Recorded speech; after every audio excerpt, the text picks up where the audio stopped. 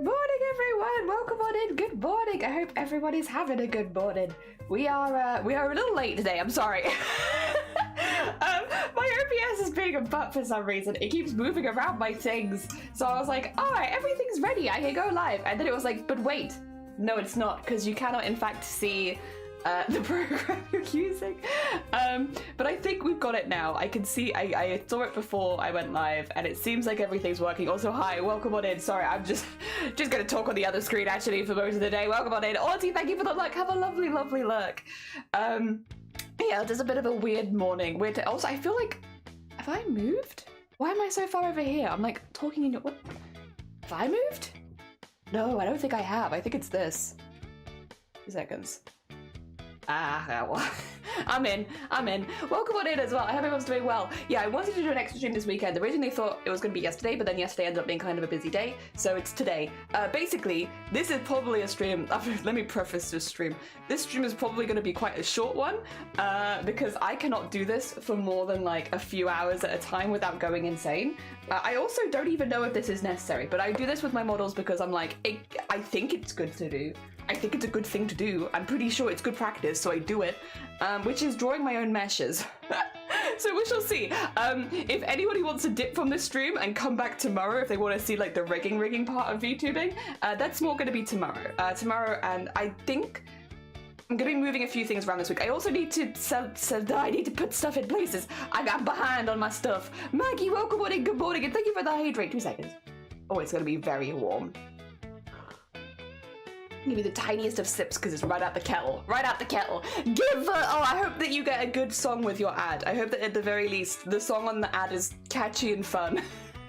And Kit, good morning as well. Welcome on in. I hope you're all doing well. Yeah, sorry for the slightly late start. I was just battling OBS. I made it here. I'll find you on YouTube. Oh, you don't have to. You don't have to. It's very sweet of you, dolls, but you don't have to. Also, Geva, good morning. Welcome on in.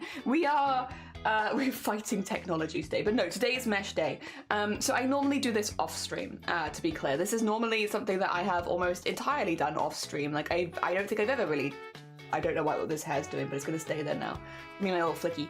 I don't know if I've ever done this bit on stream before. Not because it's like super exciting or super hard. It's actually the opposite. It's because I'm always thinking that this is maybe a little bit boring to watch. But since people said they wanted to see at least one time the whole process, I will show you this bit because it is kind of important. I think it helps a lot with the rest of the stuff we're about to do. Yeah. Hey, Dr. Light, bless you, dolls. It's very sweet of you. Thank you so much. You don't have to, but it's very kind. Dear. It's something about Jenny's hair. Yeah, it's this. Like, what's this? What's this thing? How'd that get there?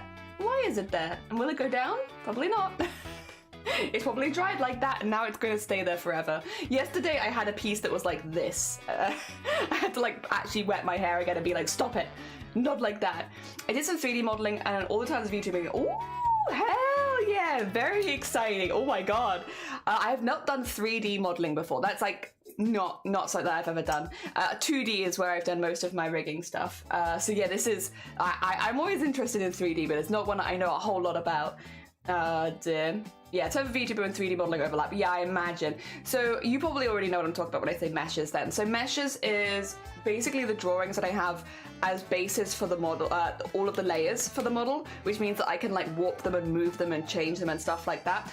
Initially, I'll show you this in a sec, but initially they come with like nothing, and then you can kind of either auto mesh or you can draw them yourself.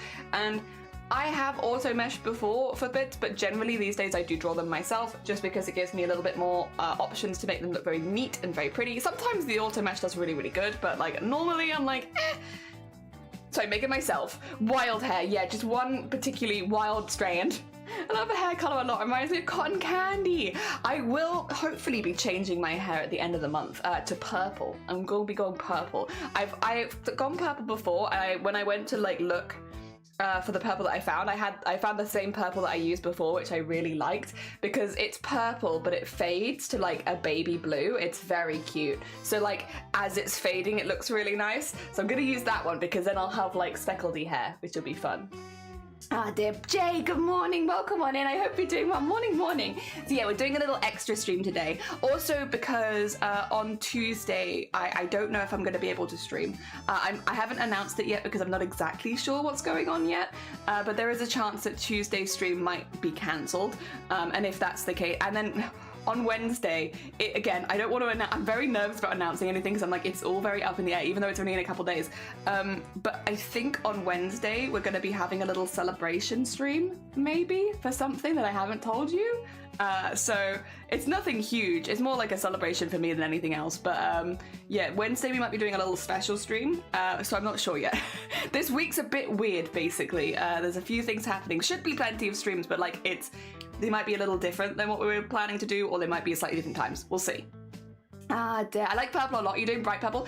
So it starts off like an amethyst purple, like very, very like true purple. And then when it fades, it goes to like a very solid blue. It's very pretty.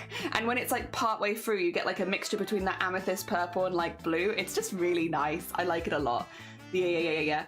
Dear Lovey, how was your first day of subathon? I'm sorry, yeah, I kind of knew your subathon starts at like midnight my time, so I was like, I want to see the beginning, and then I gotta go bed. Because I am not a late to sleep person. But I hope the rest of your day one went really well. For those who don't know, Lovey started a subathon last night. I believe their first subathon. Yeah, I didn't do so much meshing and rigging. Yeah, the meshing bit is like where you're like drawing the grid that goes on each piece. And then, the rigging is when you move those meshes so that it looks like it's moving. Look as I look forward to. I have to tune in each to see the evolution of the hair color. I think it'll probably stay for a while because it's the same brand as this one. And like, I dyed my hair last, for reference, in October. Was the last time I put a color on my hair. So like, it sticks pretty well, for me at least, for my hair type. And the last time I dyed this blue was October. It has gone out like a little bit at the back, but that's only because there's like less dye on these bits. Like it's more roots. But yeah, it's pretty good. Dear. For anyone who's not sure, this is called Bad Boy Blue by Manic Panic, which is my go-to blue color because I know it sticks in my hair. Obviously all hair types will be slightly different, but for my specific hair type, that one stays. Also, Scott, good morning. Welcome on in. I hope you're doing well. Thank you for egg. Oh dear, I've appreciated it. Bye. We still have 6.5 hours on the clock. That's pretty good. That's good for a first day. Hell yeah. October is a perfect month to try pink for BCA. I wore breast cancer awareness. I wore pink half for breast cancer awareness. I've actually dyed my hair pink for breast cancer awareness multiple times. This year I couldn't because I had my second wedding, which needed to be very similar to my first wedding because it was for people that couldn't make the first wedding. So I had my official wedding in September, and then I had a second wedding for a few of my sicker relatives in November. So I had to keep everything exactly the same for like 2 months. So that we could go and do a second one 2 months later. But I've dyed my hair pink. I've been doing breast cancer awareness fundraising for 10 years. At this point. Like, I've only done it for 4 years on Twitch, but I've literally done it for years before Twitch. Because it was literally my job working with breast cancer. So yeah. I've done pink hair multiple times. I don't like pink as much normally, but I've done it for charity. I've also multiple times done You Guys Can Pick My Hair, which is why I'm doing purple hair, because when we did the Starlight Foundation, when people donated to my campaign, they could pick a colour, and the colour that won was purple, and that was to change my hair colour, so that's why I'm dyeing it purple for the Starlight Foundation, which is very nice, very cute. Can we talk about how half of anime now just help I ordered a taco?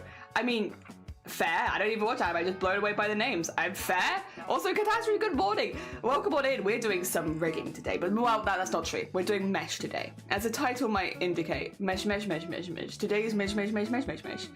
Oh dear. Your 2 wedding anniversaries? No, the second one won't be an anniversary. The second one's more just like, it was important that they were a part of my wedding, and they can't leave the room they're in. So we have to bring the wedding to them. But it's important that they are a part of my wedding. So yes. Dear. Yeah. Who's the third wedding? Am I about to make that one? I think I'm all good on weddings. I'm wedding down. I've had far too many weddings. I did enjoy more shading texture and UV map stuff. Ooh, yeah. Yeah, very heckin' cool. Do you ever go jet black? No. Reason being, I don't know if you can see this, my natural hair color is nearly black. And so, if I put black over my hair, it just looks like my hair. I had that like my whole childhood, I'm good. Yeah, I don't know. Hopefully it shows on camera. But yeah, I have a very, very dark brown as my natural hair color. So like, if I dye my hair black, it's just gonna look like my natural hair color. I have done it before, like for instance, when I was speaking at Parliament last year, I dyed my hair before that to be my natural color because I was like, unfortunately, you kind of want to look a certain way in Parliament, and even though the colour of my hair does not change the validity of my points, unfortunately it can do to the eyes of the people that I need to listen. So I have dyed my hair back to my natural colour before, but yes. Ah, dear. Yeah.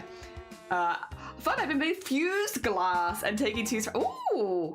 I know people that have been interested in ceramics workshops. I hope you're having a good time with that. I made some... Ooh! Hell yeah! That sounds amazing. Congratulations. Hell yeah, good crafts.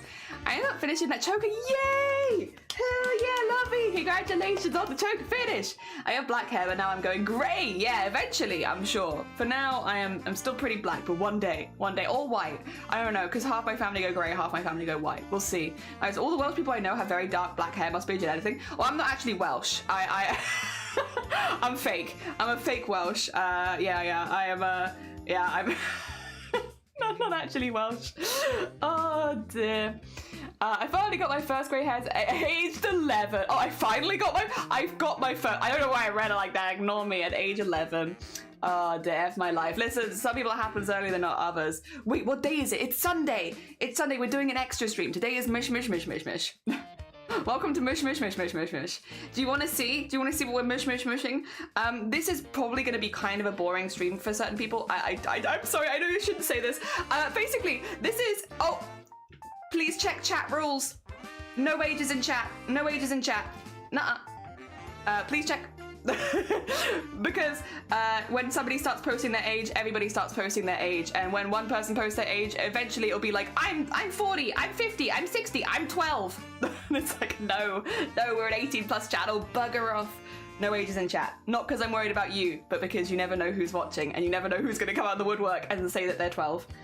Also, because now it is actually, if somebody comes out of the woodwork and says they're 12, I have to report them. Because Twitch has now put it against their terms of service, which is, I don't want the extra work. I'm just lazy. Please, no, it's a weekend, no extra work. Ah, dear, fake Welsh. If you were true Welsh, would you have a cute pet sheep? Some of my family have been sheep shepherds before. Yep. I have some family that own sheep, but they are not Welsh. Would you believe I saw more sheep when I lived in England than I have since I've moved to Wales? Although that might be something to do with the fact that my family owned sheep. So I didn't see them. Dear, panic over. Yeah, it's Sunday, don't worry. Manually meshing takes a damn long time. It does, and we manually mesh the whole model. So it normally takes 10 hours plus. I can only do it in like short bursts because otherwise I explode. Oh dear, sorry, no, you're fine, don't worry about it. A lot of people happen, but I like to explain why we get rid of it, because otherwise people think I'm just being like anal for no reason. It's like, no, there is a good reason we have no ages in chat. It's also a good reason why more and more streamers are removing ages from chat. It's because of the change in Twitch rules, and it's a lot of extra work. Oh dear, just happy to see you. Oh, bless you. I am the age of lead. Lead, good morning. I hope you had a good rest of your stream on Friday. I had to do a little bit of a lurk because me and Blackball had to go over some bits and bobs afterwards. Like, good stuff. But it turns out we had more. I'm an elf and I'm free. Once again, Corn, I know you're doing it as a joke, but nope, not even as a joke. That's going to be my last warning today, by the way. If anyone does it as a joke at this point, I'm just going to remove you. Even as a joke, it's not worth it, because all it takes is one person saying it as a joke and then a child coming out of the woodwork and putting their real age in. So it's what do you call it? It's irresponsible for me to allow it. Yeah, it is what it is. If it puts kids at risks, we don't allow it in the stream. Also, Valiant. Oh, Valiant. I don't even know what was auto-modded. So Valiant, you've just been caught in the stuff that I was just talking about. That's been auto-modded because there is now a rule on Twitch where if you put that your age is less than a certain age, Twitch is going to be like, bing bong, wee woo, we need to ban this person from the platform. Really careful. Honestly, this rule only changed in the last few months, so a lot of people don't know, which is why we're being a bit lenient, but like, don't put your age in chat anymore. Just don't do it. Honestly, any chat. I would highly recommend against putting your age in chat because Twitch is really cutting down on it, and that wasn't even me, Valiant. That was Twitch getting you. That wasn't me. So don't put your age in any chats, not even as a joke, because it can get your account banned off Twitch, and you're not gonna get it back. Don't do it. Obviously we have it as a separate chat rule as well because I do prefer to explain to people, because otherwise people are like, what have I done wrong? I don't understand. Because you haven't really done anything wrong per se. Like, you haven't. Twitch is really cracking down on even as a joke, and yeah, you can't joke about your age. You can't joke about your age being older, younger. If Twitch is thinking you're evading its age policies, you get removed off the platform. And I didn't get rid of you, Valiant. That was Twitch. Yeah. Dear Emily, good morning. I just said a grade way earlier than is typical. Yeah. They know it was lovely. I'm really glad because it was nice. We like me and Black were like, they're doing the duos. Let's raid into both of them. Interesting. Yeah. So it's not just a me stream thing. And don't worry about it. It's fine, Valiant. It's fine. Again, if it gives me the opportunity to tell you, I just would highly recommend avoid ages in chat. That is good to know. I didn't know. Yeah, it only changed a few months ago. It was in response to Twitch not being able to protect younger people enough. And it's basically brought in a rule that if you put your age in chat, it might get removed. And then if you put your under a certain amount, you might get removed. And it's a one-time thing. Like, you only have to do it once and then you're out kind of thing. Yeah. Which in some ways is good because it does remove a lot of minors off the platform. Fantastic. The problem is a lot of people don't know that rule has come in and they don't know that Twitch is auto-modding against it. And we generally have pretty low auto-mod too. So if it's getting us now, because it hasn't been getting us recently, it's only started getting us in the last month. Trying to get a referral to rheumatoid of arthritis. It's gone off and I haven't been able to do wire wrapping or jewelry. I imagine wire wrapping is very hard as well if you're going through those kind of stuff. So I'm pivoting to diabetic pendants. Oh, bless you. Oh, I hope that your referral goes through ASAP. That's a lot to have to worry about, and especially if it's keeping you away from the things that give you joy. Also, Artifix, good morning. Welcome on in. Haven't seen you though. It's lovely to see you as well. I hope you're doing well. Do you do leather crafting? No. I don't. Blackwell does a lot of leather crafting. Leather is one that I've never really even dunked my toes into. It's a little bit more expensive to start and you need some specific equipment. So it's always been one where I've been like, if a cosplay came up where it would be useful for me to learn it, I will learn it then. But otherwise it's not one of the ones I'm like going towards unless a cosplay needed it.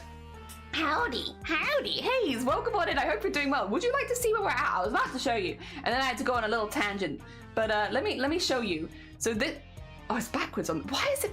Whatever. I have been fighting my OBS all morning. All right, so ignore the fact that she is lopsided right now. There is good reason for it.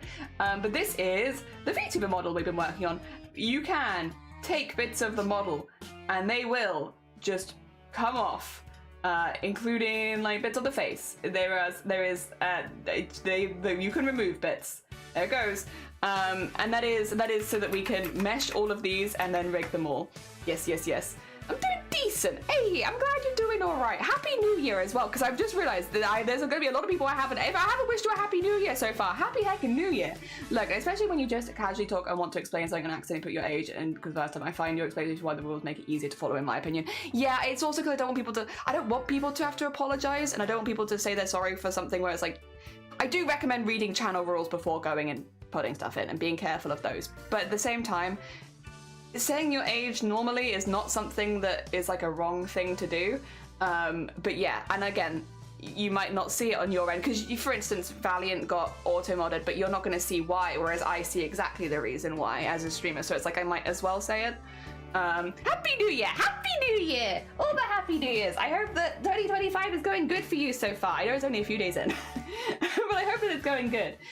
For anyone who hasn't seen this screen before, so this is Live 2D. This is the program Live 2D, which you'll often do a lot of 2D rigging in, so for VTubers. Similar to the one that's going above my head right now. This is a Live 2D rigged VTuber model, so all the pieces are 2D. There's nothing 3D about it, but the whole idea is that you make it move like it is 3D, and that is by creating meshes and then warping and moving those meshes so that it looks 3D, right? So that is what we are doing here. Now, here you have the parameters. These are the things that move. So like if you're clicking angle X, you want the head to be going angle X. If you're going angle Y, you want the head to be going angle Y. And then we have the same with the body as well, which I'm actually going to move these up if I can, because I prefer the body XY to be up by. Can I move them, please? I prefer the body XY to be at the top. At some point I should save these so that they open the same every time, but I prefer it to be like this. But yeah, you have body moving XYZ, you have angle XYZ for like the head and the face, and then you have things like eyeball, your brow, We're going to go over more of this tomorrow because right now we're not actually rigging it, we're putting the meshes in, but it gives you an idea of like some of the automatic stuff. The few things I will add are the things that should be invisible, and that is a few different eyes, as well as the turning on and off of the armor. Yes, yes, yes. Put the pens and bales in the yesterday in the art section. I do look forward to seeing them. So basically, we haven't been able to do a Discord art share for the last few streams because they've all been video game streams. So at the end of stream today, we're going to be doing big Discord art share because yeah, it's about heckin' time. So yeah, all this has been split in Photoshop and then taken over. When you take your art across from Photoshop or whatever art program you use to Live 2D, this is what it will look like. It will look like you have a list of all of the stuff, like, oh, sorry, just going above my head here. You have a list of all of this here. Above that, you have a list of what it looked like on Photoshop. Here, it will not be put into folders, so you're going to have like all of them separately. This is why it's so important to label your layers, because as you can see, there's a lot of layers here. These are all the layers, and they all have names, which means I know what they are immediately, because the little images next to them are very small, so it makes it harder to see. These are your parameters, and here is just some details about those pieces and, you know, whether they're clipping and stuff like that. There will be some stuff we will need to add into clipping, but I won't do that until I've drawn all of the meshes, because otherwise it gets difficult. And then as I'm drawing meshes, I'm going to start putting them into little folders so that this is a little easier, because when they're all just listed out here, that's a little overwhelming. I kind of want them grouped together. So like, for instance, all the elements of the face, all the elements of the mouth, put that within the face, all the elements of the eye, put that within the face, you know, that kind of stuff to make it a little easier. And I'll go through one by one, drawing meshes and then popping them in there. They do come with meshes initially, but they are not very good. If I show you like this, so this is technically a mesh, and it is a square box around the object with a line through the middle, which is technically a mesh, and that's what they all come with. Now, what you can do, if you don't want to draw them all yourself, you have a button at the top here. Actually, let me move my screen so you can see the top bits, because otherwise this is going to be a little difficult for you. There you go. See that? Okay. So you do have a button up here called Auto Mesh. I want you to see my cursor as well. Can I? Yeah, capture cursor. Okay. So if I grab that, you see my cursor? Cool.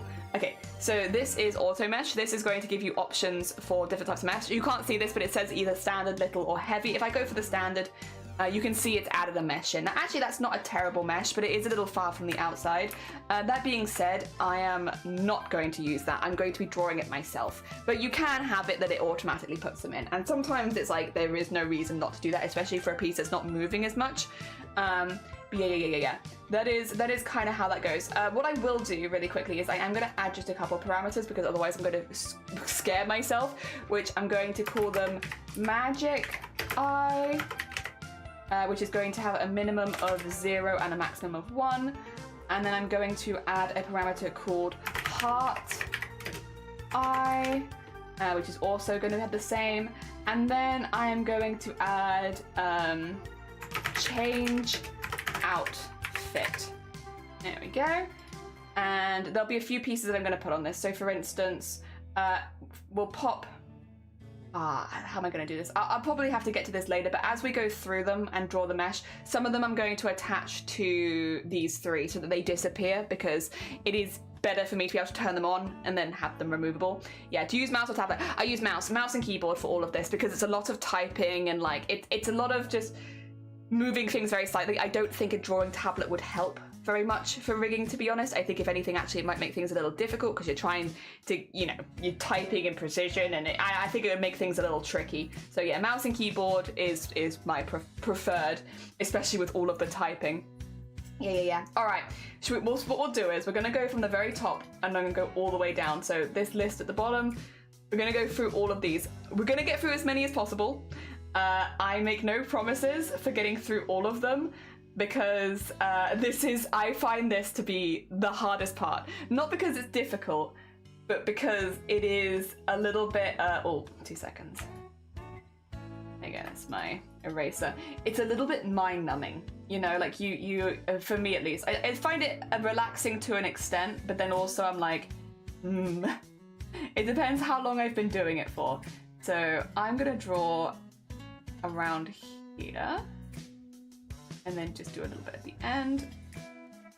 That a little neater there, and then match that there. I could even bring it in a little closer, to be honest. 2 seconds, which is to go like in there.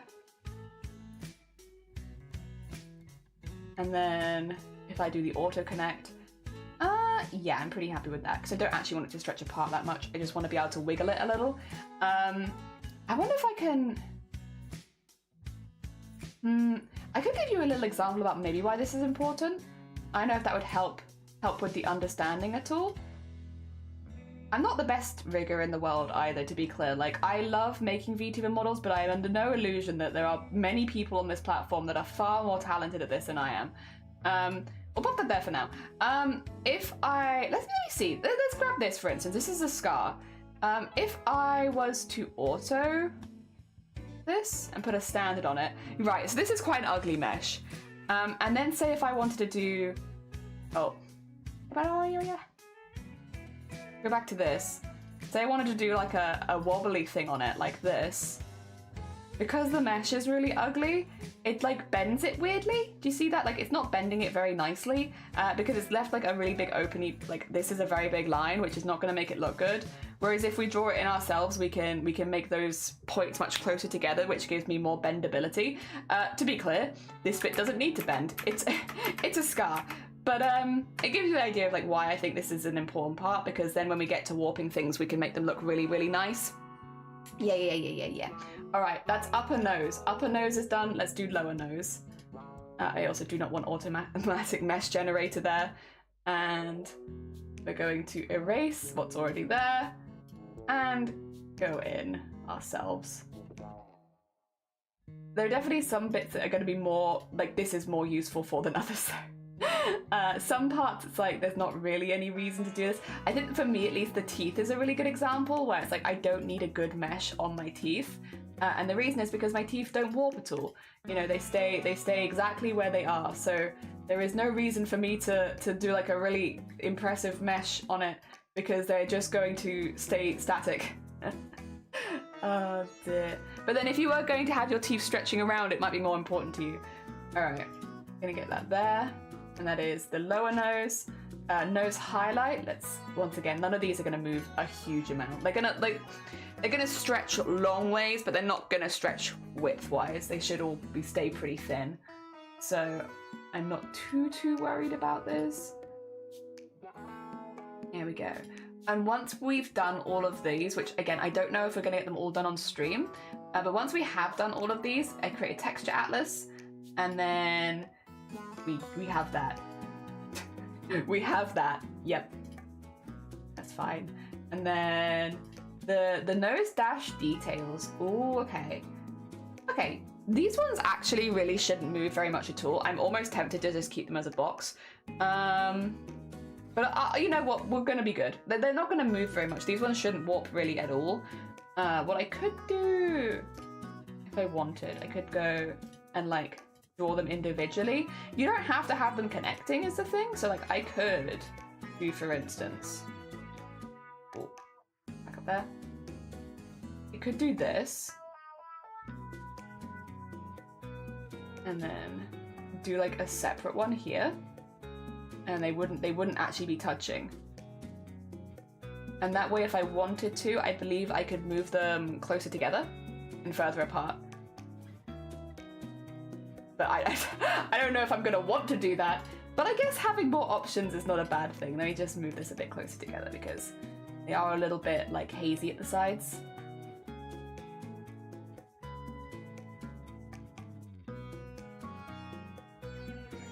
There.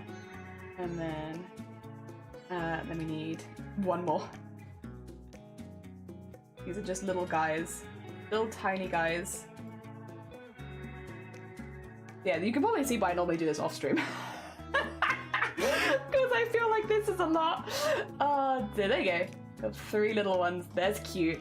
Yeah, so what I could do then, because I've done those separately, I can lasso these and just make sure that I only grab the points that I want. Like that.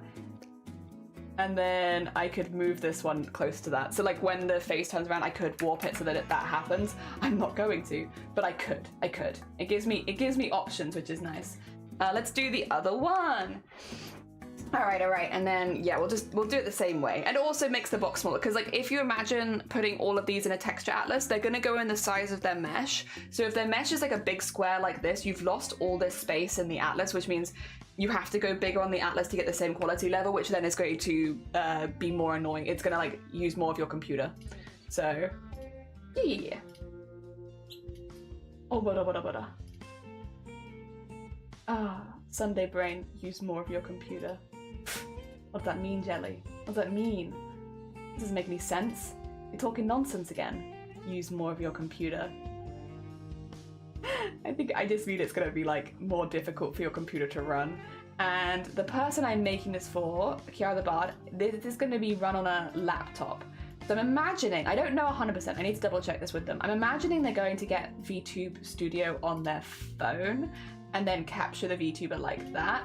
But also if it's running for a laptop, I mean, so basically it is like running an extra game in the background. It shouldn't completely like tank your CPU or anything like that, but it does put a little extra pressure on your streaming setup. So yeah, trying to keep stuff a little smaller and easier. There's a few things I've merged together so I don't have them separately. Just to try and be safe. I don't want to create something that's going to crash someone's PC.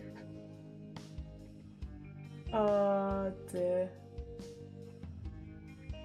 Alright, how am I gonna... These two are gonna be very close together, I'm realizing. We can give it a go. I mean, I don't think they'd be that far apart anyway, but it feels like they'd be very close together. I mean, like, slightly touching. Also, Luna, thank you for the follow. Good morning, welcome on in. You've joined us at the first time I've ever done this bit on stream. Normally, whenever I'm drawing meshes, I do it off stream because I'm like, I don't think people are going to be bored. But welcome on in. People said, I want to see the whole process.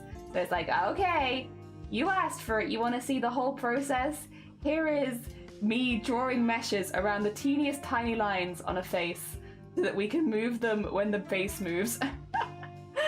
Oh dear. Again though, I will say this is the kind of thing like when I've talked about this before, I'll watch streams and like have them in the background when I'm doing stuff like this. This is such good, like I need just something to listen to in the background, so I'm gonna put on someone's stream and just be like, yep, here we are. So that I can have something to listen to that is not just the sound of me clicking constantly. Yeah. Good watching stream fodder.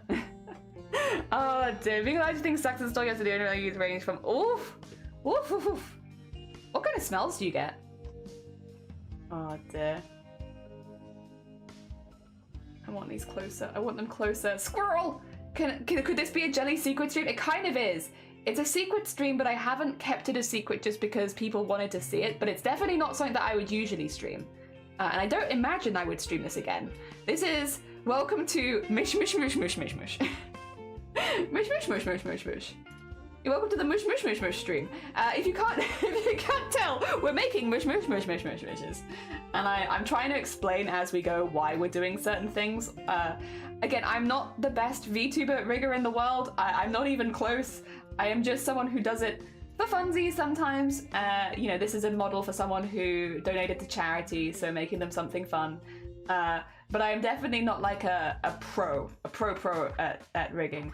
I enjoy it. I like it, and I like making fun VTuber models.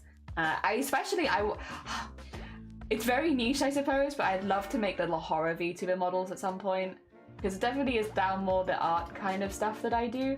But yeah, no, this is honestly, this one was really fun because this one's like a mercenary type, so like they're a little bit more weathered, and I love that. I love a good weathered model. Oh dear, let me add lots of lines to your model. I might actually, I don't like that very much. I might put this here and actually have something going through the middle here. Because yeah, I don't like how that mesh was going together. And then I can go donk donk donk. Because this one I might actually stretch, I suppose, so it's probably a good idea. There you go. Do I like that? No. Put that there. Put that there. There you go. That looks neater. Like neaten up my meshes. Nice. Okay, so I think that actually gets all of the nose done, which means I'm going to take these ones, because these are my nose, and I'm going to put them in a warp deformer. I'm just going to call it nose. And now I have all of the nose together, and I can just remove the nose from the face. Good. That's one. Dear, hell yeah. How you doing, by the way, Squirrel? I hope things are going good for you. Happy weekend. I went to the art class school yesterday and had a bag of dug scrap and ooh, so I have a fun week ahead of me at the studio. Very heckin' nice. Very heckin' nice. What's next? Is it hair? Ooh, big one. Okay, so let me talk about this a little bit. So sometimes I will do the shadow on a separate layer. It does mean adding, like, again, a lot more to the texture atlas. If I do this with all of the hairs, adding extra shadow, I would do that if I was confident in everything running well, but instead of for this one I have merged a few layers together, just because again I am not super sure if it's going to be too much if all of their hair had different shadows and was moving separately, and it might, I don't know, it made me nervous, so I merged it together. So in this case we do have some shadows, and actually as we go we'll probably clip some stuff to itself, because like this one for instance, I need it to be like, you can see it's like coming over the edge, so that's because I want to clip it to this and also to the face. So like if I put clipping ID here, this one, there you go. So now it's only showing on there, which is not actually what I want. I do also want it on the face base, which has the Art Mesh 61, and then go back up here, and then I will also put that on there. So now it's clipping to Art Mesh 7 and Art Mesh 61, which is the face base and the other piece of hair, but you don't see it like coming off the end anymore. Yeah, so we'll need to do that a few times, probably. Oh dear. Ooh, partner has severe tendinitis and the flu, so oh bless you. I hope they feel better soon. I'm sorry they're not doing super well. I hope the stuff clears up as quickly as possible, especially with the flu as well. As I've heard, there's been a lot of nasty bugs going around. The amount of streamers I know that are out right now because of the flu. Ah, dear. Blah, blah, blah, blah, blah. All right. So as we go, if I need to add like clipping masks, I'll pop them in. But that's one clipping mask put in. We have many to do. You wait till we get to like opening the mouth and stuff, because there's like a whole mouth in here. Oh, that kind of made them look like a nutcracker, huh? That's kind of scary. Where's their teeth? Their teeth are in there somewhere. All right, but no, we're gonna work down layer by layer. No getting distracted, Jelly. It's just started. All right, new mesh. Let's go. So this one I'm gonna spend a little bit more time on. Because it is a little bit more detailed and a little larger, and also I want this to have good movement. I actually want to rig the little bits separately so they can wiggle at the ends and stuff like that. It's snowing outside? Is it snowing outside here yet? No, just really foggy again. Just really foggy. We've just had so much fog here. All right, so now what we're gonna do is we're gonna get our thing and go bonk. We're gonna go the whole way around.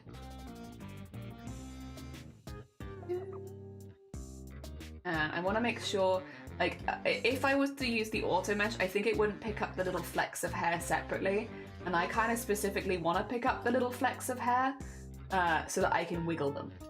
You have snow too? Wait, why don't we have snow? What the heck? Oh no, wait, it is snowing. Oh my god, but only a little bit. Oh. It is snowing, but only a teeny tiny bit. Dear. Oh my gosh. Oh my gosh. None of it's probably gonna settle because it's really wet here at the moment. But it's still exciting to see it. Oh dear. Oh, actually, we'll do that like that. So yeah, I basically want to pick these bits out separately because I want to wiggle them. I want them to wiggly. I want them to wiggly. I might also... Yeah, you know what? I'm gonna go the whole way back with this, and then we'll come back. And I'm just now putting this one like halfway between the other two. So getting it like there's two here, putting this one in between these ones, because that will make like a nice zigzag pattern when the mesh is all together. It'll look very pretty. Oh my god, is it someone smashing eggs? No wonder it felt cold this morning. I knew it was meant to be cold, but it did feel like very cold.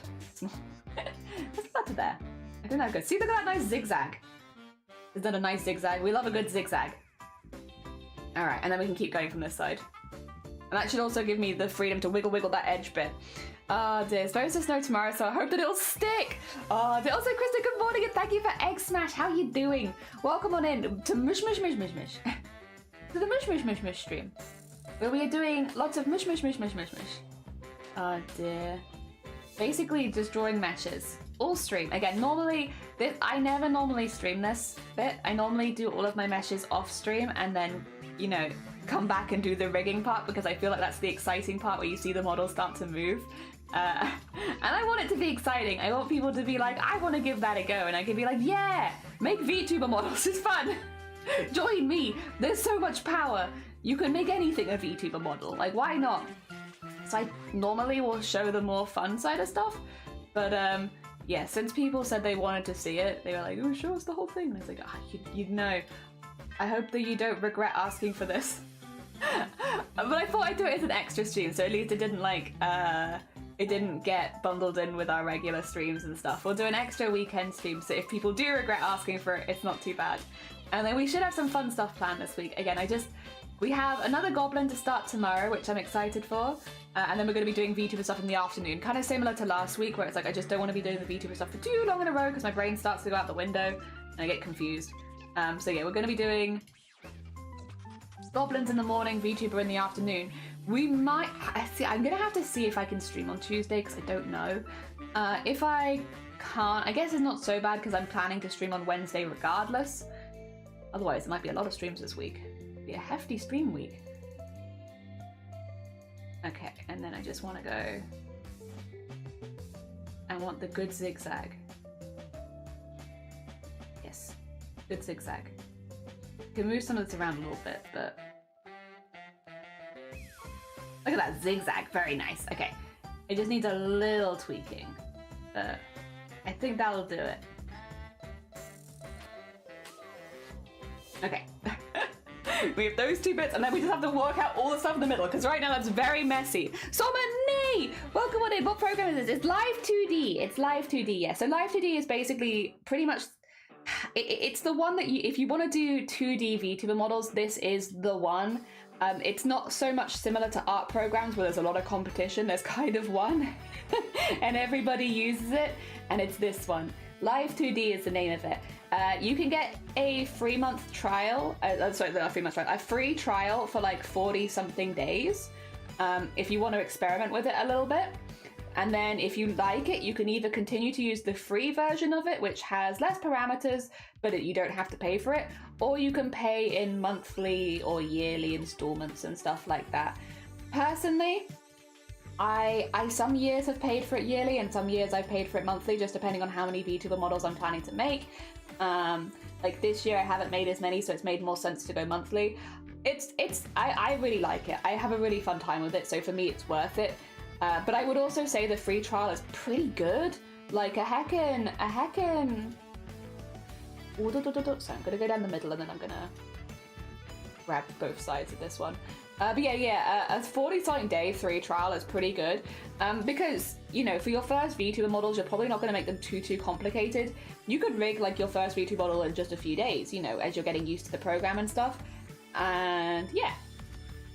So if you're looking for a cheap alternative to commissioning someone, definitely look into making it.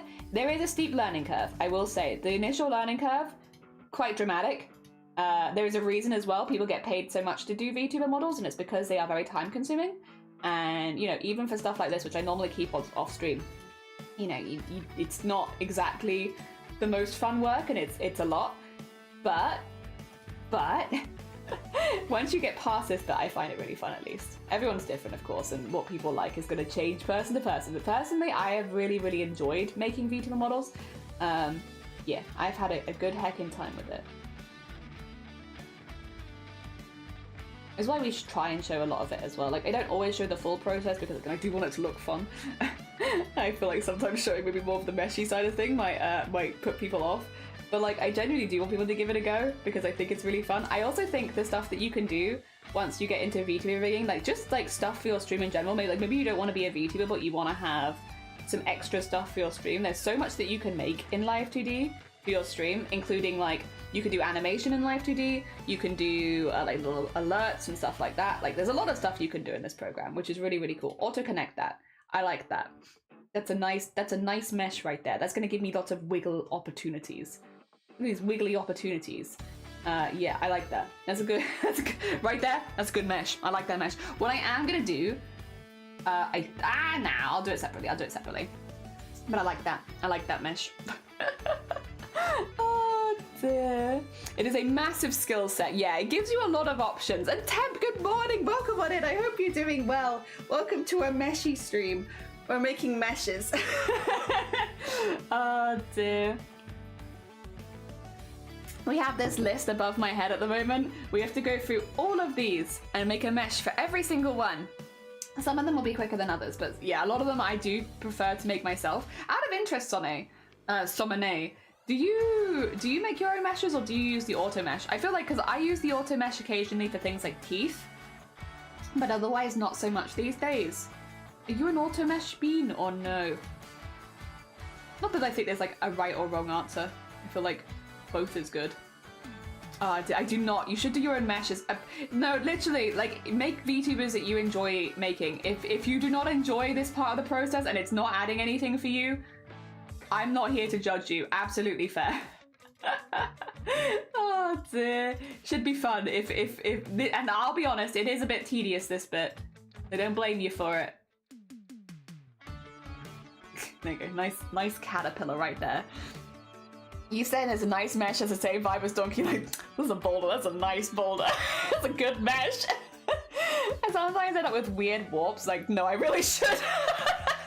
I think I started making my own meshes for like the eyes and mouth because I find like they have the weirdest warps, right? Like when they have the standard mesh, I feel like the mouth and the eyes often come off as the weirdest. So I started making my own meshes for them. And then I just was like, I should probably just keep doing this. And so I started like making my meshes off stream and just like, you know, doing all of this stuff and then coming in and being like, right guys, time to rig a VTuber model. My meshes, don't worry about it, I've already done it. Here's some I made earlier. And so I normally don't show this bit because again, it's like, it's a little tedious and I'm doing the same thing over and over again. Oh dear. Also, sorry, I'm just inverting it sometimes because I've already put the clipping one on this. Normally I would do the mesh first and the clipping second so that I wouldn't have this issue, but because I wanted to show you clipping, this one's already clipped, hence why I just randomly inverted it. Don't worry about it, it's fine. As long as I remember to put it back, it's okay. Just wanted to show it. I wanted to show it so people knew.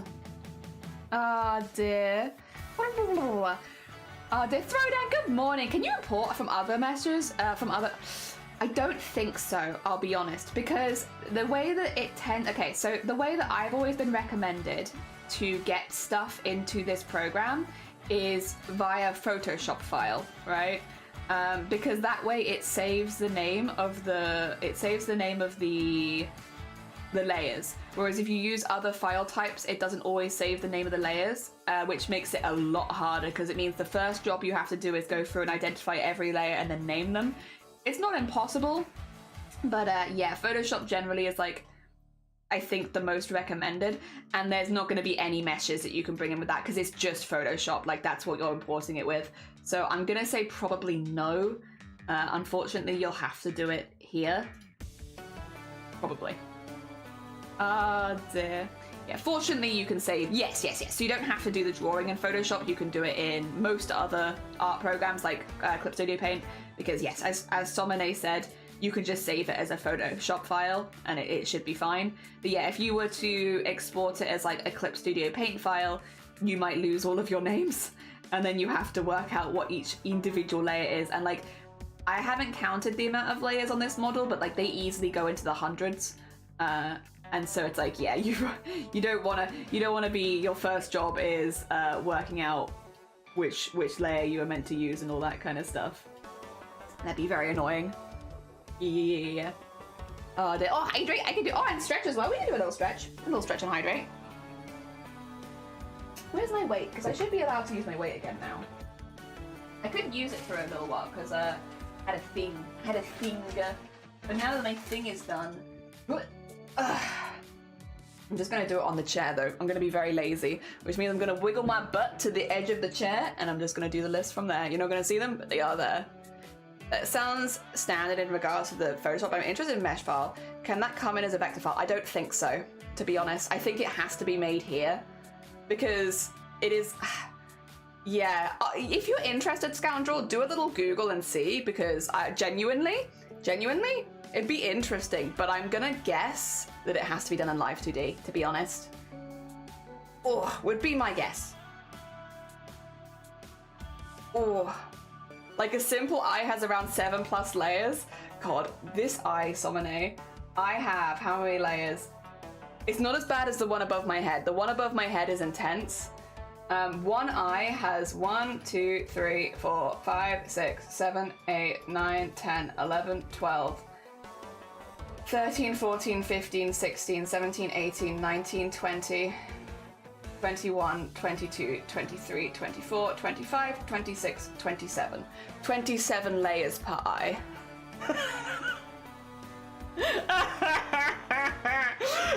Which means just for 2 eyes on my face, that is 54, right? 54? No.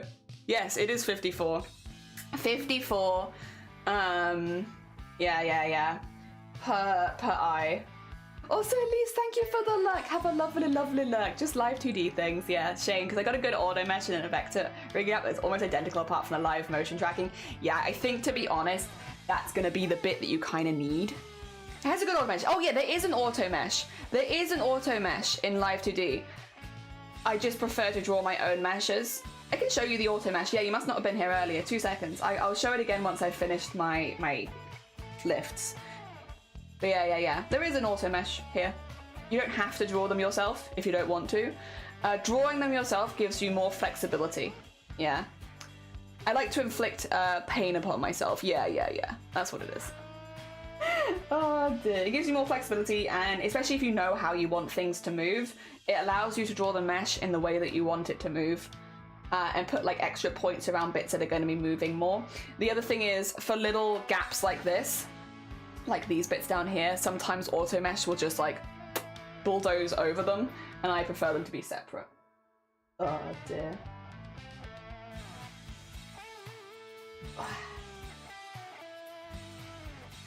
I'm being a bit lazy by doing this in my chair, but there you go. Thank you! Ooh. It does feel nice though.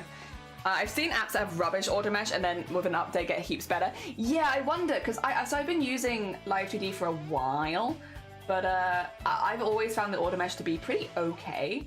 I don't know, maybe there was a period of time where it wasn't as good, but I haven't seen it. I started using Live 2D, when did I start using it? 2021, I think. I have to go back and double check that on the VODs, but I think it was 2021 I started using Live 2D. And obviously my first models were much simpler and easier. they were much simpler models back in the day, because that was what I was confident with rigging. But yeah. I should have a VOD, I think, of the original VTubers we made, actually. I I don't know if I have the original models is the thing. I moved a lot of stuff around because models take up a bit of space on your PC, so I was moving a lot of stuff around and I don't actually know where my original models are. Unfortunately. They might have gotten lost in the ether. It does happen. But I should have the video for them at least.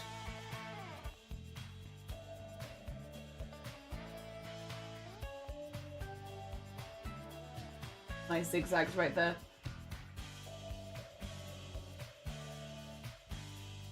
Look at those zigzags. Lovely. Good mesh. Oh dear. Has light, medium, heavy, and they work really well if you know what to use. Yes. Ah dear, it's interesting, yeah. I still love how all stitches together, just little zigzags all over the place. It's very nice. Oh. I am gonna merge these two together. Not merge them together, but be silly. I'm going to put a warp deformer of, this will be fringe M. And then I will eventually do like one of all of the fringe, but yeah, for fringe M. Because then that's this bit. Sorry. The bold head. Always behind there, lol. There we go. Bold! Yep, there they are. Yeah, we'll have that separately there. Oh dear. And then, yeah, keep that there. That way I have it. Where's this one? Okay. Yeah, I can show you an auto mesh. Let me show you. This is auto mesh little. See that? This is auto mesh standard. And then this is auto mesh heavy. There you go. So auto mesh heavy, it does give you a lot, but like I don't like this. It just doesn't feel very neat to me. And like I know if I try and stretch this or warp it, it's going to look weird because some of them are much closer together than others. They don't have like that nice even space between them. Auto mesh little, that's just not enough, and also it's so far away from it. And for stuff like this, it's really annoying because this is on the inside, so if you want it to like curl out, it's going to really stretch this weirdly and like strong. And then the standard, it's not bad, and like things are more even, but even the standard has spaces in it. If I go into the mesh editor, spaces like this, which is like a square, and I do not want a square in the middle of this. Those kind of spaces are gonna cause problems if I try and warp it out, because it's going to warp it like a square in the middle. So yes, you can use the auto mesh, and like the standard auto mesh out of the three of them is probably the best. I don't like that it doesn't separate this very well. I don't like that it doesn't give any attention to the tip of the flick, because it'll be hard to make that move separately if I leave it like that. And I don't like the squares it's got just randomly in it. The outside is pretty good. You could work with this and just make it a little neater. Again, personally, I prefer to just make it from scratch because I know how I want it to look. And I'm just being picky, but yeah, that's what the three would look like on this piece, and that's why I'm like, yeah, on it. You can use it, and it would work. But, and especially when you're just getting started, it's a really, really good option. Personally, I would rather draw it myself. It's also little things like I have little details drawn on it, and I wouldn't want a square going over one of those details, because then if I warped it, then it's going to look weird. Yeah. I suggest using auto mesh with. Yes. When you first start, use auto mesh, because it's going to. There's so much to learn with Live 2D. You don't have to learn everything on the first model that you make. Use the auto mesh when you're first starting, because then it gives you time and space to like properly practice the warping and the parameters and all of that kind of stuff, which you also need to learn. And then once you're confident with like rigging and you can make a model pretty confidently, at that point maybe then have a little look at making your own meshes, because it's definitely something that you don't need to know. It will just give you more options, but then you don't really want more options when you're just starting to learn a new program, do you? Because that's going to be overwhelming. So much better once you already are confident with the program. Yes. I'm going to put one here, and I'm going to go, that's way too big, Jesus Christ. There you go.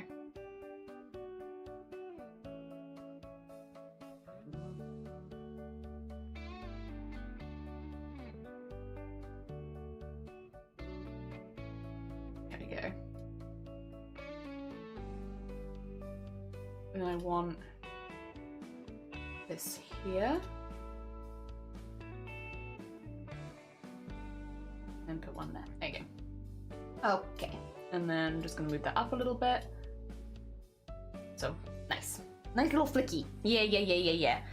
As long as I don't know what it does usually. I used to do the same thing in Moho. Yeah, my biggest hurdle was learning deformers. Seeing them in a folder helped me. Yeah, for sure. It's a lot to learn at the beginning. I think as well it's part of the reason why like a lot of people when you first start Live 2D will be like, don't make a full body model as your first model. Try just doing like a head or like a blob with a face on it or like anything like that. Because the more that you add to do, the more complicated it gets. And it can get to a point where like you are, how do I phrase this? Sonny's probably gonna write it better than I can. But like you've got so many layers and you're not confident and you end up unrigging your initial rigging with new layers because you're confused of the order of things. Because even things like what order the layers should be in and stuff like that is like a learning curve. I think, yeah, at the very beginning, making things a little easier and more digestible is definitely a good thing, because it is a lot. It's a big steep learning curve. It's very fun. Once you get it down, oh my god, you can do so many things with it. It's very fun. A lot of people also use I use it predominantly for VTuber models, but you can animate with this. I sometimes add little animations to the VTuber models that you can have as like toggles, which are fun. But yeah, lots of things you can do like that. So you could do like a starting soon screen and stuff like that, and you could do all of that in Live 2D. There's lots of things you can do here. Very cool. It's a very cool program. But yeah, the initial learning curve is just a lot. Ah dear, label hygiene, yeah. Oh dear. But I like it, and the other nice thing about it is the VTubing making community is pretty open about stuff most of the time. Like there are loads of tutorials. Like there'll be things that people keep close to their chest or things people are known for, because it's for a lot of people their job. You know, they need to keep food on the table, I get that. But like generally the VTuber community is pretty open about like, oh, if you have a question, just ask. Or, you know, there's lots of YouTube tutorials to do different types of rigging, for physics, for all the basics and stuff like that.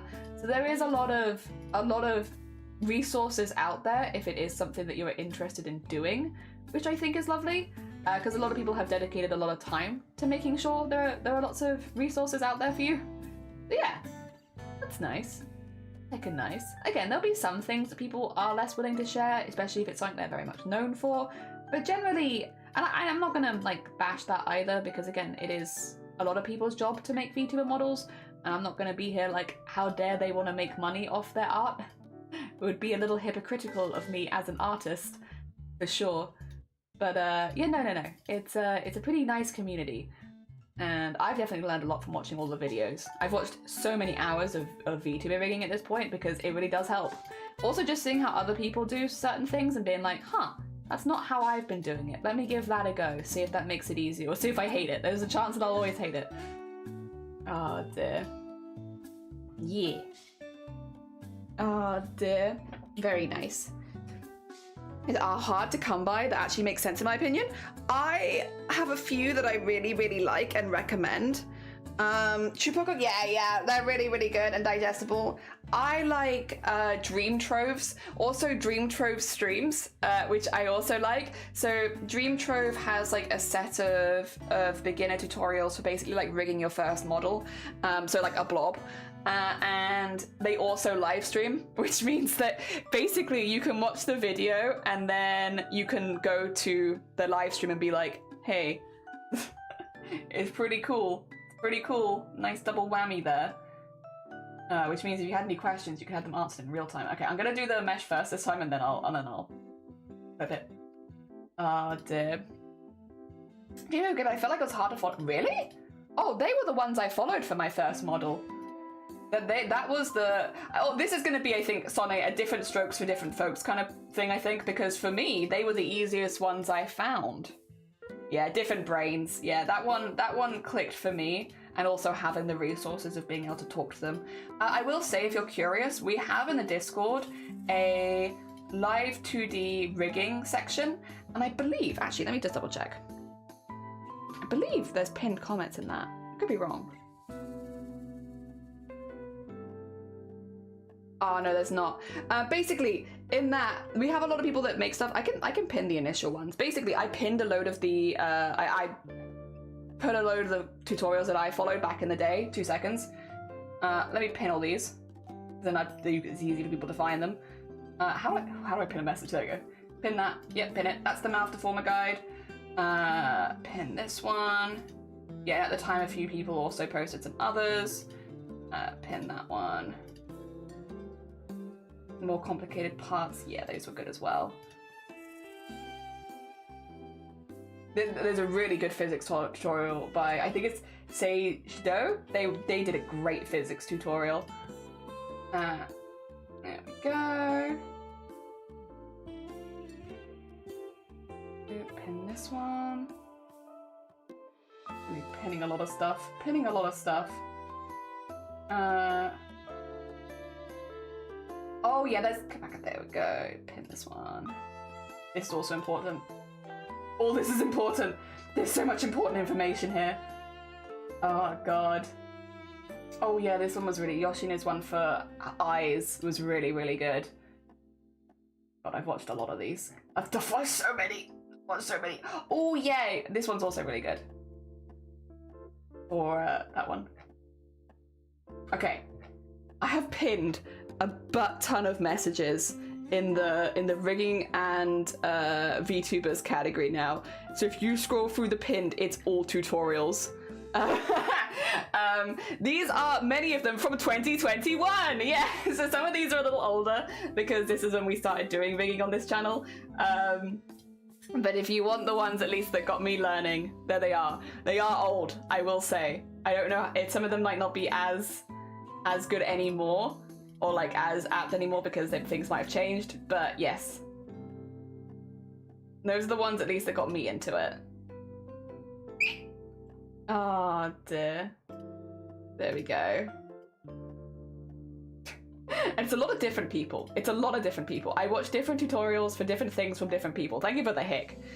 It has to use an iPhone or not, or track it. No, you can use a webcam. Phones, it doesn't have to be an iPhone. Phone tracking generally gives you a few extra options and is normally a little bit smoother. So if you have like a good camera on your phone, you can use that. And I have an Android and I've got Live 2D on there.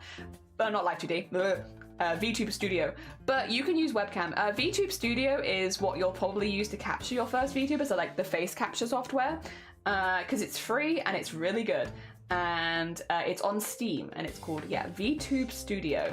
VTube Studio, free on Steam. It's super common. That is one thing with VTubing. A lot of people, it's weird, right? Unlike maybe other arts and stuff, in at least 2D rigging, which is what I'm doing. 3D rigging's a different kettle of fish. But in 2D rigging, people use the same programs. It's all done on the same things for the most part. You know, the only bit that's going to vary a lot is going to be the art program you use to draw the initial VTuber in. But like once you get past that beginning stage, everyone's using the same thing. Everyone's using the same programs. It's VTube Studio and it's Live 2D for the rigging. Yep. Oh dear. But the nice thing about that is it means that a lot of tutorials will be good for you because everyone's making tutorials for the same things. They're the only times where like I think it's more common to use a different thing that is not one of those. If you work for a VTuber corporation, sometimes they'll have you use their own in-house tracking software. But that's only ever going to be something you need to learn if you're going to become a professional VTuber rigger. Because yeah, it's just, you're never going to come across that unless you are making like HoloLive, I think, what else is there, Vimari, Niji, Sanji, like those kind of models. Unless you're making those, you're never going to need that skill. Yeah. Otherwise, it's pretty much always VTube Studio because it's super accessible and it works really well.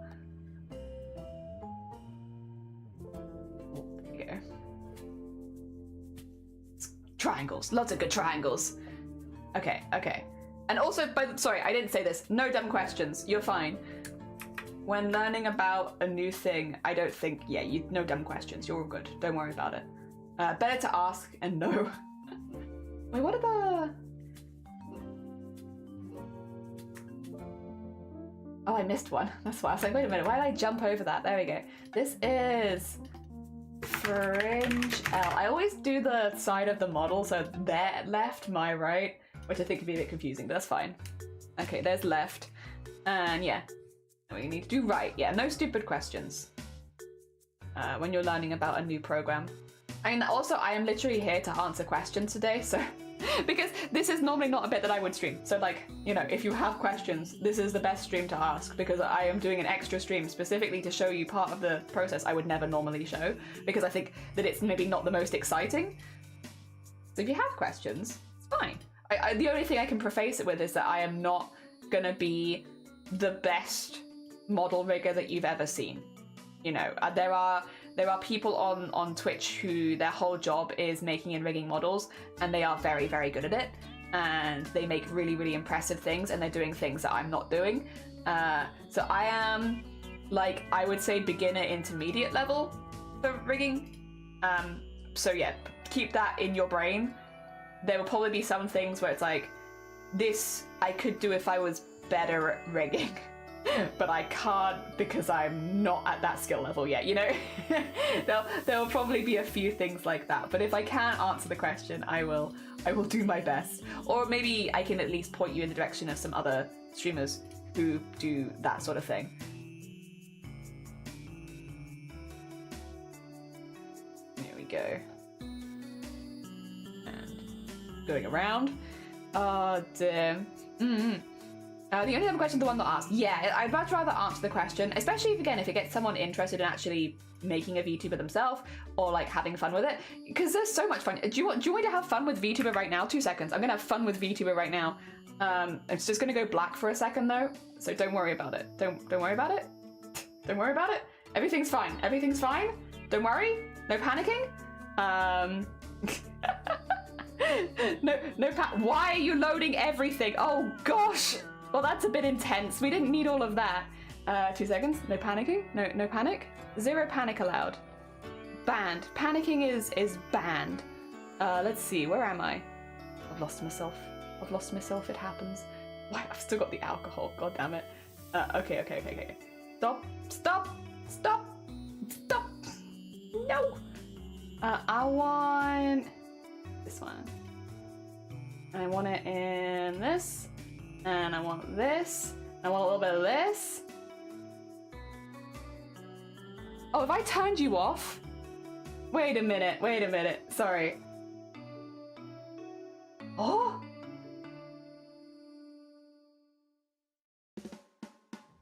Wait a minute. Do you not work anymore? Have I broken my camera? Oh my god, that's a twist I was not expecting. Excuse me. Camera. Why are you broken? What the? Why are you broken, huh? What happened? Why? 2 seconds. Why is camera broken? Is it just not plugged in? Oh, it's just not plugged in. Oh my god, I was like, wait a minute. Why is it broken? Like, I haven't done anything. 2 seconds, it's got my watch charger here. Funnily enough, I don't need to be charging my watch while I'm wearing my watch. I can probably sacrifice that for the sake of putting in camera.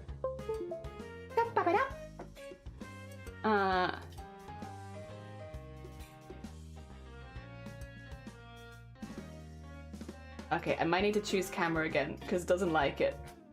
Sorry, all for silliness. The silliness is hard sometimes. You want to just be a silly guy and it's like... Let's see how it tracks my glasses actually. Oh, it's doing okay. It thinks my eyes are a little more closed than they should be. I think having the fringe there is probably not helping, because anything that distorts your face obviously is gonna cause problems with tracking. But I'm in. 2 seconds. Let's see. There you are. Now we can have, so this is tracking my face. It's mirrored, so don't worry about that, obviously, because when I'm doing like this, don't worry. But yeah. Oh, you're a little small though. You're a little big down there. There you go. I could even have you, actually, sorry, no. Whee! Where can I put you? Where can I put you that you're gonna look good? Maybe here?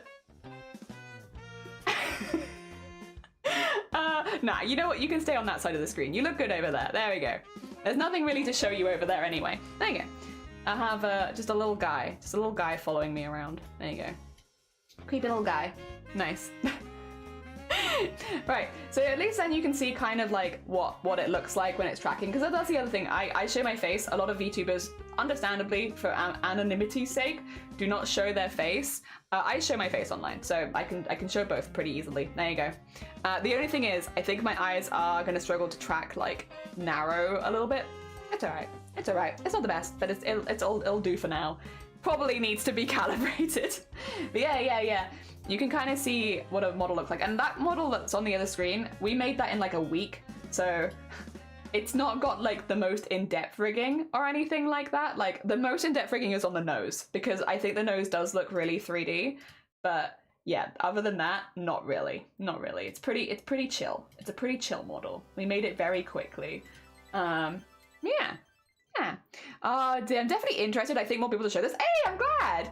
I'm not gonna lie though, I don't think I have the patience for it. It is a lot. She's murdering her stream. 1 sec, less patience, more stuff. Yeah, stubbornness. That is how it feels. Feels like you're like, I'm going to make it work. Like, I swear to God, it's gonna work, and I am not going to let it go until it works. Yeah. Oh dear, my mouth doesn't really want to open today. What's that about? Do I have lag on my mouth? I might have delay on. I might have mouth delay. It opens if I leave it, but like you see, it doesn't really want to like open quickly. What's that about? Why have I got mouth delay? Are you delaying my mouth? What's that about? I do have mouth delay. I'm gonna have to fix my mouth delay. God damn it. Why is my mouth delayed? I definitely pay for a VTuber, leave it to the professionals. Yeah, so VTubers generally, I do like to mention this when we're talking about it. You might already know, a lot of people might already know, but if one person doesn't know, VTubers generally are quite an expensive piece of kit. The reason is, first of all, the hours that it takes to draw all of the layers. Secondly, the hours that it takes to do all of the rigging are like, you're looking at hundreds of hours of work. So the reason they often cost so much is because if you're paying someone to work 200 hours for you, and say you're paying them £10 an hour, right, to work for 200 hours, you're paying them £2,000. Not including the price of the software, not including like artist own times if you have like speedy wait times and stuff like that. So models can very easily range from like, maybe for like a cheap model, you're looking at like 500 quid, up to around 15,000 pounds. For one model. So yes, you can get a cheaper, smaller, less moving model for like 500 quid-ish, probably with like all of the art and rigging and everything, and it will work. If you were looking for like an Iron Mouse or a Shy Lily or like a really like a really intense model, you are looking probably many thousands of pounds. I would imagine at least 6,000 plus for a lot of them, if I had to guess. Obviously, I don't know the exact amounts. I know people have talked about, again, some VTubers have talked about their models being $10,000 plus for a model. And yeah, that's pretty common if you're getting like a really, really good one, especially if you're getting a big name to make your model as well, because then you're not only paying for the expertise and, you know, having someone who is very good at rigging making a model, you're also paying for them to not be making anybody else's because they take so long. You are paying an artist for like a month of their life often. And yeah, so obviously for that, there is a price to it. I think sometimes people hear those prices and they're a bit like shocked, but there is a good reason why they cost that much. I think also showing more of the behind the scenes, even like for me, again, someone who is a beginner to mediocre rigger, I'm not going to be charging that much for my models because my models are not that good. But like even for someone who is more beginner intermediate, like it's probably going to take me to do all of the meshes on this model took me like 15 hours, which I did entirely off stream because I thought that you'd be bored by it.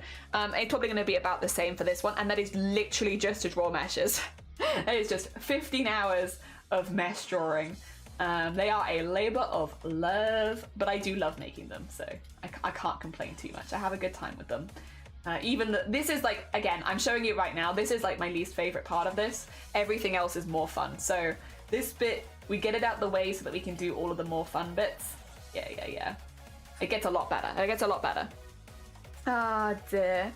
More to PNG tubing. Yeah, I like PNG tubers as well. I've seen some really, really cool PNG tubers, and I think you can get really, really expressive and really, really I don't know, I just have like a lot of energy in them and I like them a lot. Yeah, I do agree. I like PNG tubers. I love the rigging process, which is why I often do more like VTubers, but it's not that I don't like PNG tubers. I think you can be really, really fun and expressive with them. Do like a lot of animations attached to them, have some stuff that would be difficult to rig into like a regular VTuber model. I think it gives a lot of flexibility. I like it. I think it's professionals. So see no problem paying a ton, no problem. Yeah, I mean, a lot of people do know like as well, like it's more if it comes as a surprise, right? Like there are some people who, you know, that we've definitely had people in the community before who have never heard of a VTuber before. Because, you know, I tend to stick more in traditional crafts like embroidery and beading and all of that kind of stuff. So when you come out of the woodwork, you're like, we're making a VTuber model today. There are definitely people in this community who don't know what a VTuber model is. And then when you say it costs like $5 grand, it's like, what do you mean? What is going on? So yeah, definitely. I don't think people mean any harm. I like to mention prices and stuff. Not, I don't do commissions or anything, but like, I like to mention prices because I think then it's less surprising. And also, you know, at the same time, I'm also showing why it costs so much. And again, I'm just a beginner really. So I'm showing all the time it takes and why it would cost so much. And hopefully that makes it more understandable. Because yeah, it's sad when you hear like legitimate artists being told that their work isn't worth it and stuff. It's like, well, I think it comes mainly from a place of ignorance of like, you just don't know how many hundreds of hours goes into this. It's not as simple as you draw it and it's there. It's like, it's a lot more than that. And so while I am by no means a professional, it's like, well, we can help just dispel a little bit of the stigma around it. There's good reason. There's another mesh, by the way. Another mesh. Oh dear, hell yeah.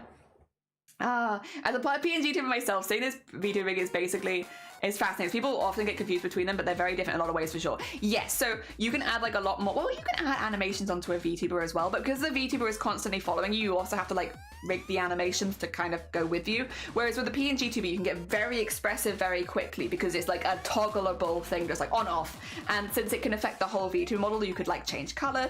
You can do a lot of things. You can have huge things appear around you. It gives you a lot of flexibility. It's just different, right? And I like seeing how creative people get with both VTubers and PNG tubers. Yeah.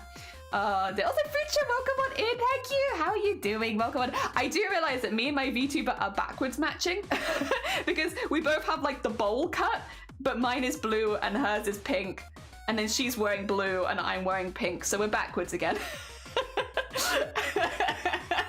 Oh dear. I'm clueless, but enjoy hearing you talk about it. Yeah, I mean, if you ever have any questions, do just ask. Again, no stupid questions. I'm not going to claim to be the best VTuber rigger out there, because I'm not. But if I can answer a question about it, or make it feel more accessible, I'm more than happy to give it a go. Dear. I'm brand new into it. Like, I've been on Twitch for, God forbid, almost a decade. Oh, welcome on in. Welcome on in. Me too. For God forbid, almost a decade. And when it came out, I never thought it was going to be this huge. I understand it, though. I think it offers a lot of things that Twitch were already, like, people already like on Twitch. So it adds, okay, a lot of people put on a persona for streaming. This adds like an extra layer to your persona where you could have like a whole backstory and stuff like that, which is really cool. I think also just the safety, you know, not having people know your face and be able to find you over the years has definitely got more and more attractive. You know, unfortunately, while 99% of people are normal, normal people who are not stalking you, you know, there unfortunately is, and especially on a platform like Twitch or with live streaming, there are that like 1% of people that are quite scary. So I think also the anonymity that both PNG tubing and VTubing offers is really, really good. Again, and it also plays into something that was already popular on Twitch. Dear. And yeah, also just that. Some days you have days where you're like, I don't fancy being on a camera right now. I want people to know how I'm feeling, but I don't want them to see me. So you have those days. Oh dear. But I'm such a baby. Hey, nothing wrong with that. Nothing wrong with that. Stuff on Twitch changes so fast as well. You know, it's a very, you don't have to be here for that very long to feel like you've been here for a long time. Because things go by, the memes change so quickly, everything changes. Not me watching videos of people getting their first realistic wigs with, oh my god. We love a good realistic wig as well, like real hair wigs. Oh, Hell yeah. Hell yeah. They actually had, I saw this on like one of the notice boards near me, and it was, we live in a small place, right? I'm not gonna be too obvious about where I live, but I live in rural Wales, right? So I live kind of like in a small neighborhood, and on one of the boards in the local, like we have like a message board in the local supermarket. It's not a big supermarket, but there's like a big board by the checkout so you can see people putting up notices, and they had a notice for teaching people to, I think it was alopecia or people going through cancer treatments, teaching them how to do their eyebrows. And I was like, oh, like, it's a really nice thing. I was just so surprised to see it in such a small town, but it was like, oh, hell yeah. Hell yeah. So if you lost your eyebrows, they would teach you how to like draw back in your eyebrows, which was like, sick. Honestly, could use how to do that anyway because I have no idea how to do my brows. But yeah, I thought that was nice. You don't think about those kind of things, I guess, until someone points it out, like, oh yeah, there are people that are going to need that service or would like to have that service. And it's like, oh, I'm glad there's someone there who's providing that service. Let me teach you how to do your eyebrows. Very cool. I love being on cam because Leo's come. Oh dear. Yeah, when I first started streaming, VTubing was just popping off. I don't think I would have ever gone full VTuber because I've always been someone who is quite like facially expressive, and I wasn't sure at the time where I was like, if that was going to track. These days, you can track a lot, especially with a more expensive model. But back in the day, I wasn't sure if that was going to be for me. So I'm fine with being a face, like someone who streams with face cam. Like that's been fine for me, honestly. But I do understand why people don't stream with face, and like more and more people are going down more the virtual route because I do think it's a lot safer. Dear. I'm learning eyebrows. I still haven't shaved mine off yet. Yeah, that is a skill.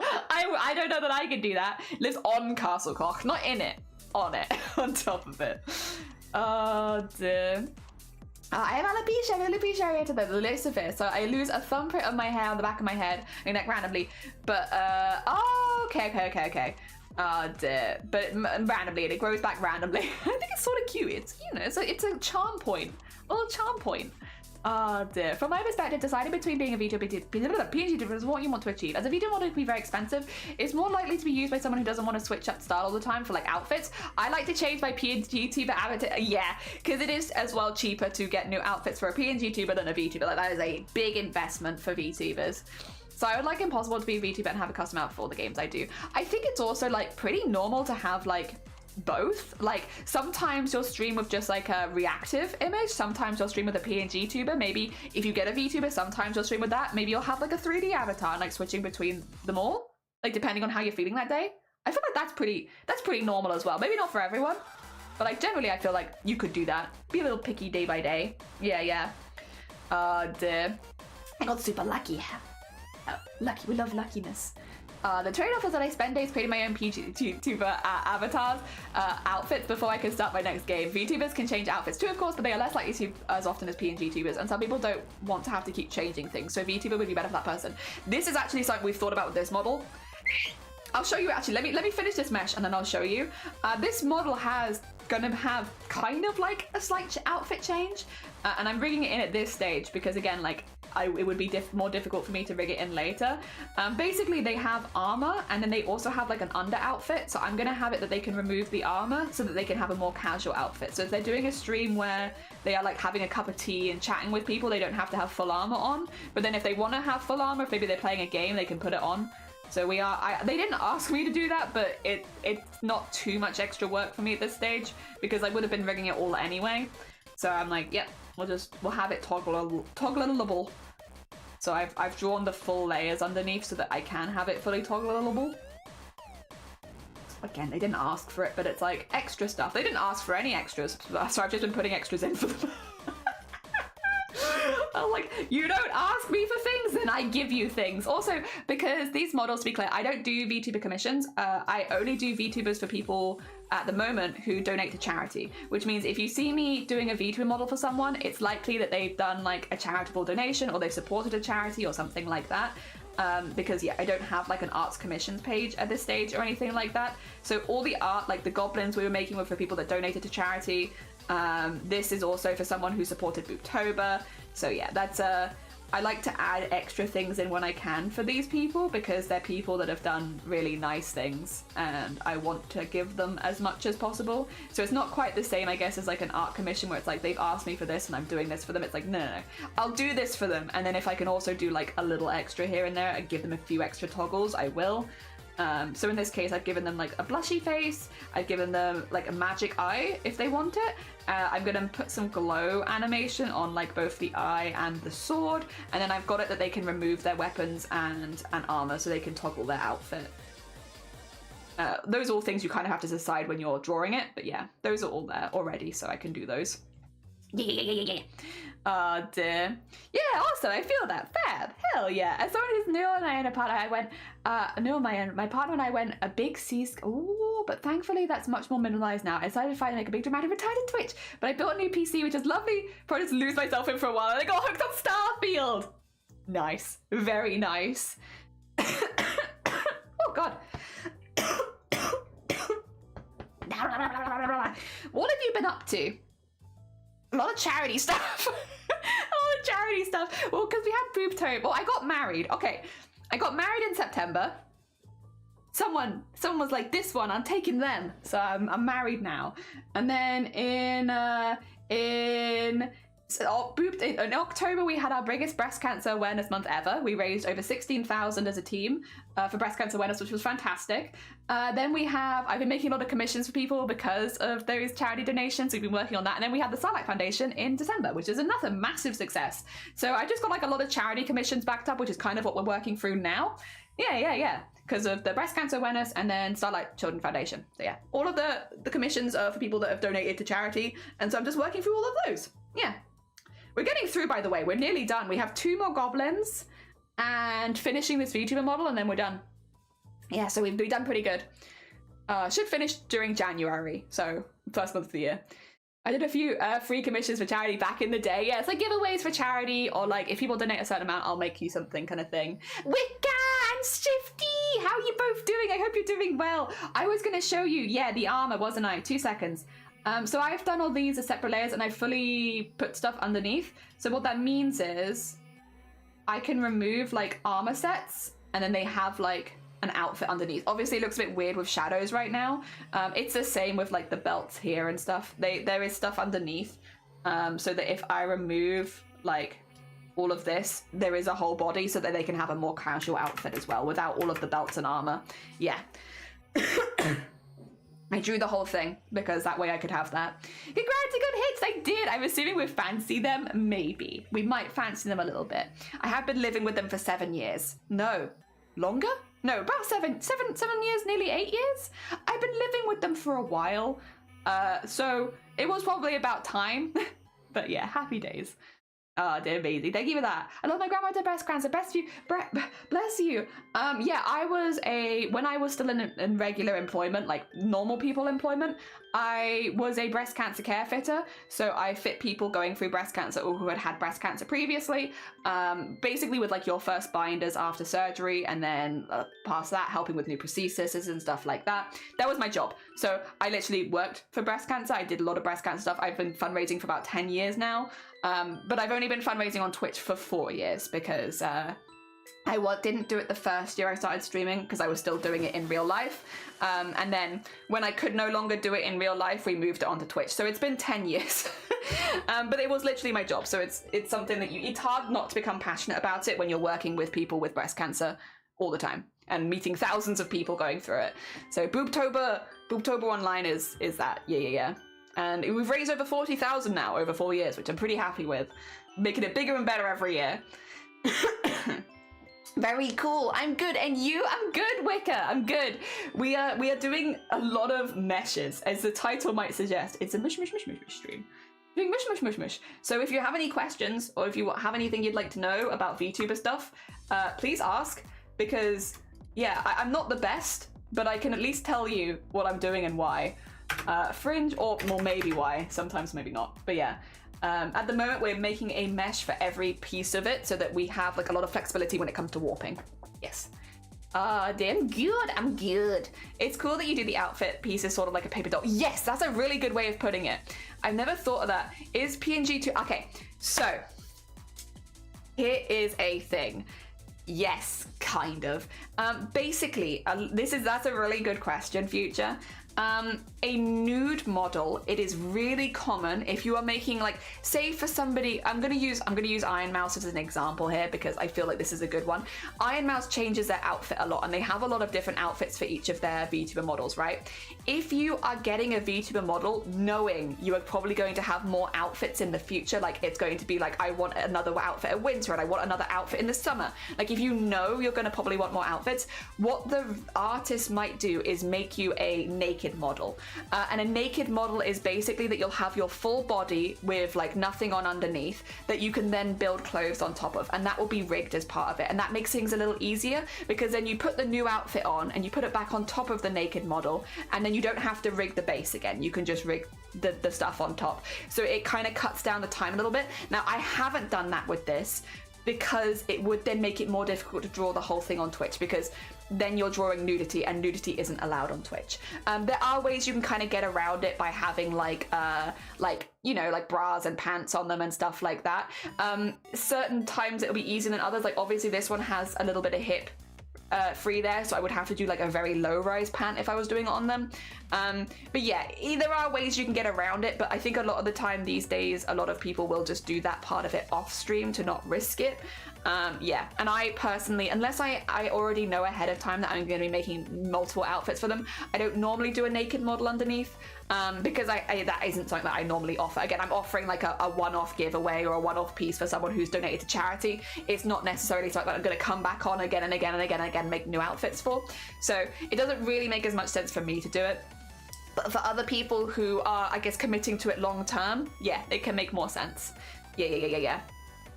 So yeah, a bit of, sorry, not exactly the most yes/no answer. It's a little confusing. I imagine it's more Barbie than Witcher 3. Yeah, like you can definitely put stuff over it to like be careful. Obviously, a lot of people will be extra careful because if somebody reports you for nudity, Twitch doesn't always double check straight away. And if you're a smaller streamer, it's harder to get your account back if you get falsely banned and stuff like that. So I think people are generally quite careful with it. But yeah, naked models underneath is actually relatively common in bigger VTubers, for sure, where you can get multiple outfits. All I know is that I want a VTuber made by you, so don't use my PNG. Oh, bless you. That's very kind of you. But you have such a cute PNG though, and I do like horror. But your stuff's so cute. Oh dear, that's exactly what I did. I have different naked versions, each with their own different hairstyle. Then I can choose whichever naked avatar I want to use based on their hair. Yeah, it just makes it much easier. Exactly, yeah. You've already got like a base already there for you, so you don't have to start from scratch each time. Yeah. But it will be dependent on, you know, again, if you're making them yourself, makes a load of sense because then you're going to keep updating it. Then it makes a lot of sense. If you're making it as like a one-off giveaway for somebody else, it's like, probably makes less sense. The rigging, it just stops. It's like, what are you doing? Drinking? How am I meant to capture that? Oh dear. Yeah, but I love horror and cute. I guess technically my hair should be accessories too, so perhaps my PNG should technically be bold. I mean, that might make it easier. It depends. Do you like to know where the parting is though? Because I feel like you could be bold with some base lines, maybe? Like a little mesh over your head so you know where things are meant to come from. But yeah. You lucky? No, you'll find Wicker. Have a good lucky. Wicker, by the way, very sweet bean streamer, also has adorable PNG. Really, really cute. They give me good vibes. I like it very much. That's why I was like, Wicker! I do horror! No! Not your cute PNG! Oh dear. Yeah, alright, we need hair bumps. Little hair tufts. Is my music kind of quiet right now? Is it quiet for anyone else? Oh, it's just this BGM maybe. Is this that? Yeah, now I can hear it again. I think that one's a little quiet, Oh dear. Interesting thought. Yeah. Oh dear. I often don't do hair. Again, I do more horror-y stuff. I like spooky, so like, you know, I really enjoyed doing this Parasite one where it's like, they don't have hair, they have like a jellyfish over their face, and then they have like googly eyes. I want to do more cartoony eyes. I want to do more horror, because, yeah. Like, oh.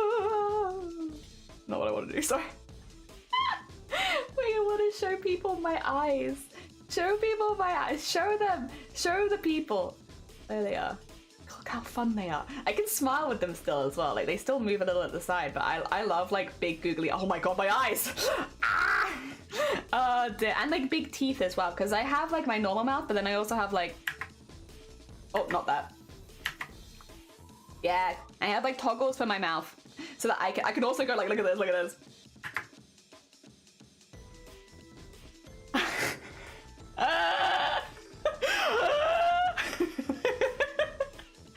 I have like a disgusted mouth.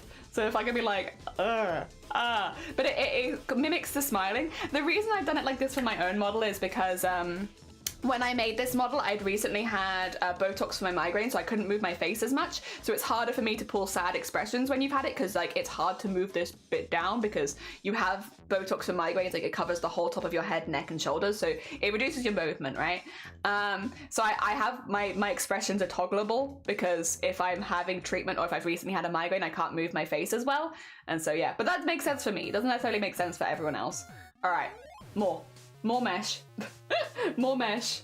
Oh gosh, we have so many meshes to do. It's fine, we're getting there. I saw it on Vile stream yesterday. Don't worry, I had to like hardcore lurk Vile stream because I was like very tired, but I saw you use it on Vile stream yesterday, so don't worry, I believe you. I know you had it. I saw you use it there. I didn't hear if Vile reacted to it though, but I did see it. First time I've ever seen a VTuber rigging, so it's amazing to see. I mean, I just say other people when I'm streaming, yeah! Well, it's nice as well, because like, again, I use a VTuber if I'm not very well, but like, I don't only use a VTuber, so I'm quite happy to have my VTuber on screen at the same time as like my real face and such. So the other thing I think, which is kind of, this is like a big thing, what's it called? Like piloting the mech, what do you call it? There's a word for it. Basically like moving in a way that makes your VTuber model look animated and interesting. Because like what I'm doing right now, I'm just like, you know, doing a little bit of rigging. I'm not really moving that much. But if I was like, hey everyone, nice to see you, how are you doing? My name's Jelly and I am a VTuber and I have this idea. It looks like much better. It looks much better if you're actually like animated and moving and stuff like that. The thing is, I'm not particularly trying to be a VTuber right now. But there's like other things to think about. I think that's another reason why sometimes people will go more PNG, right? Because PNG, you can use toggles to do your movement and stuff like that. You can use toggles to do your big expressions, whereas VTuber, you kind of have to move your body to do that for the most part. I mean, you could also have it as toggles, I guess, if you have that rigged in for you. But I think normally you have to actually move your body to make it work. And puppeting, that's the word. Thank you, Prism. Also, good morning, Prism. That is the word I wanted. But you know, you have to actually make it move. But for some people, that's not super conducive to their streams or something that they want to do. So PNG can be better for that sort of thing, because then you can still get that like fun, wacky movement without having to actually move. I never thought about this. Some people would ham up their body. Oh, 100%. Puppeting is like actually a skill with VTubing. Like that is something that you learn when you get into VTubing. It's like one of those unwritten skills is you learn how to puppet. Because I can sit here all day and be like, it's not very exciting. And my models really move, because I have like a lot of three. Like look at my nose go. Look how big my nose is. My model can move. But like if I don't move myself, then my model's not going to move. So it's all about like, hey, how you doing, everyone? I hope you're doing well. My name is Jelly. I do this, this, and this. Yeah. And then if I'm like, let me do my like angry like it's like all about being like, oh my god, no, Jesus, I hate that, what were you doing that, oh my god, absolutely not. But yeah, if you're seeing a VTuber moving around a lot and like being very expressive, they are piloting the mech.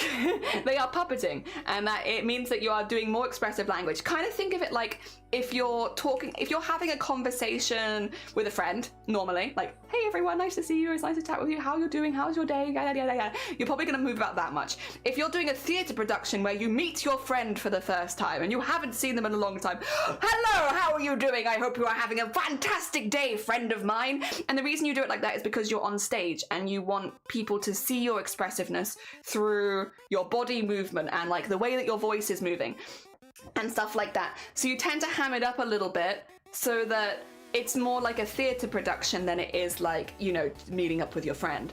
And that's puppeting. No, not every VTuber will puppet that dramatically, obviously. It is to your own comfort level and it is to what you enjoy, because streaming should be fun first and foremost. But you will sometimes see like people... Again, I am more on the like model side of things because that's what I enjoy doing. I like making VTuber models for funsies. You'll definitely see people say things like, it's not fair, my model doesn't do that. And it's like, but are you doing that? Like, how much are you actually moving? You know? And then they'll be like, oh, but like some people's models move like A, B, and C when they're doing stuff. And it's like, yeah, but are you moving? Like, what are you actually doing to pilot this? It's even little things like, you know, little stuff like looking left to right and stuff like that. Like, if I was being like, oh no guys, I haven't done that thing. Like, what are you talking about? Me? Like, no, I haven't done that. Like, you kind of ham it up a little bit. So that the model follows you. And yes, there will be models that have more rigging and more flexibility with that sort of thing than others, of course. The more you pay for a model, the more options you'll normally have, right? But even with the cheap model, you can make it look relatively expressive, just by, you know, expressing. Like, I don't want it to come across as mean, but you know what I mean? Oh dear. Can you turn the amplifier? Yes, you can, but only to an extent. Actually, I can show you what happens as well if you go too far. So, yes, you can, but it will start to look choppy. Basically, this is more in the capture software side of things.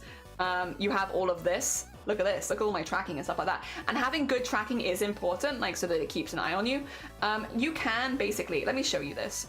This is really, put it there. I'm gonna put myself here really quickly just so you can see this. So for instance, let's do something silly, shall we? Let's do face left right rotation. So look at the numbers here. When I go this way, that's me looking left and right, okay? I have this at 20 and 25 because I don't tend to look the full range. If I wanted this to be more dramatic, I'm gonna go really intense with this. So just as a heads up. Oh, ignore that. There you go, ignore my clothing. All right. Now I barely have to move my head to hit maximum. But the problem is, this doesn't look very natural. Like, I'm just shaking my head a little bit and my head's like, ah! So it kind of makes it look bitty, too much. So it's about finding a middle ground that works for you. For me, I already know the middle ground that I like is like this. And that's what makes my character look expressive, but not too expressive, you know? So yeah, it's about finding a middle ground and not going too far with it. So the answer is yes, but you have to be really careful. A lot of it really is still you moving, to be honest, and it is hard to get away from that. Like, you do need to move. I mean, you still have to puppet, but you're exaggerating, it helps you. Yes, I saw Shy Lady talk about puppeteering, and I was like, oh, because she's super good at it. Yeah, a lot of people will say this about bigger VTubers, and I've heard Shy Lady talk about it, and I've heard a few others talk about it too, where they'll be like, the only reason your model looks so good is because you spent a lot of money on it, and it's like, actually, no, that's not true.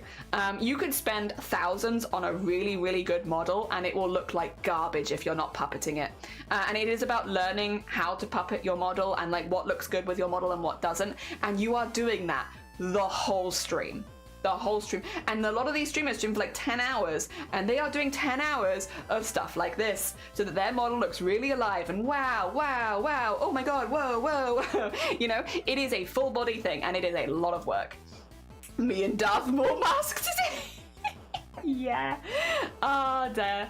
Yeah, you can definitely mess with the parameters a bit though. Yeah, yes, you can mess with parameters a bit, and I do. So I always set it up like basic before I send them across to people, but you can also tweak things, especially for instance, my monitors. I have this monitor here and this monitor here, which means when I'm streaming, the maximum that I look to the left is this, and the maximum that I look to the right is this. So I have my model set up to hit the maximum at both ends of my monitors. And that makes most sense to me, because that means that I get the good head movement when I'm looking all the way to that side and all the way to this side.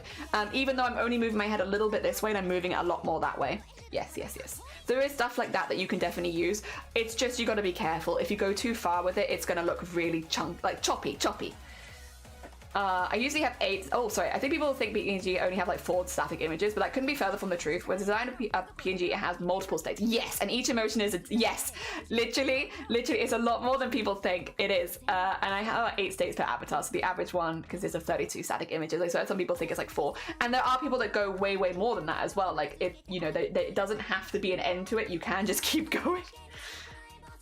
What happens if you go off screen? 2 seconds. I'll show you. It's gonna just stare at you. It's gonna ping back to like, its base. It's kind of creepy because it looks up at you. But yeah, it does that. That's what happens. Sorry. I had like 50 images, yeah.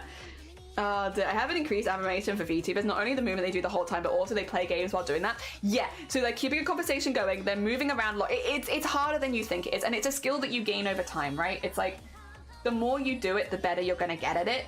And it's why a lot of people as well will say things like, if you're just getting into VTubing for the first time, you don't have to have like a really dramatic model. It might even be a little wasted on you unless you're practiced. Like you can start, if you have the spare income and disposable income, you want to spend $5 grand on a model off the bat, I guess fair enough. It's your money. You do what you like. But on the other hand, it does mean that you haven't really practiced with a model and you haven't practiced puppeting for long periods of time and you don't know if you're going to enjoy it. It is probably better for the majority of people to get a slightly cheaper model where you can learn how to puppet and stream and see if that's something that you actually enjoy doing. And if you don't enjoy it, you haven't wasted too much money. There are lots of options as well. Obviously, making your own model is an option. It is an option. You can do it. That's what I did. And I learned how to make them over several years and I really enjoy it now, right? You can make your own models, definitely an option. Other options are adoptable models. So those are models that people have already had made and have decided not to stream with anymore for whatever reason. You can normally get them at a reduced rate because it includes someone else's OC. There are also ones where it's like, they're like mass produced models. So models where you can like change the outfits a little bit, but it's the same base model. And like a lot of people will use the same model. So you won't have a unique model, but it's a model that you can customize a little bit to yourself. Those are options. Yeah, and of course as well, there are just VTuber models that are a little bit cheaper. You can get chibi models, you can get smaller models, models where it's just a bust up so you don't have a full body. So you do have a lot of options. Also, VTube Studio, the place where you capture your model, actually has free models in it already. They're just like the ones that come with the program. So there's also even just that. If you want to like learn how, especially if you're not doing it on stream, if you're just like wanting to learn how to pilot, one of them, or puppet, I'm gonna keep saying pilot. If you want to learn how to puppet one, you could just practice on, because I could do that right now. 2 seconds, let me grab one. So there are, in VTube Studio, there are VTuber models that come with it. Here's one of them. This is one of the ones that comes with VTube Studio for free. Here they are. Again, you're gonna see, I'm not gonna do as well puppeting this model because I don't have practice puppeting this model. This is not a model I have a lot of practice with. They also don't move in the same way that I normally would like to have my VTubers move in. So it's like a little bit more like, there's a lot of lean and stuff like that. And it's like kind of dramatic, but yeah, I can still puppet it and you can still get used to it and be like, oh, what makes them look sad? How can I get the expressions to move?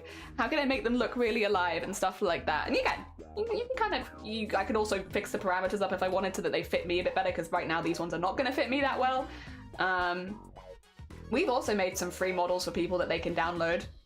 Just little guys. Show the little guys. It's gonna look weird though, because I think I've been coloring them. Yeah, ignore the fact that I've colored it in weirdly, but we've made some like little simple models for people. We've made like we've made this one, and then we made like an octopus. Please ignore the colors. I was messing around. Don't worry about the colors of these. There's a cute, okay, this one's got like a pretty cute color palette. There you go. There, another little rainbow. Wait a minute.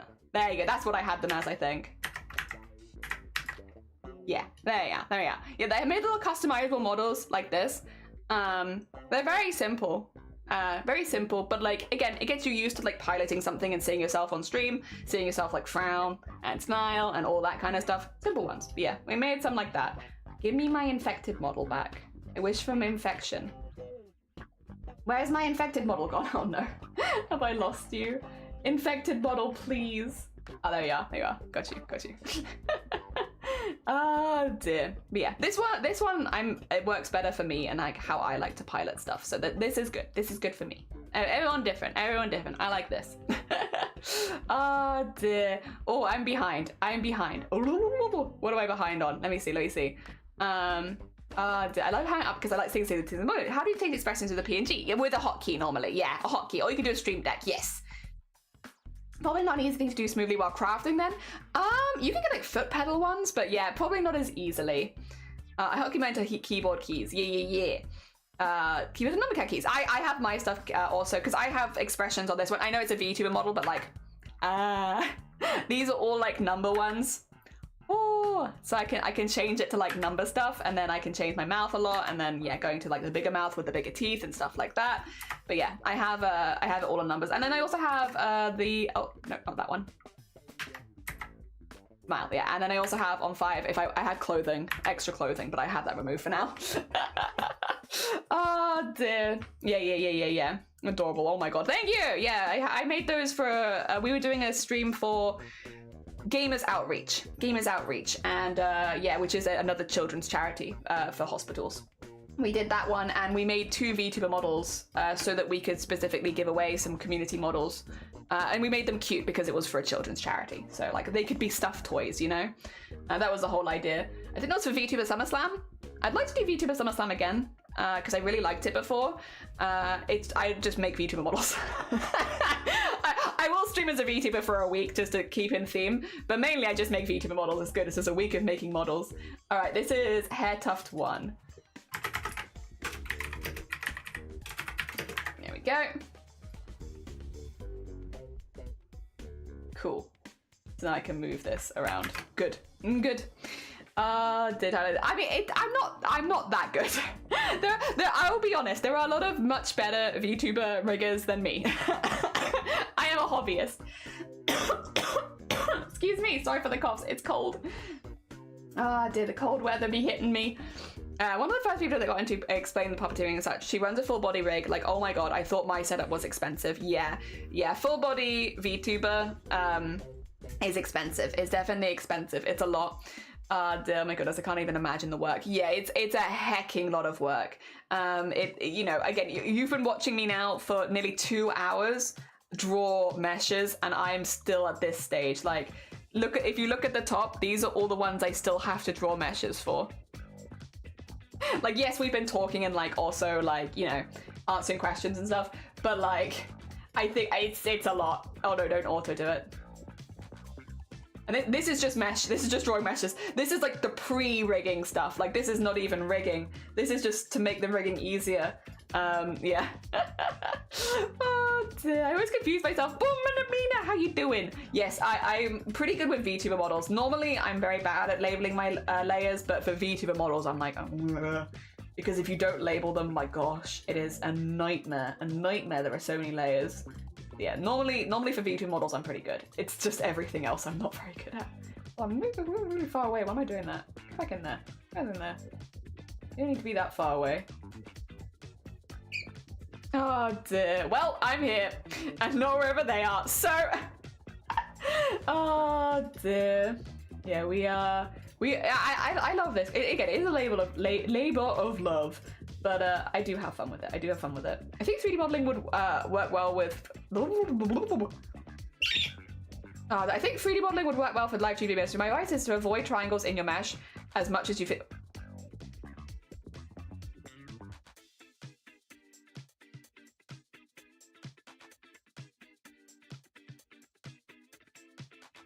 That is really interesting advice, because I think for 2D, triangles is the go-to.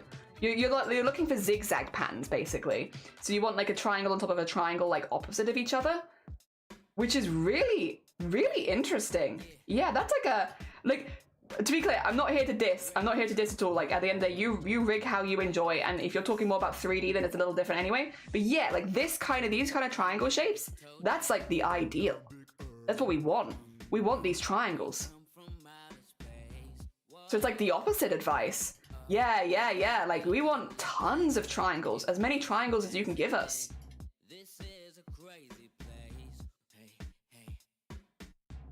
Oh, it's Toe Jam now. Okay. I was like, what am I listening? Wait, it's going way in the back. No, we haven't listened to the whole OST yet. You can't start me at the end of the OST. Wow. Rude. Put me at the beginning. Wish to hear the whole OST. Thank you. Yeah. That's like the opposite advice of like what you'd normally hear here, which is like triangles. Give triangles. Because as you can see, like I am trying to build these like zigzags of triangles. Yeah. Because that will make this easiest to deform. Yeah. That's really interesting, actually. It is entirely the opposite. Oh, there we go. Lots of triangles. All of those triangles. Yeah. Ah, dear. There we go. Your hiccups sound like seagulls outside my window. I'm so sorry. Also, Partner got me the XP pen for Christmas. I have an XP Pen 13 Pro and I love it. And I only got it in November as a birthday gift from me to me. Actually, it was kind of more like just a general gift from me to me. It was my birthday around that time, but I would have got myself it anyway. I use the excuse of birthday, but I would have always got it for me. And I love it. I really, really enjoy drawing with it. It's been really good. I hope you are also enjoying. Dick, is God tier. People like that one. I've been using, I need to do like a test of like loads of different art programs at some point and see which one I get on with the most. Dear. The edge smudging for triangles stuff doesn't really matter here. You'll never have to deal with it. Yeah, maybe that's why. Dear. We love triangles. It's on the list. I got my first. Ooh, nice. I don't think it's the same one. I use XP10 and Krita. I will say, at some point this year, we're going to do a week of streaming, where we're going to try different drawing software every single day. And I'm going to find my best, like my favorite, the one that I like the best. I'm going to say this right now, because we've definitely had this problem before. It's different strokes for different folks. Some people are going to like one art program more than the other. There is no one art program for everyone, which is why there are so many different options. Oh dear. Before anything gets too hostile, because I know when we were talking drawing tablets, that's exactly what happened, unfortunately, is some people were a bit too enthusiastic and ended up saying maybe some things that were a little nasty. But yes. We'll be doing that at some point, because I would like to try some new stuff. I'd like to give it a go. Because I've been using Photoshop for the longest time. It'd be nice just to like try a few different things. Oh dear. I hope so for your sake. Yeah. Oh, it's my favorite. So PNG tubers and 2D and 3D VTubers are all. Oh yes. All different things, all rigged differently. Yeah. I need to get a new drawing tablet. Got mine in 2006. Did you like it? There was a Landio. Good morning. Welcome on in. What did you get? What drawing tablets did they have in 2006? Because that's like a minute ago. So I downloaded V2 Studio and dumb question, how do I close it?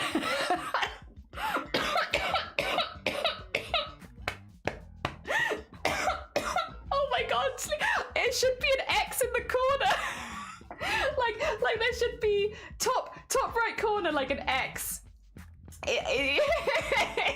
Have you got it full screened maybe? I don't know how to get out of it if you've got it full screen. I just clicked the X in the corner. Sorry, I'm gonna have to do a really good cough because this has killed me a little bit.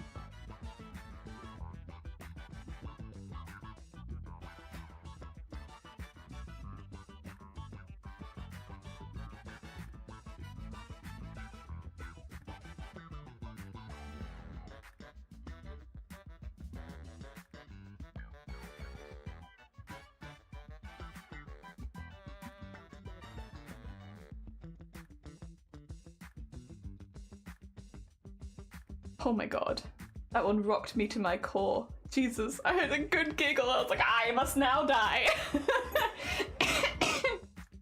This is the end for me. Also, sorry for the cough. It's fine. It's not a problem. It's just, it's because the weather is cold and I was outside yesterday. So my lungs are like, you left the house? Perish. Oh no, not hair too. Not hair too. Bad name. Hair tuft too. There we go. Hair tuft too. Great. Oh yeah. And then, yeah, we have that. Cool. Mine's an art. Oh, you got the slightly bigger version. Hell yeah. I used GIMP for years since I tried Krita and I find that much easier. Nice. Hell yeah. Also, my mouth has changed. Why has my mouth changed? Why? There you go. That's better. The task manager. Yeah, task manager will do it. Wacom intros too, and it's still working. Hell yeah. Nice. Use GIMP, that scares me. I know Vile uses GIMP. I haven't used it myself, but I know Vile does. Control-Alt-Delete, escape. Not use Photoshop since become a subscription model. I much prefer Creator. That's fair, that's fair. Also, Clen, good morning. Where is... Clen. Sorry, this is gonna make no sense to anyone other than Clen and maybe Lovey. Clen, do you like my fuck tattoo? Right here? Yeah, this, right here. My little fuck. There he is. There he is, Clen. Oh, dear. It was midnight and I was so tired and I saw that and I was like, I am dead. That's it for me. I'm out. So funny. Oh, dear. So in fact, I used Photoshop then at Firewrap and now Clip Studio. Yeah, it's like trying different things is important to see which one works with you the best. And it's different strokes for different folks. The shame that XP Pen doesn't work in Creator then. Press F to toggle. Oh, Fiend! Welcome in, Fen. How you doing, Fen? I hope things are going good for you. I hope that the weekend has been good for you. I hope the new year is going good for you. The funniest thing, it took me a minute to realize the typo. Yeah, I saw it and I was like, what the heck are you talking about? You were like, the Clan was in Lovey's stream talking about their little fucks and I was like, what? They meant ducks. They meant ducks, and arguably D is next to F on the keyboard. I understand. It is a funny but very easily done typo. But it was like midnight and I was like, what are you talking about? Like, what has Lovey done? Oh, the aggression, my gosh. It was very funny though. Dear, wait, question. Is VTuber rigging always for actual avatars or do... Oh, yes. So yeah. So, well, I wish I had something I could show you, but it's all on an external hard drive. Basically, you have two options. Can I show you this anywhere? I could capture this again. I'm gonna capture this again. 2 seconds. I must show you the answer to your question. Add the existing window. There you go. Okay, so 2 seconds. I want to minimize to it so that it makes it really obvious what I am referencing, which is this.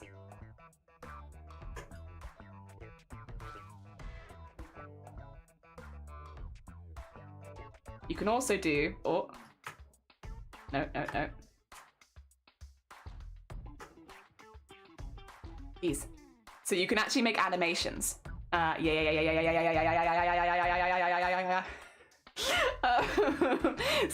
I'm using the modeling because I'm making a VTuber model, but you can make animations and form animations as well, which you would use for like backgrounds, alerts, things like that. Yeah, and you basically do it in exactly the same way as a VTuber model with the meshes and stuff like that, but instead of having it face track, it will just follow a predetermined path, which is your animation. Yes. And a lot of people do use, that's what Live 2D was originally used for. Live 2D was originally used for not VTuber models, light novels and like video games and video game characters and stuff like that. Also, thank you for the save. You're damn right I should save it. It's been a minute, hasn't it? Thank you. But yeah, it was originally used for all of that, which means that, yeah, a lot of it will just be like small animations and movements and stuff like that. I love your sweater, thank you! Yeah, so invested. I've tested my pen on Sketchpad and Basic Paint, and so far, ooh, just need to pick a software and layering it now. Ooh, exciting. I love seeing other people's creative processes. I like it too. I have a good time with it. How did you go? Oh, okay, 2 seconds. Prism, I don't know how to tell you this because I don't know what key it is because I have the Ahegao keyboard and I can't touch type, so I don't know what I'm clicking. On your keyboard, on the very bottom layer of the keyboard, like the bottom one where the space bar is, if you start at the left and count over 3, so it's the one next to the space bar, if you hold that down while you're changing the side of a picture on OBS, it crops it. It might be Alt, or it might be next to Alt. Yeah, it's Alt. Okay. If you hold down Alt, it crops it as you drag it. Yeah. I love the pet fox, but I think my garden is too small. We have a lot of foxes in the area. Aww. I mean, foxes are kind of scary sometimes, but they're very cool. They're very cool. Oh, little bin goblins. I love them. Oh dear. It's neat. Yeah, I had to transform a thing and then open up. Ah, yeah, no, if you hold Alt, it'll do it for you. Yeah. All right, eyebrow time. Time for brow. This one, actually, let me show you a trick. I can show you a trick here because my eyebrows are the same. So I actually only have to, draw the mesh for one eyebrow and that's it. Let me show you a trick. Excuse me, that was horrible. I'm so sorry. Ah, God, help, help. I'm trapped in a cycle of hic. Okay. And then down the other side. So I have to draw one mesh, basically, because yes, these are already here.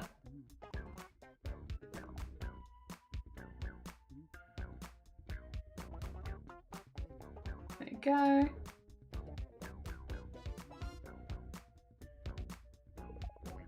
There. Also, this isn't going to move that much, so I'm putting in probably more effort than I should. But that's okay. It's fine. We make a point.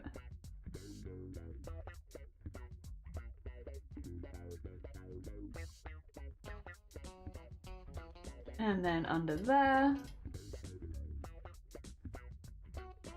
Okay. Good. Bit ugly, but it's okay. It'll do.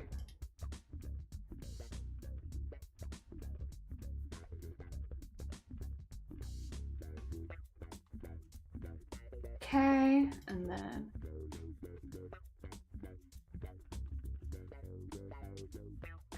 that, and then pull this one across here.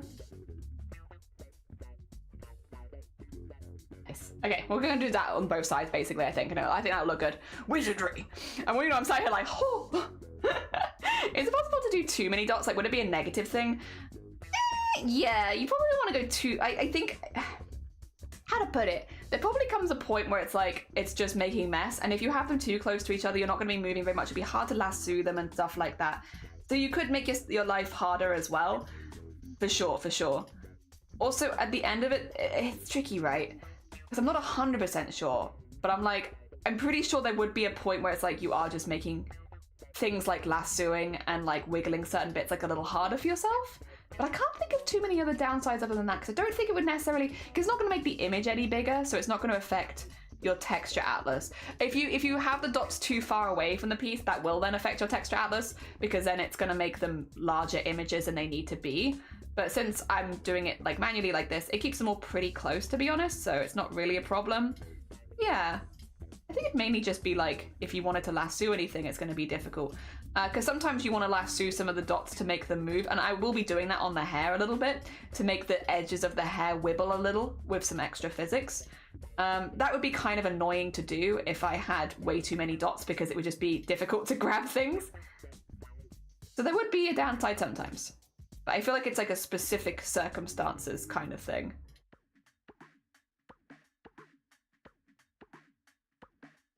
I guess also the putting in more work and effort than maybe you need to, if you're drawing them like I am. Because it's already a pretty intense process, like, you know, if you can save yourself some time, like this is not going to move all that much. I just want the outside to look neat. Oh dear, I'm being a little pedantic, to be honest.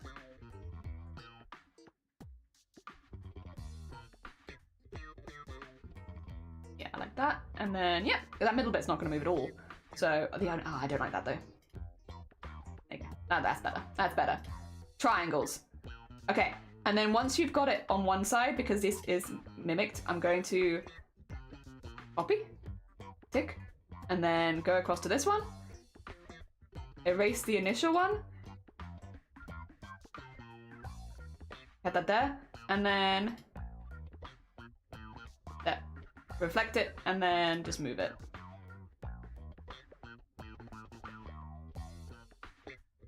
I only have to do it one time.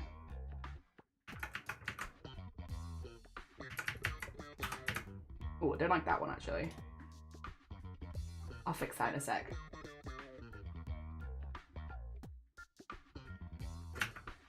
Okay, I think that looks good.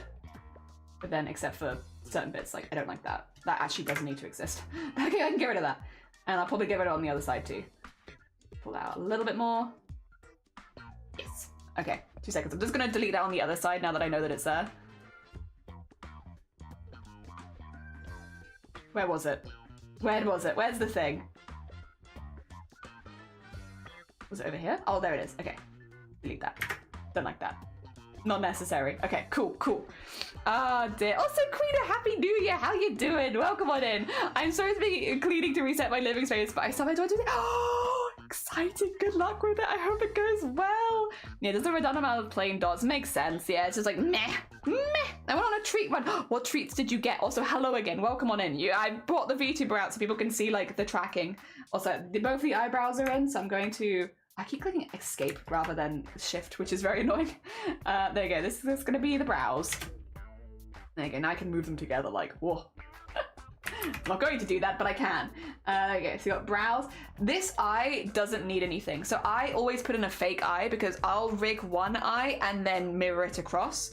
So this is a fake eye. This eye isn't real. It's just there to give the illusion that they have two eyes so I can plot the rest of the face. They're not real. It's not a real eye.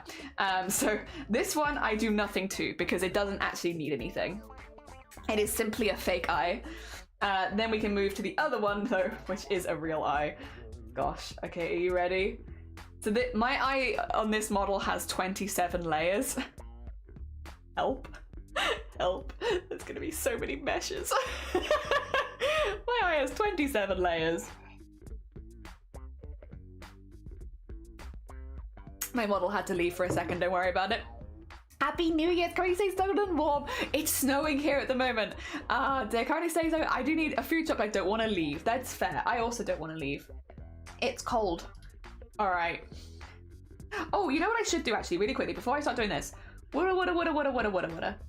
I should get the fringe shadow connected here, which is just to put it on. Oh wait, do I need? Okay, let me get the face base. Face base is mesh this. Although the new update, actually, I can just click it on this, but it's all right. It's all right. I want it to be clipped onto there, so you can't see it like double layering down there because that would look weird. Also, what is this? Face shadow? Oh, that's face shadow. Okay, we'll come back to that. That's for the neck. I was confused about what that was for a second. Basically, I want it clipped onto the face so that it can't leave the face. And then that should be fine on like the crown because the crown is always on the face. Okay, that's fine. Cool. A lime flavor cornbread, but model? You okay? You just sleeping there? Dolly Rancher gummies and bold put. Oh, nice. Hell, oh, that does sound pretty good actually. The layers are wild. Layers are the bane of my life. Sometimes I look at how many layers I have in OBS and I'm like, ugh. Yeah, eyes are probably one of the most intense bits. I also, I'll talk about this more tomorrow when we're rigging it, but I add a lot. So the eyes, you can see I'm just gesturing above the head right now. You have eye open left, eye smile left, and that's it. I will also do eye pupil bounce, eyelashes bounce, eye shine wiggle, at least as like a base, sometimes sparkle as well, so that my eyes have like a little bit more going on physics wise, because otherwise it's very stiff. Yeah, all right. Are you ready for not the fake eye, for the real eye? All right, so this is the eye white. We're going to do this like so, which is to get the circle around here.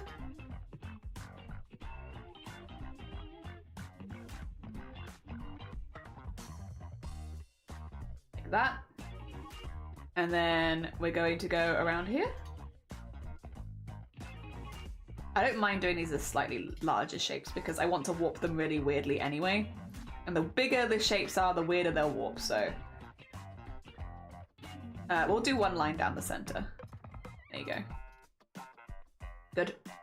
Done. That's the eye shine. Then we have eyelashes, because these need to wobble separately. At least these eyelashes don't have shadows, so it's not quite as bad.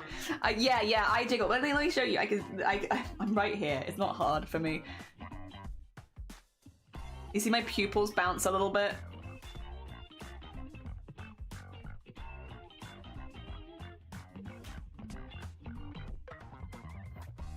There you go. I think that should show you. And then also I have like, these are really long eyelashes, so my eyelashes sway when I move, as well as blink. Like, look at that. Look at that eyelash bounce.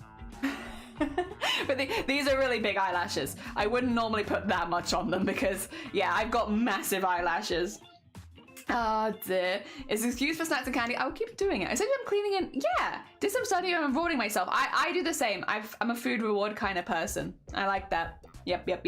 Lurking as I wake up. Sweet. I hope you had some good sleep. What do the lines down the middle of the objects do? So basically, if I wanna, so I'm gonna warp this a little bit now. Actually, should I warp it before and after? Let me show you it now, and then I'll remove the center line and show you the difference, if that's okay. So say I'm going to warp this. The center line stops me warping the under bit there. So I'm only warping the top. So I can go as wild as I want up here, and it's not going to affect the bottom line because this is a separate set. So unless I lassoed it, I can warp those ones separately. If I was to remove the middle line, I mean, you can probably see where this is going, but just in case.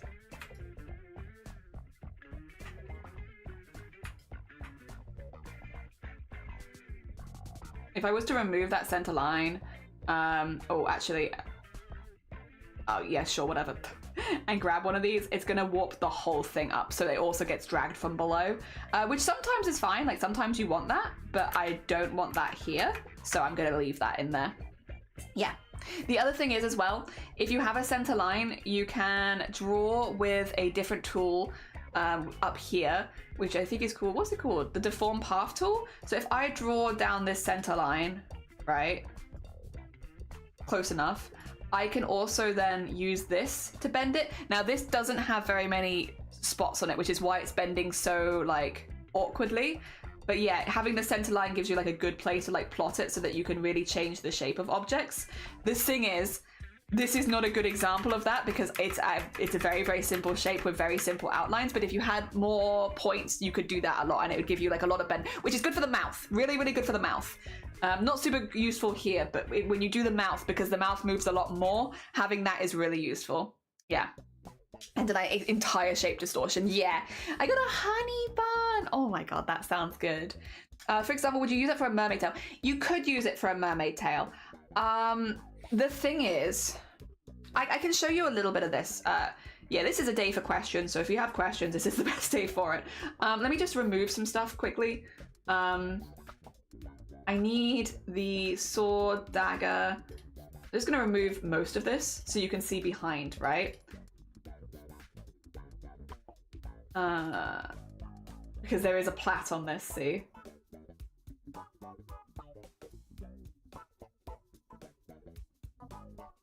Okay, so here is the plait. Now, there are a few ways you can do this, and you could have the plait all as one object, and then you can have, yeah, like a line go through it, and you can have it do it like that. The thing is, when it starts to sway more dramatically from left to right, it is going to warp pretty heavily, and it's going to be hard to, because you're stretching it, right? It's going to be hard to keep that in line.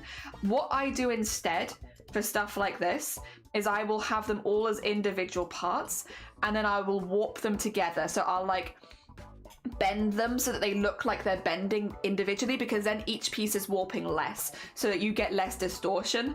That's how I personally do it. This is a personal taste thing more than anything. Yes, you could have the plait all as one piece, and you could have it bend and it would work. But personally, I find that to be a bit like it. I can show you with the arm. Where's the arm? Give me the upper body back again really quickly, because my arm is all in one piece, right? 2 seconds. I'm gonna put like an auto mesh on like a standard on here just so that there's something there. So this is the arm now, and if I was to, oh, I will have a peek. See, 2 seconds. Whoever's horned, thank you very much for horning.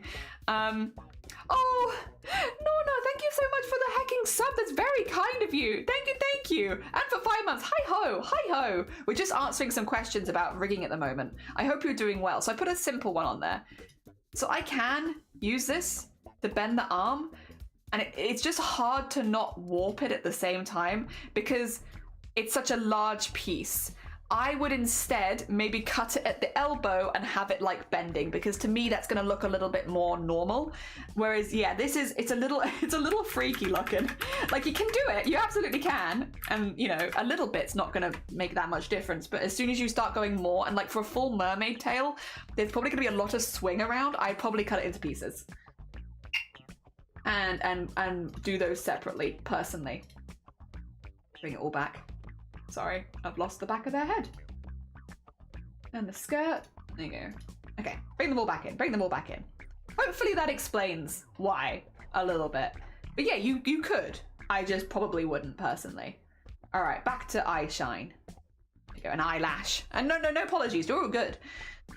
Dear. Do what you find the least annoying. Yeah, and it's a lot of personal taste about what you want to spend your time on.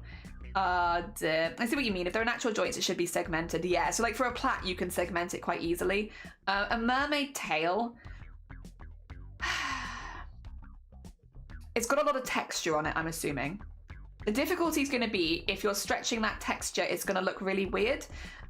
It might be worth, even if you don't split the whole tail, maybe splitting the texture a little bit so that you can warp it a little bit at a time and you can move it into itself.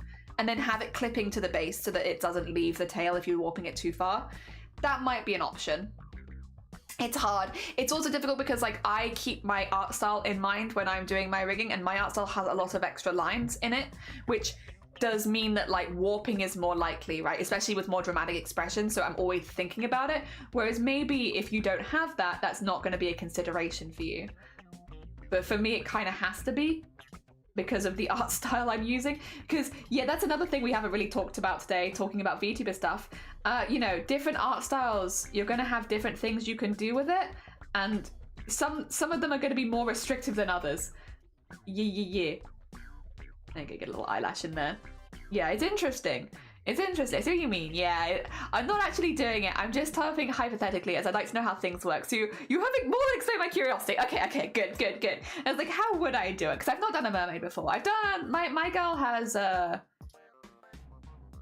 she's melting.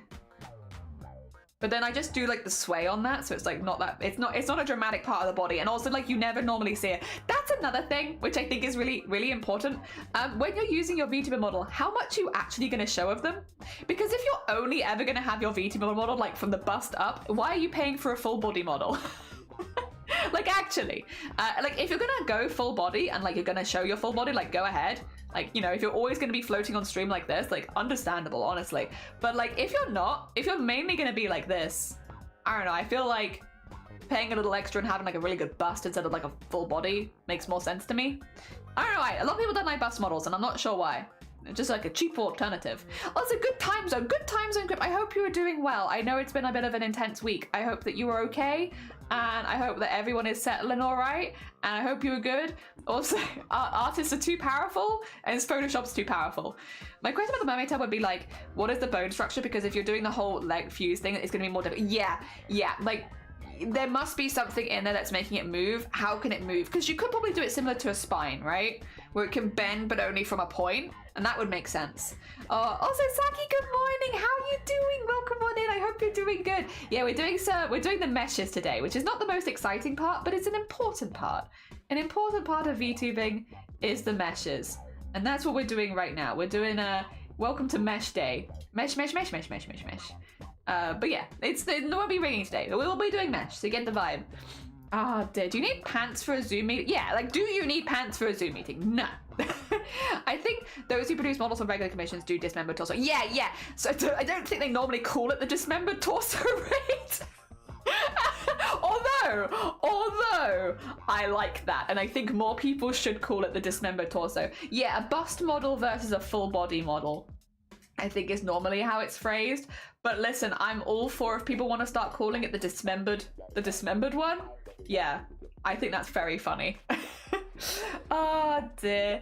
I sometimes create PNG advertising in full body, then I put that. Yeah, for the time I end up cutting out the body to not block much of the screen, so it's like a total waste of time. Yeah. Oh dear, when stream. Oh, toolkart is done. Just got to re-clean the desk. Next step is to reinforce table. Very exciting. Very exciting. It's only been a week. I'm starting my new. Yeah, good. I did that last year, and I must say, from experience, it worked really well for me. Starting my new year last year at the Lunar New Year. Where did it go? Oh, no, wait. I know where it's gone. It's under the hair. I was like, oh my god, I've lost it immediately. No, it's fine. It's just under the hair. It's okay. The hair will move, so you might see it. Up for celebrating that with people, yeah. Might even do a feet. Ooh, feet model? Oh my god. Do you want to see them? Okay, we have some people here that I think haven't seen some of the models we've made before. Do you want to see, like, you really can make anything into a VTuber model. We took a photo of my face last year. we took a photo of my face last year, and we rigged it as a VTuber model. And it looks like my hair was different then, so like bear in mind, I had different hair because I had much longer hair at the time. But yeah, here's my face. Also, wait a minute. Where's the thing? Is not that? Oh, where are my things? Oh my god, wait, what is it? 2 seconds. I can't remember what my things are. Should have expression hotkeys. Oh, it's Z. Ah, I remember. Yeah, there we go. There we are. That's better. I was like, oh my god, I can't remember what it is. Can you come down, please? All the stuff behind you is making. Oh, there you go. There you go. Yeah. So I also took a picture of my hand, and then I. No. I took a picture of my hand. Where's my teeth? Sorry, I have a lot of like things here and I can never remember what. No, not that. I want that. Not that. Not that. No, not that. Not that. Not that. How do I take the board off my head? There it is. Yeah, I took a picture of my teeth and I used them as a crown. Yeah, you can really do anything once you learn how to make VTubers. It can be very cursed though. Yeah, like you can take a picture of your face and rig it as a VTuber model. Those are my hands as well. Those are my fingies. It does make you look like a well met. Do you visit the Cloud District very often? What am I saying? Of course you don't. It's very Bethesda, like Skyrim kind of like NPC. Does the dentist give it a crown? Not yet, but if they ever do, I'll update you because that would fit this very well. Cartoon horror approaching. Dear. Yeah. Like once you learn like the basics of rigging, you can basically do anything. It's a whole other power, I will say. It's supremely cursed. Yeah. One of the things hanging down, those are my pigtails. I took a picture of my pigtail and then I clipped it out and now it's hanging from my fingers. So I have pigtails hanging from my fingers. It's hair. Oh dear. I speaking of animations, actually, yeah, I can show it on this model, which is very upsetting. This is what I mean, where you can add animations, like little things into your stuff. This is like a small one, a very, very small one. But I have fingers grow out of my face and pull out my eyes and mouth. There we go. And then obviously the rigging has to work with that, so my mouth gets like a little bit bigger and my eyes get a little bit bigger so that I can still blink and stuff, even with the fingers growing out of my face. Yeah, you can really do anything with VTuber rigging, honestly. It's like once you've got the basics down, you have so much power. I had a cuter model before this. Where's my cute model? Where's my cute one? There we go, my little smug model. This is what my slime girl used to look like. Like before I went a little bit more horror based. She looked like this, yeah. But I obviously changed it because I've gone more horror-ish. But this was what I was for a while, and then yeah, back to what we are now, which is this, which suits me a bit better, I think. Yeah. You can, but should you? Yes. Yes, I would say so. Oh dear, the bagged souls of all those who looked upon it. Oh god, yeah, girl, this is giving me a good laugh. Like, you can literally do anything. It's so much fun. My goal is to be like, have you considered making VTubers? Can I convince you that this would be a fun thing for you to do? Have you considered our Lord and Savior taking a photo of your face and making it a VTuber? Oh dear, I'll remember that. You used to be you used to be able to make it piss colored. You could change the color of them. Oh my god, wait, that's a new one. No. Oh, how did you get past that? Sorry, I get rid of them. That's a new one. Wait, what's that one called? Wait, I didn't read it first. I didn't read the message. Ah, shoot. Well, I'll have to look at it later. Ew. Oh, wait, there it is. Long live Kale, sports betting, esport, online casino, Twitch, scam, fixed match. Hello, hell doesn't exist. Don't be afraid of death and you will be stronger. Open your tap every evening and never turn it off. Add bleach to the food and throw it in the forest and seal with plastic. The money will come. I'm destroying the world. You can help me by doing the few actions listed above. Like, it's always like a copy pasta like that, and I just don't understand. Like, what do they want? Oh dear, every single time. If you ever get that bot, it always posts like copy pasta spam, and it's like, but what does it mean? But what is it? I don't understand. There you go. I'm glad I got it. That's certainly something. It is certainly something. Oh dear. Yeah. Did you tell us to eat bleach? No. I think I said add bleach to the food and throw it in the forest. So unless you live in the forest, in which case, maybe? The potential, I suppose? Potentially? Oh dear. I was just reading. Don't shoot the messenger. I was just reading. Can people connect their webcam to more than one VTuber avatar at once? Oh, okay.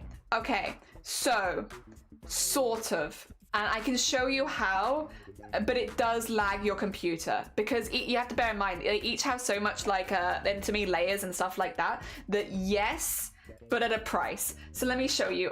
Basically, when you have your VTuber on there, you can go into item settings and you can say load current model as a live 2D item. So I'm going to do that really quickly. Yep. And now I have two of me. Yeah, but you can do this with any model. So if you have, oh God. Okay. So if you have two different models, you could save one of them and then have the other one come in as well. Yeah, so I've obviously got two of the same model and they're both following me right now. But if you have different models, you can save that. So I think I have another one. Do I have another one that I already have loaded? 2 seconds. I might have some that I've already tested this with. That's the infected jellyfish model. Do I have like the cat or the... It's not the cat. The frog. Yeah, there we go. Actually, this one will do. So I have the frog model. And now this is another one of my models. Yeah. So yes, you can, but it's going to destroy your computer very quickly. It depends how busy your models are and how many layers they have, but yes is the answer. But should you? Maybe not. It's not gonna be good in the long term. Oh dear, yeah. Good opportunity to tell y'all the poison bait traps are terrible. They are, don't do it. They see you. Each one uses computer memory. Yeah. It's just gonna lag your program out a little bit. The frog is cute. The frog is a free VTuber model that you can download from our Discord, Arty, if you want it. And also you can color them in. Wait, let me God, this is such like a. Let me just answer every question you ever had. Basically, we made this as a community model. Here's one I colored in earlier. Not very well. We made it as a community model, so basically anybody can have it. Where's the? Bring this out here. There you go. Okay, and then if I go into here, if you go into this bit, I did a whole tutorial for it so that you know how to do it, so don't worry. But then you can go into customize your model, and then go into multiply or color screens for art meshes. And then you can click an art mesh, like the body base, and be like, I want to be a green frog. And then you just have to make sure that you match it to things like the lower lip and the upper lip so that it looks good. And you can be whatever color frog you want. But not only that, there's toggleables. So like, for instance, I become a green frog, but then you have like, I have toggles on this one so that if I click like the numbers, is it not the numbers? Oh, have I not set it up? Wait a minute, should I not be using the frog? Okay, let me go, okay. Oh, apparently I shouldn't be using the frog. I don't think I've set the things up on this one. Oh no, I have. Oh, it's F. Oh, I've used, okay. This might be dangerous. So basically, I don't know why I've decided to set it up like this. There are like, I could have like, oh yeah, this one's cute actually. 2 seconds. I'm gonna be a patchwork frog. So there's like secret hidden stuff in it. So when you customize it, you can add extra things. I would just maybe take them off the F keys because I feel like that's a little dangerous. But then yeah, once you get in there, you can go into this and you can go patch. And I want my patches to be, I want a pink patch, and I want this patch. I want this patch to be yellow, and then I want this patch to be blue, and I want this. Oh, there's a secret patch on there.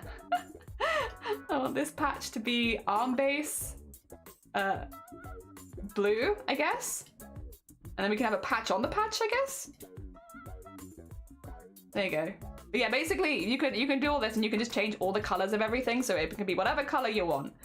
Maybe I'll go like black for this one because there's stitches. You can also have just the stitches if you want it to look like kind of more scary. But I'm gonna go for like this. Yeah. Yeah, there you are. You can customize it however you like with lots of different stuff. Yep. It's in the Discord and it's in the channel. If you go into the general community stuff and go into and like scroll up, you have to scroll past all of the stuff. But if you scroll all the way up to the top, I have a pack of free assets, a frog model and an octo model. And then I have videos for how to set it up. Yeah, so if you go into the community stuff in the Discord, it's all there for you. Yes. Don't worry. I got it. I haven't got rid of it. It's still there. So if you want a free model, you can have one. You can have it. I made it for you. There's also an octopus, which I like. And they both have like lots of like little things you can add and take away and stuff. All right, back to VTuber stuff. I guess it's all been VTuber stuff. Back to the rigging. Not rigging actually, the meshes. Back to mesh. Oh dear. Yeah. I may look into the octopus one for the days I don't want to be on camera. Yeah, if you want a free model, it's there for you. You can also have it as just a stream companion if you want it. Like, it will just bounce around at the side of your screen. That's the whole idea. Is like, you could use it whether you had a VTuber model or not, because I didn't want to make something that people couldn't use. Stop that. Stop that. We don't want that. Yeah. They should be useful. For some people, at least. Yeah, we made that for charity. Well, we made that during a charity event. For Gamers Outreach. I want to do Gamers Outreach again this year. I really wanted to do it last year and the timing was just really, really bad because I was myself not well at the time. So yeah, hopefully this year we can do Gamers Outreach again. Gamers Outreach does what do you call it? An event every year called VTuber SummerSlam, where they get lots of VTubers together to fundraise for Gamers Outreach, again, getting like games consoles for kids spending the summer in hospital and stuff like that. It's very similar to the Starlight Foundation, it's just in different countries. So some countries have Starlight, some countries have Gamers Outreach. Some lucky countries do have both. But yeah, they provide similar things for kids in hospital, so it's like one that we like to do. But I will normally be a VTuber for that week to fit in. But yeah, I normally make VTubers. So it's like, you know, we come from more of a making thing, so I'll make them for people during that time. Yeah, it's pretty good fun. I had a good time with it. Yeah, and I wanted to do it last year, but unfortunately, just wasn't well myself. Sometimes it'd be like that. We still managed to do like plenty of charity stuff last year, to be fair, so it's okay. It's fine. I'll survive. But yeah, this year it's definitely high on my list because I really wanted to do it this year. Of like, nope, we didn't get to do it last year, so we're doing it this year. And wow. Also, I am going quite hard on this one because this one's gonna warp a hell of a lot because this is gonna make our eye close. So we need like a lot of shapes because this one's quite difficult. There we go. A lot of shapes. Might even actually. 2 seconds.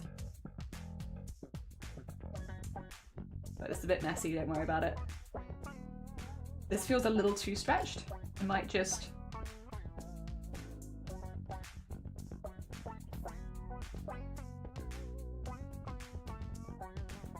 There you go. Yeah, a little bit more. I want that even there. This might be a bit too stretched as well, so I'm just gonna redo some bits. Some of this just feels a little too stretched.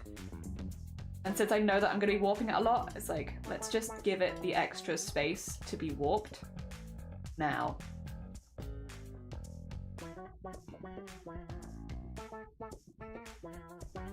There you go. Okay, I think I like that better. There you go. Get that in there. Yeah. Okay, one more. we got the that's the upper eyelash line. Yeah, basically this one, when we want to blink, I'm going to put like, I'm not doing this right now to be clear, but just to give an example for people that won't be here tomorrow, when I do the blink in here, I'm going to add the wibbly sausage line again, and then basically drag this down, and then that's going to become our blink, if that makes sense. So yeah, that will come down and blink for us. So we need it to be really like good at moving, because otherwise it's going to be hard to make it do a blink. I've also just realized that something is in the wrong order, which is the eye shine should not be above the outer lash layers. That's no good. It should be here. Okay, get that a bit lower, because otherwise it's going to be on top of the blink, which is no good. Can we just acknowledge I'm saying I'm not very good at this? You're literal. I'm not a literal. No. Listen, I promise. There are probably people live right now that are better at. I'll find someone. Be like, go watch them. There are definitely people that are live right now. Well, the only thing that might be is because it's a Sunday and not in American times. But other than that, there is probably someone live right now who is doing rigging better than me. Let's see if we can find someone. Oh, there's some very cool art happening in the art category right now. Very cool. Ah! I love seeing people. Oh, there's us. Let's see. Someone here is doing rigging, I'm sure. Or maybe not. Again, it's a bit early in the day for most people. I think most people start a little later. Okay.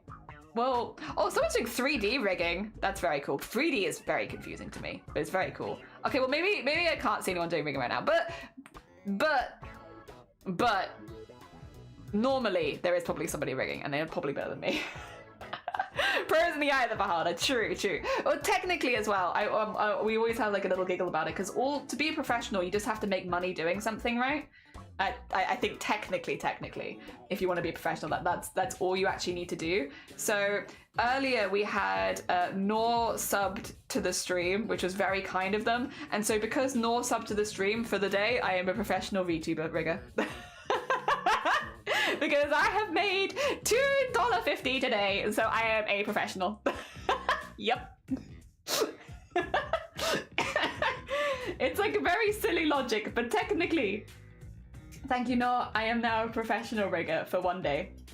The math is mathing. Exactly. I'm now a professional. That's all it takes. Oh dear. But I have a good time with it mainly. I just have a lot of fun with it. And again, like doing them for giveaways is nice. I would like to at some point offer some sort of commission, but I think I would like to offer art commissions first and do like a few other bits and bobs first. I love making VTuber models, but it is a labor of love, and it does take over a lot of the time in the time that you're making it. Like that is all that I really do. Like in this case, we are doing 2 pieces of art at the same time for most of the week, because I can't rig for too long in a row without giving myself a migraine. But yeah, it's still a lot, and yeah, I would like. I love it, but I'm also like, I don't think I can do it 24/7. I think probably the way that I would like to do it, this isn't like an ideal world, to be honest. We'll see. So like maybe in the far distant future, the way that I'd like to do it is maybe just offer, if I have like a free time in like a month, or I'm like, I could make a VTuber model this month, I'll offer like 1 VTuber commission, and it'll just be the one, which I know is like not the best business plan, but I think for me personally, because there's a lot of projects throughout the year that I do really like to dedicate myself to, and like, you know, stuff like Boobtober takes a lot of time and effort, stuff like the rest of the charity stuff we do takes a lot of time and effort, and I don't necessarily want to compromise on the time and effort that I spend on those. I think just being like, I have 1 slot, and I will maybe have another slot in like 10 months time is probably going to be the way that I would do it. Again, I know it's not the best like business model of like, I can do 1 right now, but I don't really want to compromise on like, well, definitely not on Boobtober. Ideally not on the other charity stuff we do either. So it's like, I'd rather just offer 1 and be like, yep, I'll make 1 model and that's it. And then maybe another one in like 6 months time. We'll see. Notice the jelly floating. How you doing, Horizon? Welcome on in. I hope you're doing well. Yeah, I'm floating around an art program. This is Live 2D. Live 2D is used for VTuber rigging and a few other things as well. But yeah, this is a Live 2D. How goes it? The classifications are weird because amateur versus hobbyist versus professional. You can be professional without regularly doing it if you have formal educational certification with it, and you can be a professional if you're self-taught. Ooh. Oh, yeah, I guess it depends on what it is, right? Like, I probably couldn't be a professional doctor without getting a doctorate, but I could be a hobbyist. It makes me sound like an evil person. I just experiment a little bit. So video creation rigging can take like a month. Is someone a professional video creator? Could they accept like 12 a year? No. For the really like big ones, doctor was not the right one to go to. For like the people that do like the really impressive, like really big models, they might accept like 3 a year because the art and rigging takes months. So like for me, I tend to do like about the quality of the one that I have on screen right now.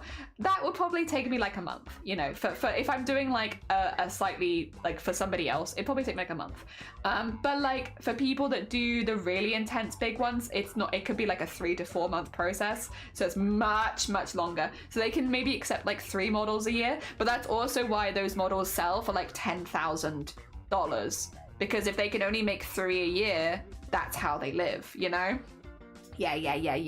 Visitor cleanup makes so much more sense. Hi, Blapple. I'm being a hobbyist doctor. You like to have the confidence knowledge curve, and I think that once you pass above the top, you can move from amateur to professional. That's fair. That's very, that would actually make a lot more logical. Someone gave me a Twitch sub, so I'm a professional now. That's how it goes. That's how it goes. Home dentistry. Me as a hobbyist doctor. It's acknowledging you don't know anything, but that's okay, and you're improving every time you do it. True. No need to be professional when it's a passion. That's also true. I think also there's like, I don't like always the pressure to like, you have to make money off it because you enjoy it. Like sometimes I just want to have fun with stuff, and I just want to make stuff for fun. Like sometimes I want to make someone a model because I like them and I want to make them a model. I mean, that's kind of how it's happened with Shifty. I've made Shifty 4 VTuber models for fun. I just want to make them a model, so I make them a model, and yeah, because they're a friend. And some, you know, I think that's the nice freedom of being an artist, as well as like sometimes I just want to make models for my friends, or I just want to make art for friends, or I want to do a little bit of that. And the charity stuff as well. Like sometimes I don't want to. I just want to do this for charity, like make it for someone who's done like a big donation and stuff like that. I don't want it to be anything else, and that's okay. Oh dear. Oh dear, hello, how you doing, Blapple? The Dunning-Kruger effect is the one. Played with it. Ooh, have you? Are you enjoying it? Are you having a good time with it? Definitely, the pressure to monetize every hobby and passion in the creative field is crazy. Yeah, it is. It's like, there are some stuff like I'm happy to monetize, and you know, it's okay, I don't mind that, but like there are some stuff I'm like, hey, sometimes I just want to have fun. Sometimes I just want to have a good time and make something silly and stuff like that. Luckily, Twitch has definitely offered me the opportunity to do that more, where I can just sort of have fun with the crafts I'm doing, because, you know, when you guys watch the ads and stuff coming in and all that sort of stuff, it is funding my art at the end of the day. Like every time you come into stream and you get the pre-roll ad, because I only have pre-roll ads, so every time you watch the pre-roll ad, that helps fund my art, and I do very much appreciate it. Because of that, I can just kind of sit at home and experiment with art when I want to, which is really nice.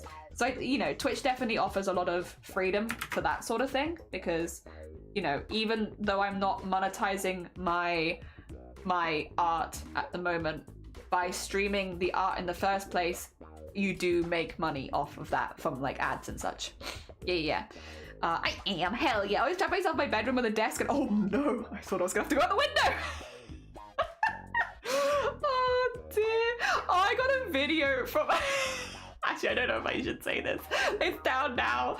A family member, I'll be vague about it. One of my family members sent me a video. They were like, oh, our neighbor's got some scaffolding, so I've been sitting on their scaffolding and cleaning my windows, and it's really high. Like, what are you? It's obviously safe. Like clearly there is like some, but it's quite funny. It's quite funny. It's like, oh, my neighbor's got some scaffolding, so it's time for me to start cleaning my windows. Oh dear. It's opportunist. It's very smart. Very smart. Big brain. And I guess I have some emotes just to expect my friends are like, I will pay you to make me emotes. I'm like, no, I just make, but that's kind of nice. That's lovely to have friends who trust you with that sort of thing. I thought you might find that funny, yeah. I mean, if friends are willing to pay for them and you're down for it, like, go for it. Like, why not? Yeah. Just happy to use my knowledge. The leg of the desk went through the hole in the basket and your geometry was complete. And it's also a Sunday. Sunday is not the day for big brain geometry. Like, what the heck? What the heck? Ah, dear. Yeah, I like making stuff for friends. I like I want to make more art for friends. I want to do like, I won't do this on stream. This will be like an off-stream project when I have more time.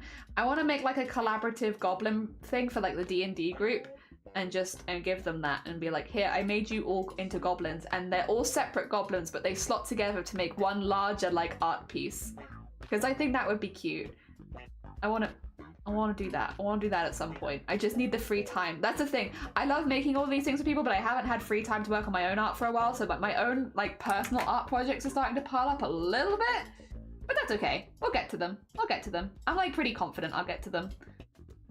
Oh dear. And I have also been able to make a lot of art stuff for friends from the commissions because they were the people that donated, which was nice. So yeah, it's been good. It's been good. And last year was the most we ever raised for charity in a year, so it's definitely been worth it. Like 100% it's been worth it. Here we go. Auto connect that. I like that. Good. Good. Hell yeah. What's good? Good morning. Welcome on in. How are you doing? I hope you're doing good. So like like a Power Rangers robot, but with goblins. I draw people little goblins when they have a quest or they give me a sub. I don't know how I feel about people paying me for that. I can show you some of my goblins. I want to one day be paid for goblins, but at the moment I'm only paid via charity. Show the people a goblin. I can show Summon a Goblin because Summon a Goblin was one of the most recent ones. This one. Where is it? Where? Oh, big. This is our goblins. These are what our goblins look like. A goblin. A goblin for you. This is a Summon a Goblin. And then we made a dinosaur goblin for Kev last week, which was good. At the moment, once again, these are all for charity. These are all just for charity. You know, I just make them for people that donate to charity. We made this one for Kev. Yeah, that's Kev Goblin. Yeah. We made one for Crip and Squid. Where's Crip and Squid's goblin? That one's tall. Crip and Squid goblin with steampunk vibe wheelchair. Hell yeah. Hell yeah. Yeah. Goblins. One day. But for now, I just do them for charity and I'm okay with that. And this is which one? This Horizon is live 2D. Live, as in you are alive. Live 2D. As in two-dimensional. Live 2D. Yeah. There's the Sunny one. Yeah, we finished the Sunny one and the Kev one. A special goblin. Yeah, that's fair. I'm really glad that we got Sprocket in there. Yeah. Oh dear, that's true, I guess. I've only made motes for 2 streamers, which turned out okay, but honestly, the entire time I was making them, I was like, oh, but like, to be fair though, I don't mean this in a rude way, Blondie, but like, who's gonna teach you how to draw Twitch emotes? Like, that's not something that you're ever gonna learn in school. Like, I feel like that's something that you kind of, to an extent, have to be self-taught, right? Because it's so specific. Sorry, there's like a piece of dust on my glasses and it's annoying me. That's so specific that like, everyone who makes Twitch emotes is probably self-taught at making Twitch emotes at least.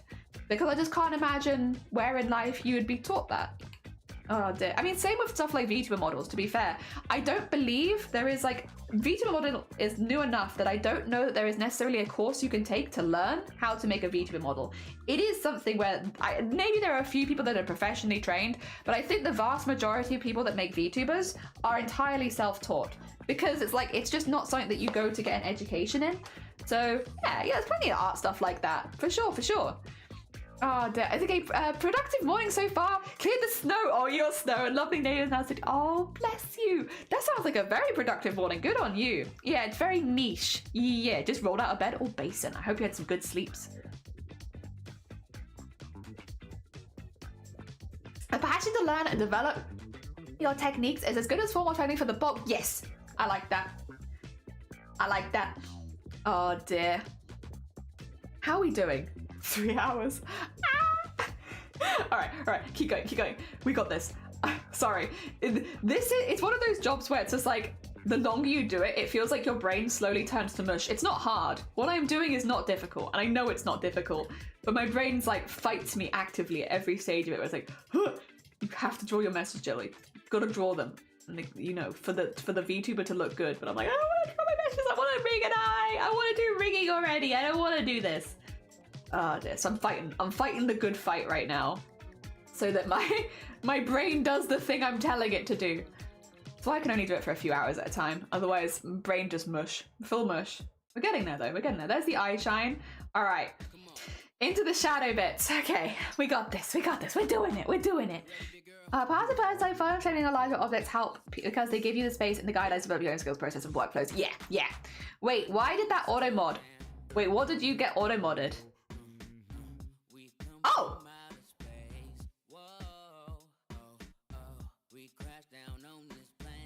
Why did that get auto modded?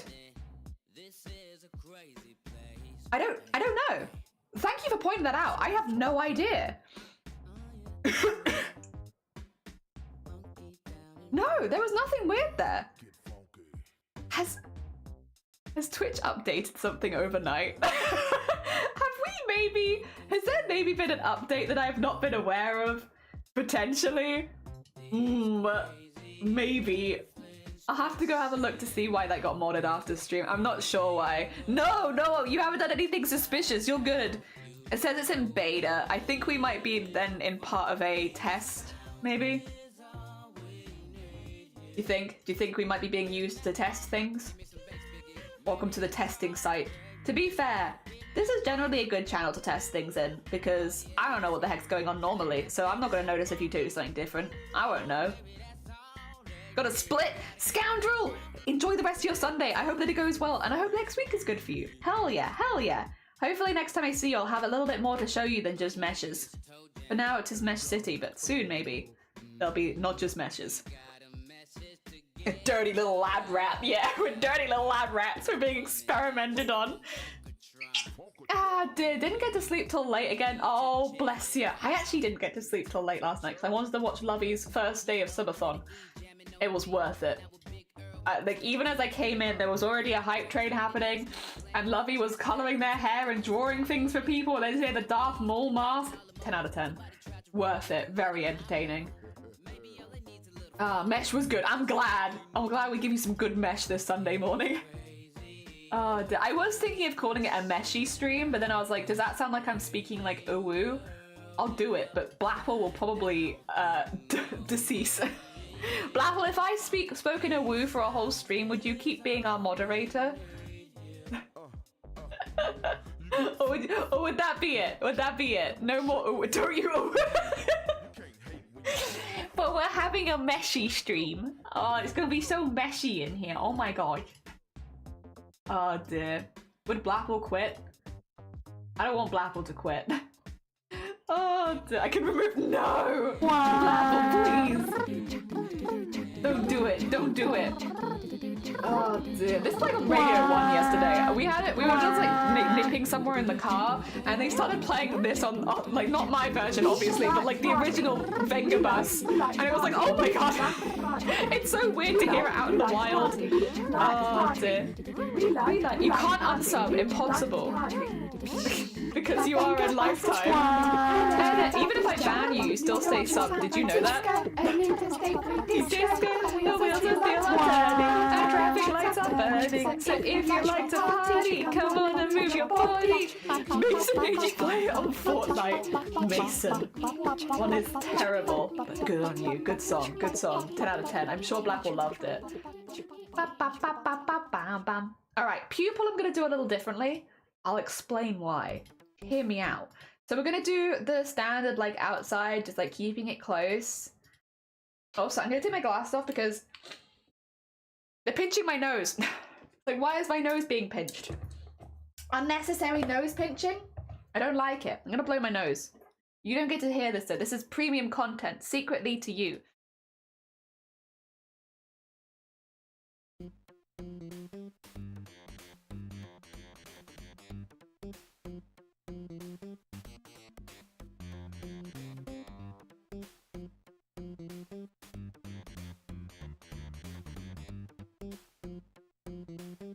What? Oh, there we go. Okay, nose blowing for you. I'm back. Also, hello. Oh dear. You know you love Weird. It's a great song. It is. That was one of the highlights of last year for me. I got to see the Venga Boys live in concert, which is like, what? Out of all the bands to go see, the only band I've seen in like the last 5 years is the Venga Boys. And I have no regrets. It's the only band I wanted to see. And they were great. Really, really good. I still have no regrets. So super worth it. Super worth it. 10 out of 10 would go party again, honestly. It was great. So yeah, what I'm doing here, I am basically keeping the outline separately to the innards of the heart. The reason I'm doing this is because it actually gives me some flexibility if I want to expand just the heart, like the inside and not like the outline. So I can basically expand it and then I can shrink the outline back by expanding the middle bit. Yeah, so I'm not going to put like a really detailed mesh in the middle because it's simply not important. I can show you this really quickly in a second as well. So if I also connect like this, but then also just erase this. Let me show you some magic. All right. Oh, actually, wait, I just noticed a bit. There you go. Well, hopefully this will work. We'll see. Basically, if then I want to expand the heart, say, I can go, oh, not like that. I want it just to be all over bigger. So I want it bigger, but then maybe I want but now the outline's got bigger as well. So I'm like, oh, I don't really like the outline being bigger. What I can then do is lasso. Oh, not like that. Damn it. Damn it, you ruined my groove. Now I'm gonna look silly in front of the people. Now I can lasso the middly bit and then also make that bigger. See? So that the outline gets thinner again and we don't warp the inside. Yeah, like that. So that way I can make the whole pupil bigger without having to make the outline bigger. Yeah, that's why I've done it like that. So I can have the bounce look good without the outline growing, because the outline growing on the bounce is a bit weird. Yeah. There you go. Very specific knowledge for if you're doing a heart eye. Did they party on the bus? There was so much party. Oh my god. I showed Black on that video of those guys who are driving the UK bus and the Venga boys in the car and stuff in front of everyone outside. I was like, yeah! Venga boys! So yeah, I'm gonna do that. And then also, this is actually for a slider, so I'm going to put this on... Did I put this one? No, I'm gonna do a warp deformer of this. So I'm gonna do warp deformer, so it's gonna be heart I, and then I'm gonna call it heart I L, because we will have heart I R. And then on this one, we are going to basically put like a slider. So at this point it is... We're gonna make it small. So it's gonna grow. Like from here. And then... put that to there as well, I think. So it's growing. And then... at this stage, we're going to add a spot, and we're going to put a spot. Let's have it. At this point, the opacity is going to be 0. At this point, the opacity is going to be 0 as well. So it's going to be like, oh, I could actually then, even at this one, have it a bit smaller, couldn't I? Yeah, let's have it a little bit smaller, if that's where the opacity starts. We'll have it a little smaller. There you go. And then put that to 0. And basically what that means is, it's gonna look like this. So it's gonna grow out of there. And then I can put some jiggle on that so it looks like it bounces in, if that makes sense. So we'll add some physics to that so it looks like it's bouncing forward, but it means normally it won't be turned on. So that'll be off. Okay. Oh dear. And similarly, we're gonna have to do a similar thing with the other pupil, which is doing the same kind of lines, but then also have it attached to the heart eye so that we can get rid of it. Yeah. Does it go heart eyes or something? Yeah, it'll be a toggleable. So basically, if you click a button, the eyes will pop in. Yeah. Same with like, I've got 2 layers of blush right now. One of the layers of blush will come in as well. It just makes them look like they've fallen in love with something. It's cute. I'm doing it for the sake of cute. It's not necessary, but it's fun. I'm also really pleased with how this pupil looks. It's a small thing, but I really like it. I'm really pleased with them. I wasn't sure initially if I liked how the pupils were looking. But no, it turns out actually, no, I am really, really pleased with this actually. I think it's really fun. Because I haven't drawn it too big because I didn't want to have too big of a texture atlas. Again, the person who's using this is using a laptop, so I was like, I don't want to go too large because then it's going to start, you know, running slowly and causing them problems when they're streaming. So I don't want to do that, but I do really like how the pupil ended up. There we go.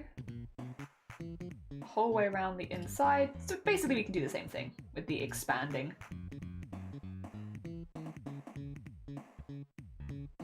and auto connect, and then just that. Go, and in there. Okay, I should, oh, wait. Is that everything? I think that's good. Okay, cool. And then we'll do the same thing with the pupil. Ah, dear.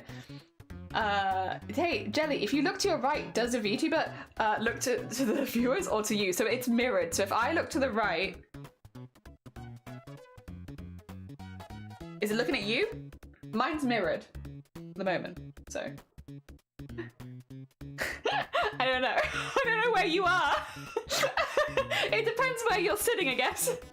Oh dear. VTuber looks so tired. VTuber is tired, but then so is me. I think a VTuber is like an expression of yourself. I'm tired.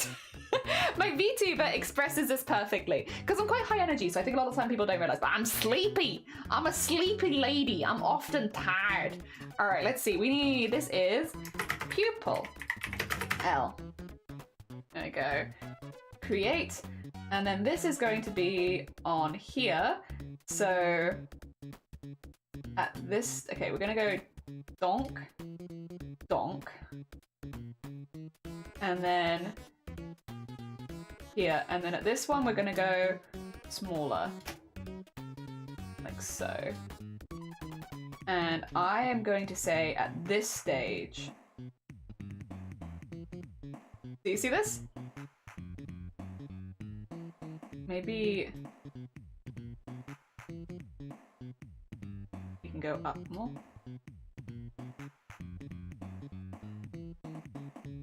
There you go, that looks good. Maybe a little bit more this way.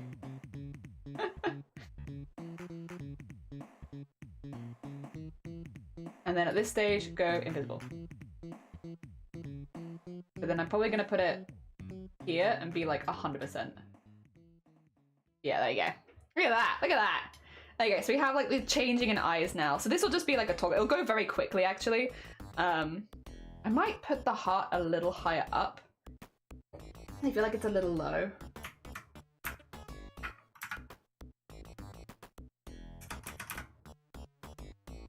Yeah, that feels better. There you go. Good.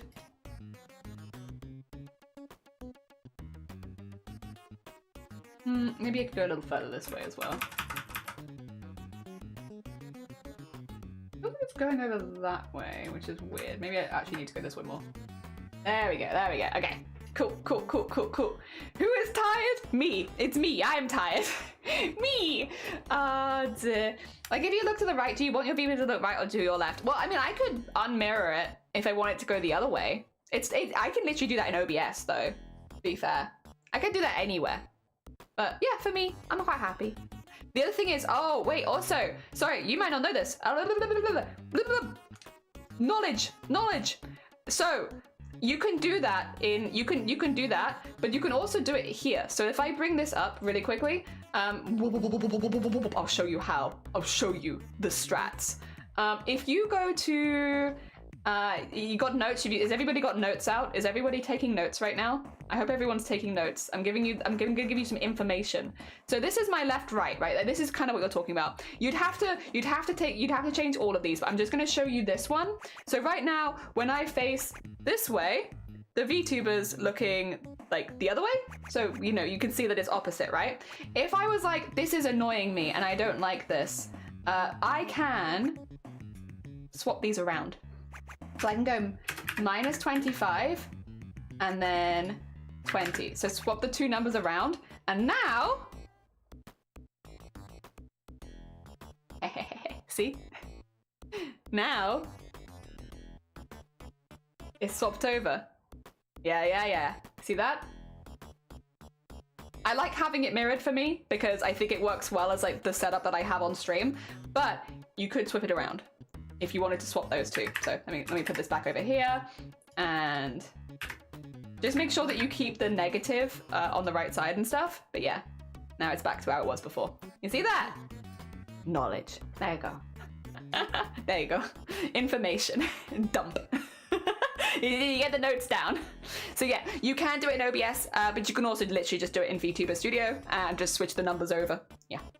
And if you switch the numbers over, it doesn't switch the whole model, which is nice. It just switches the way that it goes. You can do the same with up and down. Like for me, this is my lean. I could literally have that be backwards. So every time I lean backwards, the VTuber would go forwards if I wanted to. I don't want to do that, but I could. Dear. Yippee, Toggle. Yeah, like a yippee. When you focus on doing, like slow, yeah, so it's like, yeah, I kind of like it mirrored. Yeah, I like it mirrored too. Make jellyfish, may I have a whole pass? No. No, if you wanted to pee, you could have peed on break. You stay there. No pissing for you. No, I'm joking. You can have a hall pass. You go free around the halls. Make sure that you're running though if you're in the halls. Oh, they're pee in your seat. Ah, no, don't do that. Oh dear. Yeah, you get the idea. Hopefully that explains it. If at any point I do an explanation, you're like, Jenny, that didn't make any sense. Just tell me. It's fine. I can take it. I understand. Sometimes my stuff doesn't make much sense. Oh, they're gonna have to piss in a jar. Oh gosh. That's no good. That's no good. Oh dear. Yeah, hopefully that explains it. If anybody ever has any questions, please do just ask. I am more than happy to go into stuff. What I will say, actually, as like a follow-on from what I just showed you, if you have had a VTuber made for you by someone else, I would highly recommend talking over making any of those changes with the VTuber rigger themselves. Sometimes it might mean they slightly alter the rigging for you, or it might be that they help you out a little bit. So, you know, have communicate. It sounds really patronizing. I don't mean it to come across as patronizing, but like, make sure that you're communicating with the people that are making your models for you. Because if you have things or concerns or extra toggles that you might need, it is much easier if they know that ahead of time, or if you talk to them about it, you know?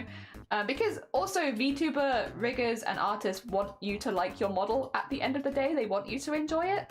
So like, if they can help out at all, they'll probably actually want to help you. They won't want to like just leave you, you know, confused. So yeah, if you have questions, do ask, and like ask the person who's making your model as well, specifically, because I'm sure they would want to help. This one doesn't need to have very big mesh because it's not going to warp very much. Oh dear. They communicate with people. Yeah, well, specifically communicate with your artist and your rigger. The people, or sometimes it's both. For me, I do art and rigging as an all-in-one bundle. Some times you'll get it separately. In fact, quite often you'll get it separately. But yeah, like communicate it with them, because yeah, it's much easier for everyone if everyone's on the same page. And you know, again, especially if you need some extra accessibility and stuff like that, like just be open and be like, hey, I'm gonna need A, B, and C. It could be, for instance, if you're someone who has very limited neck movement, say that you wear a neck brace, or you have something that means that you can only move your neck about this much, you can have your VTuber model rigged so that you have like expressions maybe where you can move it further, so that you can click buttons rather than having to move it yourself. And you can also have it set up for you where less movement triggers a bigger response. But yeah, you communicate that with the people that you are having stuff with, because, or like having your model made by, because yeah, if they know, I'm sure they'd love to help. But the problem is if you don't communicate it, then like you can't have a model that is made perfectly for you. The other thing is, if there's stuff that you don't like that a rigger's done, and it can be small things, and I've definitely been told off for this before, not told off, bonked. I was like, Jelly, can you lower the jiggle physics a bit? Yeah. Yeah, I can. My bad. I have been known to make a model just a little too jiggly. I have also had the opposite complaint of, Jelly, can you add more jiggle? And it's like, yes, absolutely. But yeah, like communicate, it's fine. You know, riggers and artists will probably have their own way that they like to do things, and you know, it might 99% line up with what you like, and maybe not 100%. Like, just talk to them.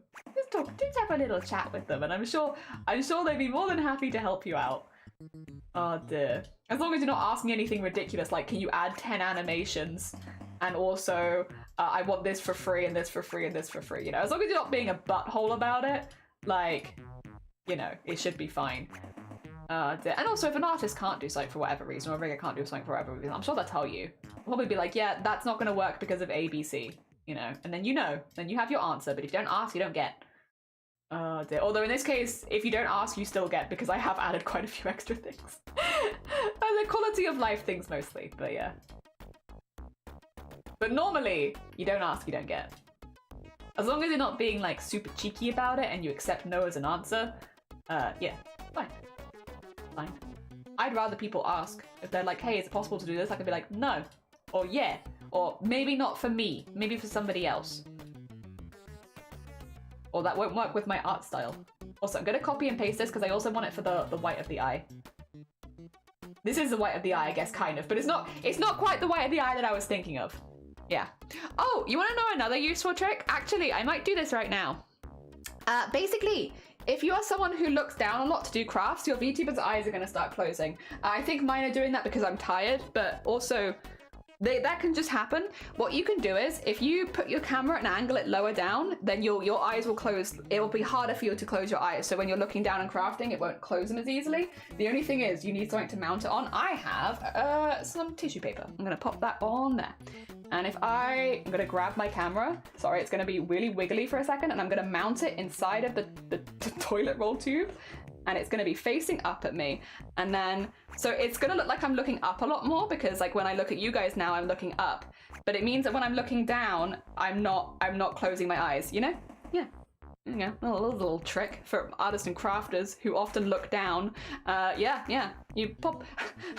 It's very professional looking, see? You just put it in the tube of toilet paper, and then now now when I'm crafting, my eyes won't close as easily. I used to use a candle. Dear. Don't communicate with anyone but artists and riggers. Yes, nobody else. Nobody talk to anyone else. I have successfully updated all the libraries. Oh, nice. Well done, Elise. GG's. Big person use big words. True. Camera magic arms are amazing positioning anything anywhere. What about a toilet roll holder? Crap, what about that? Have you considered the magic that is toilet roll holder? Have you considered it? Can I get you to consider the magic that is toilet roll holder? And putting your camera in it. Very scuffed. 10 out of 10. Very scuffed. There you go. I might as well do those together because they're both eye whites. They were going to both need to be changed at the same time at some points. I'm going to put this as eye white. And then I'm going to put this one as eye yellow, I think, because it's also the eye white, but it's like, you know, a bit more yellowy. Eye yellow. And then I'm going to take eye yellow and have it on magic eye, which is going to be, this is actually going to be a really, really simple one. Magic eye is going to be donk donk, and at this point it's this, and then goes up to that. Okay, and that's it, that's all that changes. And then we have the glow that will come with it, but yeah, mostly just that. I use them to put my microphones, cameras, Steam Decks, fans, and everything else I need in weird positions. I have cut a 2-liter bottle to improvise a microphone stand before my recording vocals. You do what you gotta do. Yeah, it's like you know, it doesn't have to be super professional. And a lot of the time as well, people will use a phone stand, because if you are, I'm capturing my VTuber with a webcam, but a lot of people will use their phone. And if you're using your phone, then you know. You just put a phone stand there. That'll do it. Ah, dear. My camera lives in a pencil holder? Yeah. Ah, dear. Sometimes it'd be like that. All right. That's the eyes there. That's good. We like that. And then I might actually just do the outline of the eye, because this is all eye outline. IL outline. There we go. All the outline stuff. And then we have eye shine, shadow, white lines, white. Okay, these are all a bit more difficult. Well, these all need to be clipped to eye white as well, which is really annoying. Let me grab the eye white mesh as I'm going through this, because a lot of this needs to be clipped, including, yeah, like eye shine needs to be clipped to it, eye shadow needs to be clipped to it, the lines need to be clipped to it, the pupils also need to be clipped to it. So they can't leave the eye white. So let's get that one there, and let's get this one here. Okay. Oh, yeah, that all needs to be clipped, because otherwise the pupil could like, oh, is that the heart pupil? There you go. The pupil could leave the eye, and we don't want the pupil to leave the eye. We want it to stay in there. Okay, there we go. All right. I might also, I don't know if I want it to be quite that low down. I have it quite low. I could. Can I make my camera a little taller? Just a little tiny bit. I wish it was a little bit taller. I wish it was just a little bit taller. There you go. How about that? That's a bit better. Just a little bit taller. Not, I still have to look up to look at you guys, but like, I don't have to look. Yeah, I think I have a bit better range. A lot of pro VTubers use iPhones because they have sensitive, which is great for high accuracy. The other thing is, this is another thing, Crip. The live, the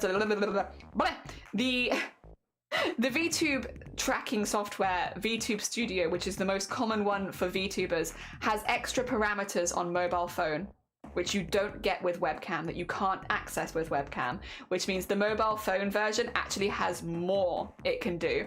So stuff like mouth side to side and X, like mouth X is not possible on webcam, but it is possible on phone because it gives you extra parameters. Yeah, so you can actually have more on phone. Yeah.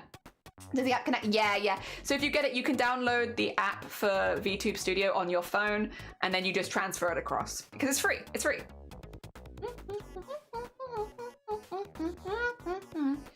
All right, let's see. All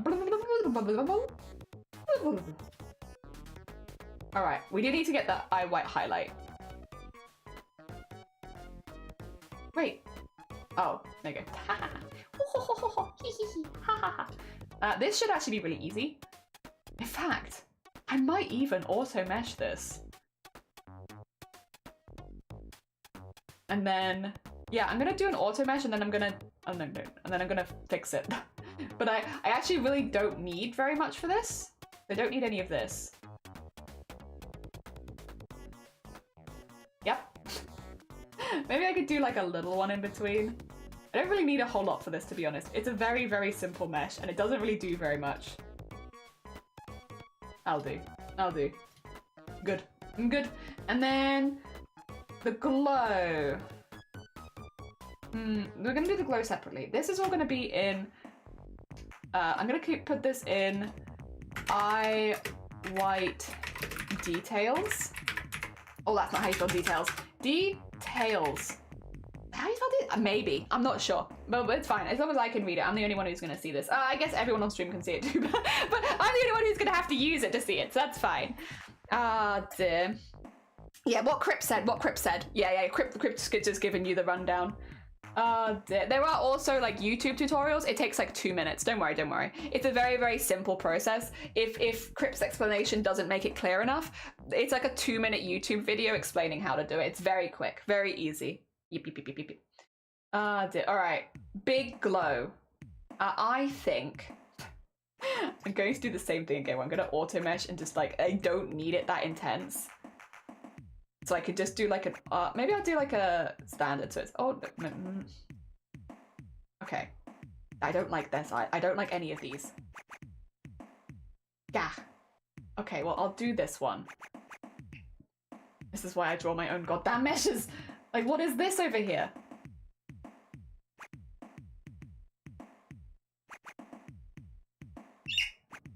I'm like, we don't need any of that. Simply not necessary. Okay, and then...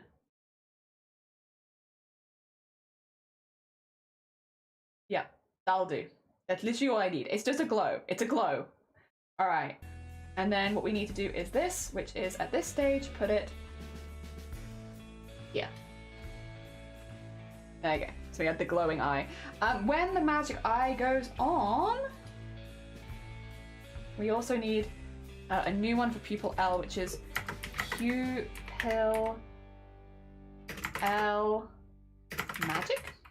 I don't know if I can do this on 2 separate ones. We'll see. Which is basically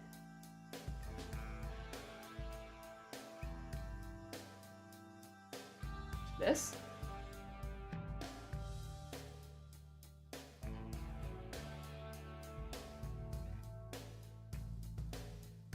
Oh, that seems to be working. You can do magic and heart at the same time, but I think that's okay. Yeah, I just need the pupil to disappear. I guess heart can come in, that's fine. It looks a bit weird, but it can happen. Yeah, I want the pupil to disappear for this one, so that you have like properly like oh, you say that. Bless you, it's very kind of you. Yeah. Crip is very sweet. Crip is very sweet. When they stream, I'm sure they'll be very popular. Oh dear. The ongoing meme. All right, this is gonna go into I glow L. There you go. Break that, and then we have the eye bags and the outside of the eye. So I'm probably gonna be able to make, this is all gonna be, eyelid skin. This is all, the rest of it is now for the outside of the eye more than anything. Yes. Box. What are you doing? What are you doing? What are you doing? What are you doing? Oh dear. I'm very fond of him. Understandable, understandable. Oh dear. Alright, we need all of these. So the eye bags, this is like more of a style thing. So basically, depending on the art style you use, this might not be so much of a factor for you. I'm also realizing my VTuber might be a little large. 2 seconds, let me just make it a bit smaller. There you go. I'm hide in the corner. So this might be different for you depending on how you draw, but because I use a lot of lines like this, they need to be on separate layers basically for certain bits when they move, like blinking. So yes, also thank you for the hydrate and the smash. We might get one eye finished before I end stream today, which is pretty happy with that, honestly. But yeah, we have to do these all separately. They don't need to warp a whole lot is the thing, but they're also gonna make weird meshes because of the shape, so I'm just gonna draw them myself. Welcome to whatever, you know, it's gonna make a weird mesh. They don't need to warp very much. They mainly just move, but if it's gonna make a weird mesh, I'll just make it myself. Oh dear. It's kind of the vibe. Alright, auto connect. But yeah, they don't need a lot because they're not gonna do very much. We just have to do that with all of them now. Don't forget to save. You're damn right. Don't forget to save. Thank you. Thank you. You're right. It's been a minute. And while streaming this with a VTuber active, as well as like the camera and then the software itself, it does in fact make sense to maybe be saving regularly. I don't craft very often, but when I do, it's when I haven't saved for like 10 years, so it makes sense, makes sense. Thank you for the reminder. Yeah, today's going to be a short stream because this is an extra stream. Again, normally I don't do any of this on stream. I'm glad people have felt like they can ask questions about it though, because it definitely makes it feel like more worth that I've done this. Normally I never stream this bit. This is not a part of the process that I ever normally have an interest in streaming, just because it feels very repetitive and monotonous, and I feel like it could maybe put people off becoming a VTuber like this rather than getting them into it. So again, normally I do not stream this. So I'm glad that it's given an opportunity for some people to ask questions about stuff, because yeah, definitely makes it feel more worth it to do. I'll probably continue this off stream later and get like a lot more done. But yeah, no, I'm glad that it's people feel like they can ask questions and stuff like that about stuff, because yeah, there really is no stupid questions, not when it comes to stuff like this. It's very obscure and different, and you know, it's got a different skill set to most other art programs, so if you haven't used it before, like, it makes sense that you would have some questions. Like, genuinely, it's a very weird one. There we go. I find it interesting. I'm glad. I think for me, it's like, I find the why interesting. The doing it itself is like not super exciting, but I think the why you do it can be kind of interesting. And like, yeah. But the doing it itself, maybe not quite so much. Dear. The other thing is, if you watch somebody else doing the same process, it might be for completely different reasons. Because, yeah, depending on how you like to rig a VTuber model and like the stuff that you like to add.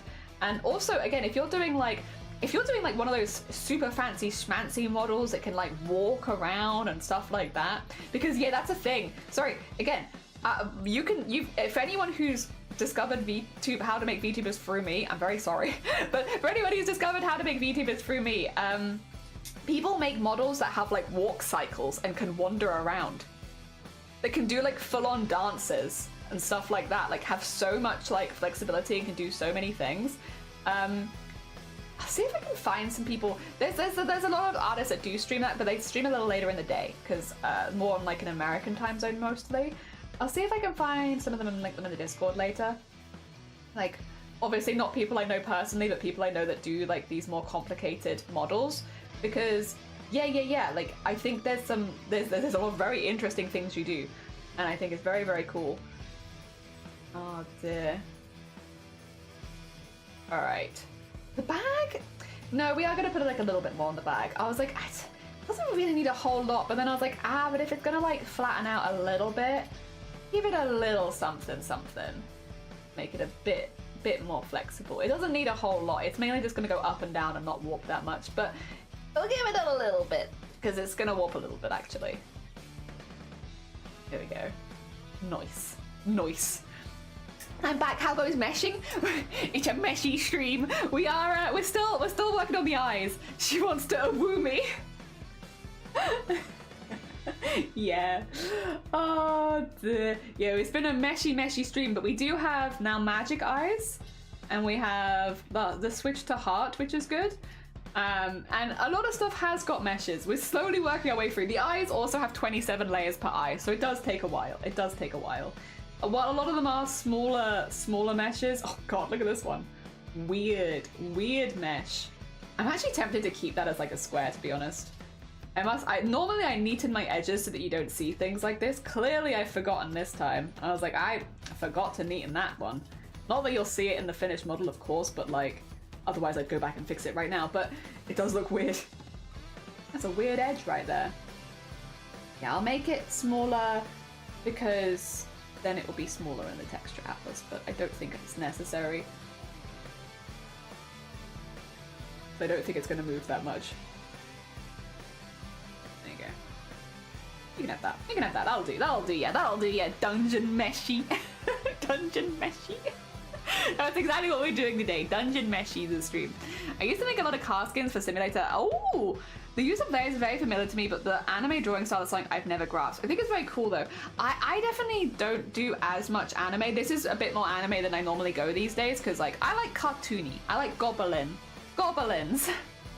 Goblin art style. But like I try my best to like kind of mimic the style of the art that was given to me as a reference. Not exactly. Like mine is definitely still a lot more line work heavy. But it was fun. It was still fun. It was a fun challenge. Oh yeah, the scar is probably going to have to stretch for like eyebrows up. That is one thing about the model I'm currently using. Doesn't have eyebrows. Has other ways of emoting, but does not have eyebrows. Where is this one? This one definitely do be having eyebrows. So we'll have to factor that in. But no, I think I do like the more anime style for VTubing, and I think it does work really well because it's an animation. You've seen that style of animation before. So when you're seeing a VTuber moving around and being very animated, it feels like it fits when it's in like a slightly more anime-ish style, because it's like, yeah, that's an art style that I recognize with animation. You know, I put those two together in the same basket. So I think it does look really, really good. But yeah, it's definitely not so much the art style that I've gone into, which is a little bit more cartoony. Toony. Ah, dear. Big round eyes. Teeth.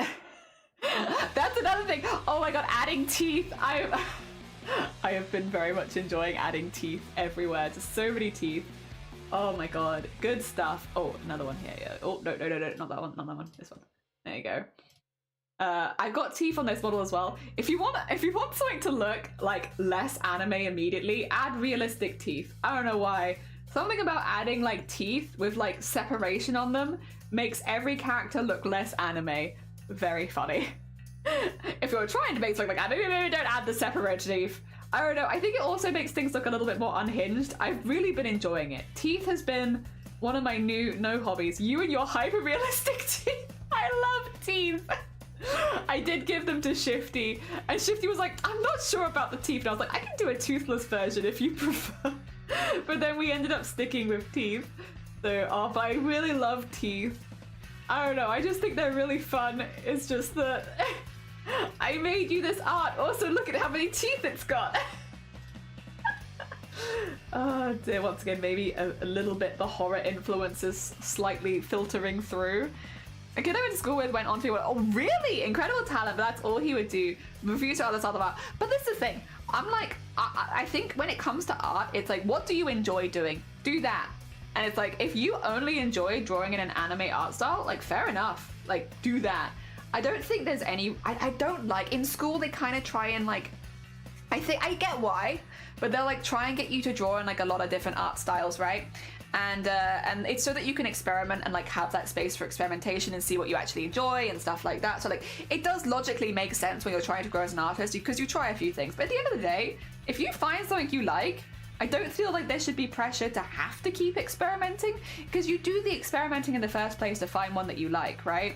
It's just if you find it earlier, why not? Some people, they'll like do watercolors one time and they'll be like, yep, this is it. This is what I've been looking for. And that's all I want to do for the rest of my life is watercolors. And it's like, fair. I mean, personally, that sounds like hell to me. But like, if you want to do that, if that's the art that you found that you really enjoy, I'm gonna come back to grab those little bits, by the way, so don't worry, I'll come grab them. But yeah, like if that's the art that you find that you really enjoy and gives you get the most out of, why not? Why not? For me, I think last year was like a really fun year of discovery of the stuff that I actually really enjoy drawing and the stuff that I want to draw more of, and my art style's definitely been developing much quicker since finding that, and I'm very happy about that. Because I've always wanted to have an art style that I feel comfortable drawing in that also makes me the art that I want to see, and last year felt like, and I've been doing art for a while, bear in mind, not so much digital art but like art in general. I've been doing art in general for a while, and I feel like last year was the first year where I was like, yeah, I found it, this is what I've been wanting to do. It just took a really long time, but I'm very glad for it because it's been really nice to like have a style to fall back on that I really enjoy, and I'm sure that it will keep developing as well and changing over time because I'm still pretty new, and digital art I'm still very new. I'm 9 months in basically to practicing digital art, so like I'm very new there. But yeah, no, it's been really, really nice, honestly. Very, very fulfilling. I'm happy. It just took a minute. Poor Shifty getting gifted some teeth. It's just to fit so many teeth. I did fit a lot there is teeth in this one, but they are not as intense. Also, the more blush, I can move that for now. Come back for that. I want to show the teeth. Oh, damn it. Base blush, why are you like this? Fine, I'm gonna get the... Where is it? Where's the skin? Where's lip skin? I require lip skin? There he is. I did simple teeth. Look, very simple. Not too dramatic. That when they show, they're like, they are there, but they're not too much. There are teeth in the mouth. Ah, dear. I'm just not quite there yet, you know? Face lines. These are face. Eyelid. Okay, where were we at? We were at eye dash we've done. Okay, no, we've not done eye dash. Let's do eye dash.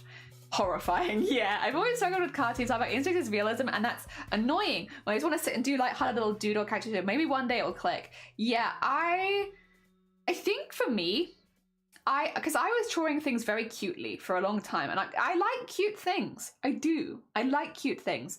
And I've been trying to draw cute things for a long time because I enjoy partaking in the cute stuff. And I have a lot of stuff around me that is cute.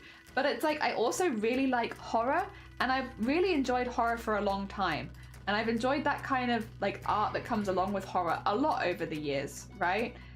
So I think when I started maybe looking more into that and trying more of that and doing more creatures and stuff, it really clicked. I was like, oh, this is what I wanted to draw. I see. Yeah, and it definitely felt like a light bulb moment went off, and it's like, oh, that's what I like. Shoot, no wonder nothing ever looked quite right. Like every time I draw something, I'll be like, yeah, it's what I drew, but like it's not right. Something's not right about it, and I can't put my finger on it. And definitely there's also like, I do need to practice more like proportions and different more expressive angles and poses and stuff like that. Like, don't get me wrong, I got a lot to practice still. Like a lot to practice. I still have a big list of things that I want to check off, of stuff that I want to do better at. But I think the base style coming along in the direction that it has makes a lot of sense, honestly, if you look at the media that I've consumed a lot of, which is a lot of horror. You know, it's actually pretty much, like, I've probably consumed about as much horror as I have basically every other media combined. It makes a lot of sense. So yeah, it just took a minute. But then if you were to like be like, Jelly, draw something cute or draw something like realistic, like, you know, I'm gonna find that much harder. And it would also be like stretching myself in a way that I don't normally like to draw like that.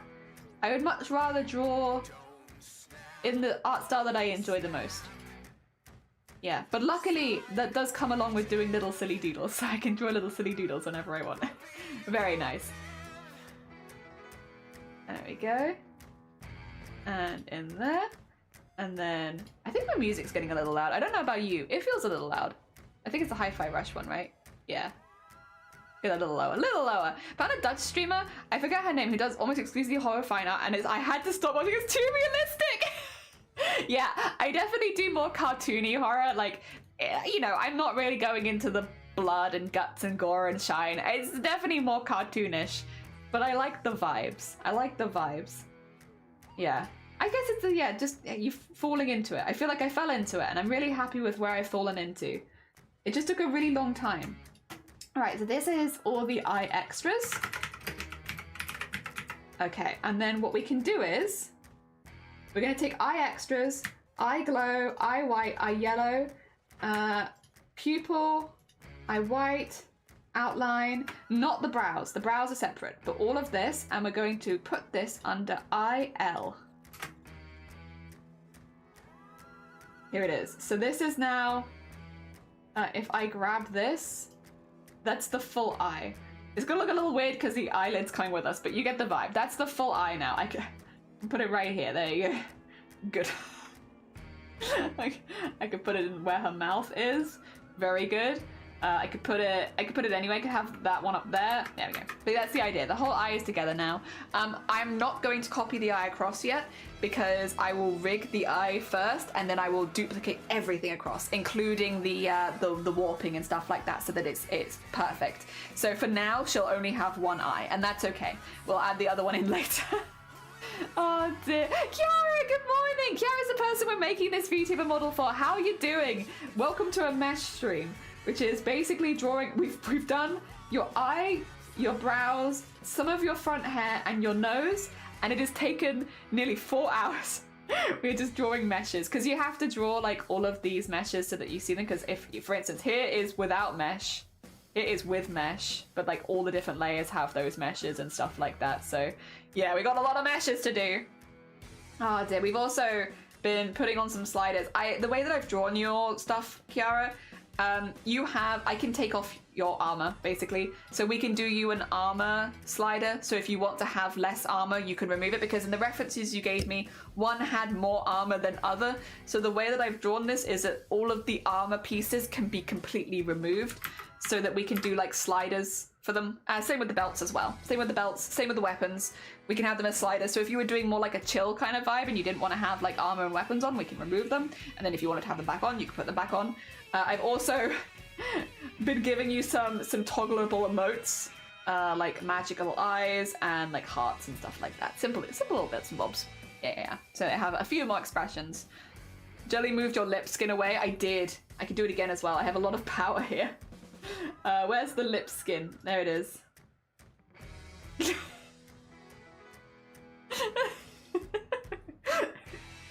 There it is. There's your lip skin. The thing is, it's not gonna move like that. It'll open up from the mouth hole. It's not just gonna be like. Oh dear, that would make no sense. Oh dear. Fish, welcome on in. I hope you're doing well. Yeah, we're making another model. So this is only the second model we've made since getting a drawing tablet. Very exciting. I've been really looking forward to making another one though. Dear. Yeah, no, we've got all of these as toggleable layers. So we have like a change outfit one basically, which is going to be to remove all the weaponry. I'll probably leave like a belt here and like, but I'll be able to remove all of the weapons and such. So if you don't want to have weapons on, you don't have to have weapons on all the time. I think for the most part, you won't be able to tell a whole lot because, you know, if you have it from the waist up, which a lot of VTubers do, you won't see it. But it's there. It's there, and I can do it because I've already drawn it. Oh dear. All right. How are we doing on layering? Okay, we've done eyes. Technically, we've done both eyes. It doesn't say that we have, but we have because we'll duplicate it across. Other eye is just there. Face. Oh god, yeah, we have all the we have the mouth stuff as well. Mouth stuff is tricky. I might actually skip the face outline and do the meshes for the mouth really quickly, because that requires a little bit more explanation as to why I'm doing certain things, and I feel like that could be a little bit more interesting for anyone who is looking to make a VTuber model, why we do certain things. So for instance, I also have two mouths. See this? Because we have a top lip, bottom lip. So the way that we do this, we're going to draw it. Basically, this mouth needs to be able to stretch and hold its form, because at the moment it's like that, but it's going to go up. So like for instance, let me show you my VTuber model and you'll see what I mean. Zoom in for the people. Show them your mouth. So it's all the same line, but you see how it's like moving a lot, and especially when my mouth is open, it's like it goes from like a little one to like a, so it stretches a lot and it shrinks as well. So it needs to be able to stretch and shrink and not lose its like form too much, because otherwise it will look weird, especially since I use lines as a big part of my art. The line needs to look consistent and good. So we're going to basically be doing a mesh, which means that it can stretch widthwise as well as lengthwise, without warping too bad. And also it's going to need a lot of points, because if I don't use enough points, it's going to become very triangular. Yeah, top lip, bottom lip, cardboard box. Exactly. Couldn't have put it better myself. All right, let's put that back down there. There you go. Get back in the corner, me. So this now has, get rid of that. So first of all, I am going to do the normal one, which is to do a line around the outside. And we're going to keep it quite tight. The other thing is, I really want to match the inside and the outside. So we're going to go quite tight on the inside, because this is already bent upwards, so that if we bend it in the opposite direction, that it won't look too weird. I'm gonna be careful. I'm gonna be careful and think about what I'm doing. Mouths, I think, are like one of the hardest bits, to be honest, at least in my opinion. Everyone's different and probably struggles with different bits, but for me, I think mouths are one of the hardest. Again, could be because my art has a bit more of an emphasis on lines, so like if the line starts warping and looking weird, that's a real no-go. There we go. Let's try and keep them relatively similar distance apart. And then we're going to do the same amount. So now I'm going to match, basically. So it's like one, this one needs one, this one needs one, this one needs one. And we're going to do the same amount on both sides, so that when it stretches, it makes sense and doesn't buckle and make weird triangles. Go. And here, here, here, and here. And we can just neaten that up a little bit. So move that in a little, move that in a little. That looks okay. So this can now stretch widthwise pretty easily. I wanted to stretch height-wise too. So I'm going to move this to here. And we are now going to do a first one, and then we're going to put it in the middle of the squares so that it becomes like a diamond. Hopefully. The whole way along, lots of little diamonds. There we go.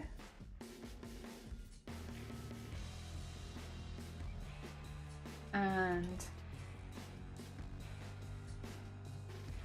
so, okay, so now there's diamonds. Can you see that? Maybe if I auto connect it. There you go. You kind of see the diamonds going the whole way around. And what this means is, actually, let me just really quickly copy this mesh, because I'm going to want it on the lower lip as well. Just edit, copy.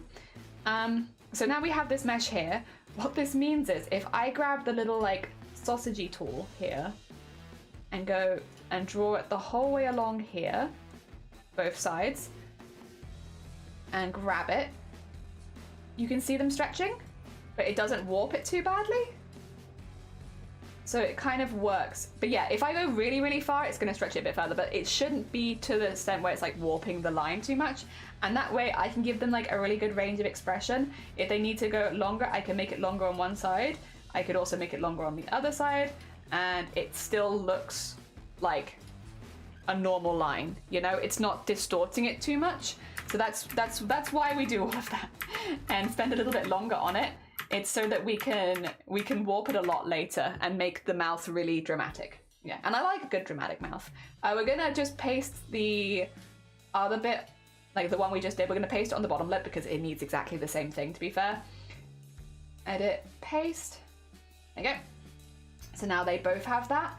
We do have the lip line, which I'm actually going to leave like that. I know, very late. Actually, no, I'm not going to leave it exactly like that. I'm going to leave it a box, though, because this shouldn't warp at all. Should just move. I'll make it a little smaller, but like that's fine.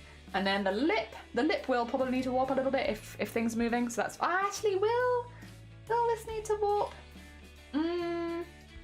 Maybe. Go on. Fine.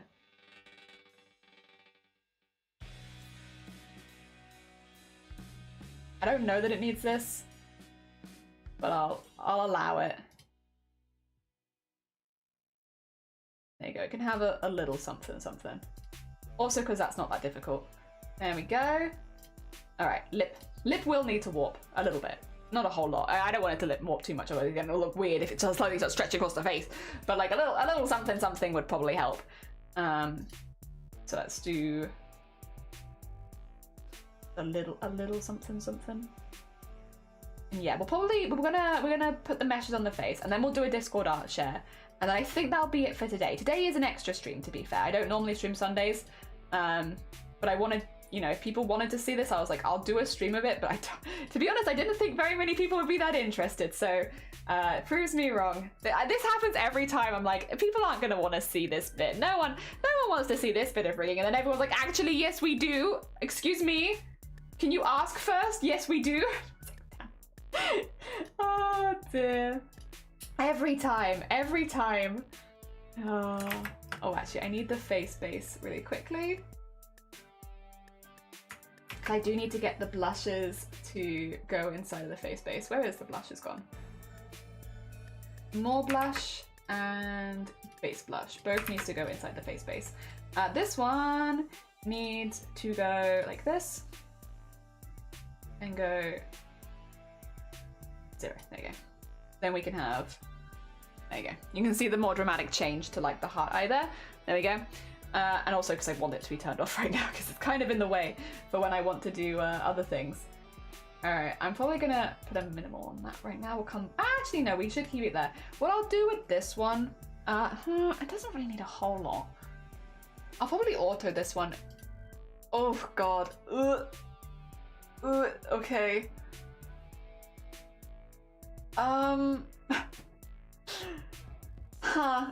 Okay, well, I might fix that up actually, because that's kind of ugly, isn't it? Oh, I hate it when it does this. Oh, let me just... Yeah, it's a bit ugly. Let me just make it a bit more manageable. You know, sometimes you just want to use the auto mesh and get something over with, and it's like, no, this is why, Jelly, you draw all of your meshes, because if you don't draw all of your meshes, they look weird. And this still looks weird, to be honest. That, and then that. Yeah, this still looks weird. I still don't like it, but it's better. It's slightly better, at least like consistent-ish. All right, get that in there. Base blush as well. I'll come back for that one because it's not, I want to do the mouth. I said I wanted to do the mouth and I do. So I have this skin on the mouth separately to the lip because it means I can warp things easier. I used to attach the lip to the upper like mouth skin and the same on the bottom. And the thing is, when you then stretch that skin too far, the lip line also stretches and it looks very odd. So these days I have them as two separate ones, which I think a lot of people have done for a while anyway. Like I'm not treading any real new ground there. But yeah, so the lip skin or the upper mouth skin is separate now to the upper mouth, and the lower mouth skin is separate to the lower mouth.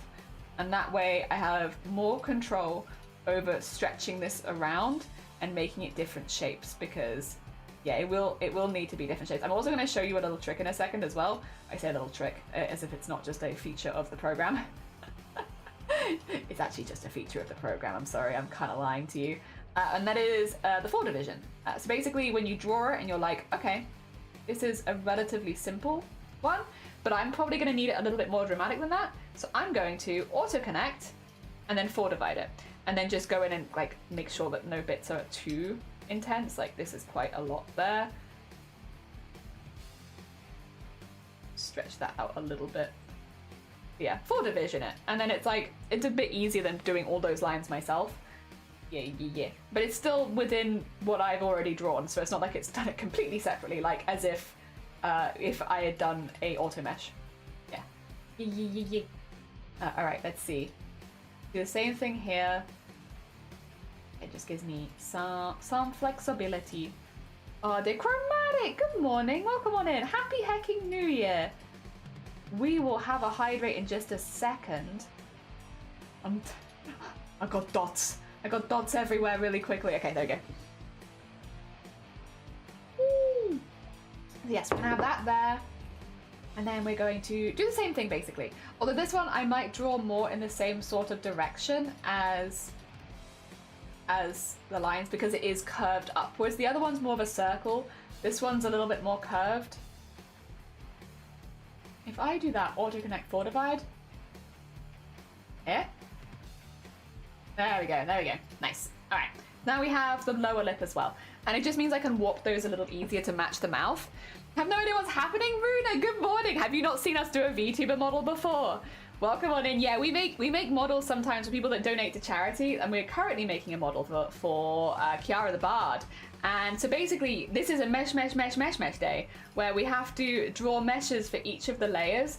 You can auto mesh again, like it is an option. You can auto mesh. It's just it doesn't look so good, and I want my models to have a bit of pizzazz. But basically, you can see one on screen right now because I'm piloting a model at the same time as making one for anyone who is a bit newer to VTubing. This is a VTube. Here's one I made earlier. So it's tracking my face movements, it's tracking my head movements, it's tracking where I'm going so I can... It is mirrored, which is why it's like backwards of me. But yeah, it's tracking like my movement and all of that kind of stuff. Some people prefer not to show their face on stream and then they use a VTuber model instead. And what you are watching right now is the process required to making one of those VTuber models. It is a very labor intense... It's a labor of love. They are labors of love, but then all VTubers are labors of love. There we go. We don't need much for the teeth because the teeth is, it doesn't move. Well, it does move, but it doesn't, warp. I never paid attention, unfortunately. No. Oh, no, you're fine. No, I don't mean it like that. Sorry. No. Life happens, and I'm glad that you are busy. Everything is good there. If you haven't seen a VTuber model before, this is going to be a bit of a weird stream to come into because this is a stream that has been specifically asked for by people who have watched me make VTubers because normally I don't do this bit on stream. Yeah, that's all I meant by it. It's a bit of a weird stream to jump in on for the first time if you haven't seen any of the other bits, because I would never normally show this. So not in like a bad way, like not because this is like what do you call it? A bad thing to show on Twitch. It's just a bit boring, I think, a lot of the time. But well, that's what I thought. A lot of people have come in and have asked a lot of questions, which has been really, really good because I thought people would be very, very bored by this. But yeah, this is basically when you're making a VTuber model, you separate your art into many, many layers so that it can move with each other. And yeah, that's basically what we've done. We have... Actually, I might put a... There you go, you can have like this. So yeah, you make a model with lots and lots of different layers, and then all the layers move together to make a moving model. And you can see a moving model on stream right now because that's a VTuber we made previously. But yeah, normally I don't show this bit just because it's I always thought it was a bit boring. I still think it's a bit boring, where you have to draw all of the meshes yourself and stuff. I'm gonna do it like that. This isn't gonna... Whoa, actually no, this is gonna move, isn't it? Oh, I'm being an idiot. No, this is gonna move. What am I doing? People probably like, Jelly, that's your back of mouth. Back of mouth does move. Ignore me. Because yeah, if I do like a smile, it needs to curve upwards and stuff like that, doesn't it? Ignore me, I'm being a silly. This one needs a proper mesh. I got too comfortable because the teeth doesn't need a proper mesh. This does. Yeah, righto, yeah. It's a weird one. crocheters that take 3 hours to make a piece of cloth photo that isn't boring. You cute. The screen is like, the streams are perfect for external motivation. Oh, I'm glad. Yeah, no, I think it is kind of like, you get into your head with it, right? Where you're like, this isn't going to be very interesting because it's just the same thing over and over and over again. But at the same time, if somebody is interested in it, they'll probably be interested in the whole thing. Basically, I underestimated people, again, where I was like, I don't think you're going to enjoy this, so I'm just not, I thought I was saving you all from it. I was like, you know, good guy Jelly, I'm going to make sure that you don't have to watch this because you're going to find it really boring. And I'll do it off stream so that you don't see it. And then everyone's like, no. I want to see it. It's like, damn it. I've been hiding this off stream for years. What do you mean you want to see it? One of those. All right, that is this one, this one, this one, this one, this one, this one, this one, this one. This is mouth. So you can see all of the different layers. I'll show you in a second, actually, because I can show you everything we've done so far today. Because I'm pretty pleased. Again, I will probably take a break from this in a minute because it's a lot if you do it back to back. However, oh, what? Look at that! So, if anyone, if you haven't seen, this is the meshes we've drawn today. They're all layered on top of each other, which is why areas like the eye are so intense, because that's mesh on top of mesh on top of mesh. But here are the meshes I drew by hand today. Because I'm drawing all of my meshes myself. Here they are. Yeah. Oh dear. It doesn't look like a lot of work until you highlight it all, and then it's like, huh. Huh. Can never be bored. Oh, bless you, sleeves. I'm glad. I always tell people nude makers are crap. The best way to watch is to have a little conversation and go into your own thing so you have a feeling of doing something together. Yeah. It's like, and I think, you know, if I don't say it out loud, sometimes, especially with stuff like this, the stuff I'm doing just looks really weird. Where it's like, what are you doing? Why are you doing that, you weirdo? That's a weird thing to suddenly do. But there is reasons, and I'd rather say them. And also, then again, if anyone was interested in making themselves a VTuber model, they'd kind of get the thought process. But yeah. Welcome to what we've done this morning. Dots. So many dots. Look at all the dots on the eye. Do you like this? do you like all of these dots? I drew those for you. Yeah, this is where we're at. But actually, I'm really pleased with this. You do expect a lot more around the mouth and the eye. Yup. That's a lot of dots.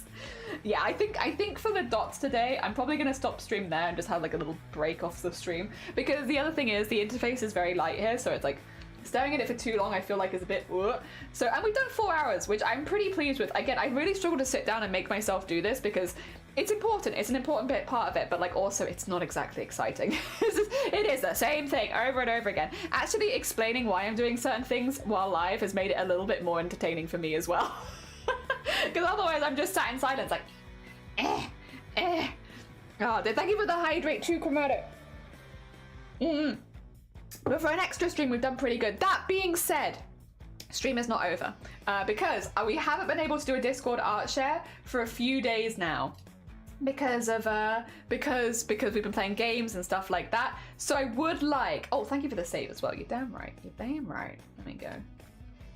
Hell yeah, thank you. Yeah, I would like to do Discord art, just making dots in silence. Yeah, just making all of the dots. Save. It tells me to save my work because goddamn, you do forget, especially when you're streaming. All right. I bring you to here. My VTuber!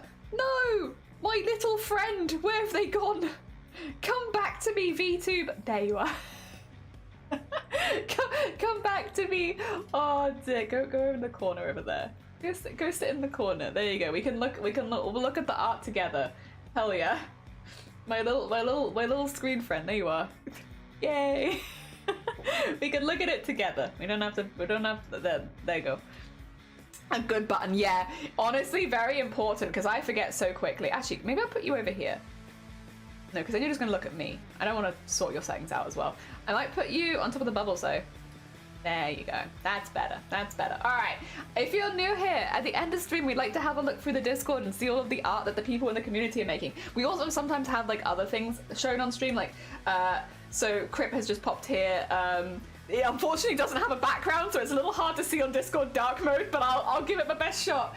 They have like a curve of like beginner to expert, and it's it starts with beginner where it says collaborative what, and then it goes up to easy, I got this, and then it goes down because there's more to this than I thought, and then I'm never gonna understand this, and then it's starting to make sense, and trust me, it's complicated, but I know my limitations and I learn with every iteration. Good knowledge curve. Good knowledge curve. That definitely is how it feels like making VTuber models, like 100%. Oh, don't reply to them. Like, you don't need to respond like that. You can put 100% on that. No, not hype, not hype. 100. I swear to God, Jelly. 100%. That's what I wanted to put. Jesus Christ. I just wanted to agree. That's all I wanted to do. All right. We will come back to pets and animals, by the way, because pets and animals is what we like to finish with. So we'll go down to general crafts for now, and we have stuff from a couple days ago because I'm a couple days behind on Discord art shares, and I've been really good, and then I've not been looking. All right. We have from Squid doing this to start the day. Oh my God, is that a little sushi hut? Oh my God, that's so cute.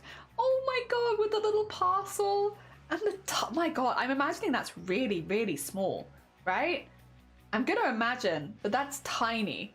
Whoa, it's so cute though. Oh my God, let me go. I'm gonna put that there better. It is, I'm gonna do more tomorrow. It's so small and so cute. Oh my God, so dang tiny. And then we got, oh, you cleaned the attic. Now it's clean to do more crafts this year. Do you craft in the attic then, Anime? Oh my gosh. Oh, lovely. Oh, I love all of your storage. All of your shelves. Storage is very satisfying. Oh my God. That is some good storage right there. Oh, and you got like a little ironing nook. Oh, I'm quite jealous actually. This is lovely. Oh, what a lovely craft attic. Oh my gosh. Very nice. I'm very jealous of all of your storage solutions. I'm very jealous of all your storage solutions. I want it. Yeah, I want it. Crafting attic. Hell yeah. Very cool. Also, well done on the cleaning. GG's, Anime. We're gonna go down and see what Atlantic has posted. Oh, a photo dump. But I did this. Okay. So this is we're gonna start from the beginning. So here's the plan, which is to have some rainbow lights, a light, and then the bed here, I think. And then here is, oh my God, here we go. Here is the materials. All right. A step by step. Okay, is that the headboard, I would assume? Maybe a headboard? Like a cushion something or other. Yeah, that to me looks like a headboard. Hell yeah, there's a headboard. Okay, that's the first photo dump. And then we have the wall mounting, maybe? I think that looks like a wall mounting for the headboard. Yeah, okay. There it is. Very nice. Okay. Oh, and there's the rainbow lights. Oh my gosh. Wait, it's all coming together. And there's the... Oh my gosh, all coming together. I love that. Plan to reality? That's very satisfying. Like, this is the plan, and then this is how it turned out. That's really good. That's really cool, Atlantic. Well, hecking done. That's a huge project, but really, really fun. I also love the format of like seeing from the very beginning to the very end. That's very hecking cool. I love Goose. I love Goose too, and Fox. Very, very good. Hell yeah. I see it. Yeah, there's a goose in there. There's a couple of geese in there, actually. It did this. That's really cool. Amazing. Yeah, genuinely, that's incredibly impressive. And looks really nice as well. Also, just making it yourself is very cool. Also, Lovey is doing a subathon right now, and they're doing a lot of crafts. And they've been making these chokers using needlepoint lace, I believe is the term. It's creating lace, and then you like pin it as you go down, and you like weave it. It's complicated but cool, and they've been doing that, and it's very heckin' cool. I'm assuming we might even have a picture, because I think they said they finished something. We might have a finished picture of this a little later. Very cool though. A lot of bobbin lace, not needlepoint lace, bobbin lace. It's called bobbin lace. Ignore me. I was like, these are called bobbins. Yes, and it's called bobbin lace. Yeah. It looks like it is bobbin lace, not needlepoint. Ignore me. Dear. Oh, tool cart is done. Needs a few reinforcing brackets and a few bits, and then it's good to go. Very nice, Crip. Oh my god, so organized. The drawers in these have like bits cut out where the tools fit in perfectly, and it's very satisfying because we saw this before. Really nice. Really nice. GG's. Well heckin' done, Crip, on all the hard work as well. Yeah, there we go. I thought we might have some pictures of updates from Lovey. Look how beautiful this is. Oh my god. So pretty. That's another tatted. Is that tatted or that needle? No. Wait, is that needle? Wait. Is it bobbin lace or tatting? Said to me earlier he might stream later. Oh yeah, because yeah, you've both been sick, haven't you? Also, the star on this, the bead colors, I really love the yellow ribbon down it. It's really striking and really, really contrasts nicely. That's beautiful. That is absolutely beautiful, Lovey. That is so delicate and pretty. Here's the update. I was going to say, did we have an update on the bobbin lace? Yes, we have. Yes, we have. Look at this. Look at this. Oh my gosh. The hecking... It's so small. It's so small and so detailed. I mean, that is what bobbin lace is like, though. Very, very... It's very intimidating as a craft because it's so small, but it's so cool. Like, watching someone who is able to do it is like, whoa, so cool. And the choker as well is absolutely stunning as always. Really, really pretty. If we nip down, oh, from DVL. Okay, start to finish. Oh, we have another one. Oh my God, hell yeah. Okay, so we have our design. We have it traced onto the fabric. Here it is, ready to go. And then we have, oh my God, look at all of the embroidery. Oh my gosh. Oh, that's so well done, DVL. That's so well done. Oh my God, I love the start to finish of like where it's at with the embroidery. I think that looks really, really nice. Really, really nice. Oh my God, the fact that you've managed to do such a detailed face as well is really impressive because I do embroidery. That's what the craft, you can see it going above my head. That's not easy. That is not easy to do such a detailed face and keep that integrity on the face like till the end. That's really impressive. Really, really impressive. Like genuinely very well heckin' done. If you've never tried that, it might not seem that hard, but that's hard. Oh dear. I cut it out and do a whip stitch around the edges. Look at them. Look at them, the whale shark. Listen, maybe biased. Where are they? Wait, show them. Oh, you're too, oh wait, there's one here. Might be biased. I love whale shark. I have many a good whale shark. They're very good. And they have very nice spots and they're very cute and very, very sweet. I love them. I do love this. Very heckin' cute. Really, really cute. Oh, they're awesome. Yeah, really, really cool. Really, really cool. It just looks really good. And I love that you've used like the knots. I think that looks really, really good as a spot on the back. Looks really, really nice. If we nip down to the art category now, we have from Anxious. A doodle page? I love a doodle page. Okay, so, oh wait, are you doing a doodle a day? I've been doing, okay, so not quite as I used to, because these days I do a lot more art on stream, but I was for a whole year doing a doodle a day, and I did a doodle every single day for a year, and it really, really helped with developing the art style, because you're kind of like forced to keep trying to make things, and I did that from 2022 to 2023. No, or was it 2023 to 2024? No, 2023. The year 2023 is when I started that one. Yeah. And then last year I did it more like on stream and doing more bigger pieces of art as well. So 2023 is when I started. All traditional as well, so I all did it in a sketchbook. I mean, I still have some, because last year I kept the sketchbooks. I have another one somewhere. But yeah, I kept the sketchbooks where I was doing the art. I have this one. This one's the newer one. There's a third one somewhere. Because yeah, this one's got all the new sketches in it. Yeah, I still do these. I just don't do them every single day if I've done more digital art now. I just don't know where my third one is. There should be 3. One of them, the oldest one has disappeared, which makes sense because I haven't used it in the longest. Very hecking cool though. Hell yeah. It's a big commitment, but it really does help. And then we also have from Anxious, this could be a PNG tuber because you have the mouth open, mouth closed. So like going between them, yeah. You could have this, or you could have it as a reactive image as well. Reactive would work too because you have mouth open, mouth closed. Yeah, sorry, you can hear my keyboard spamming, but yeah, you could use that as a reactive for like Discord if you're in a Discord call. You could use it as a starting of a PNG tuber because PNG tuber can be as simple as complicated as you like. Very heckin' cool. Well heckin' done, Anxious. That's very cool. Honestly, ties in really well, wildly with what we're doing today, which is very cool.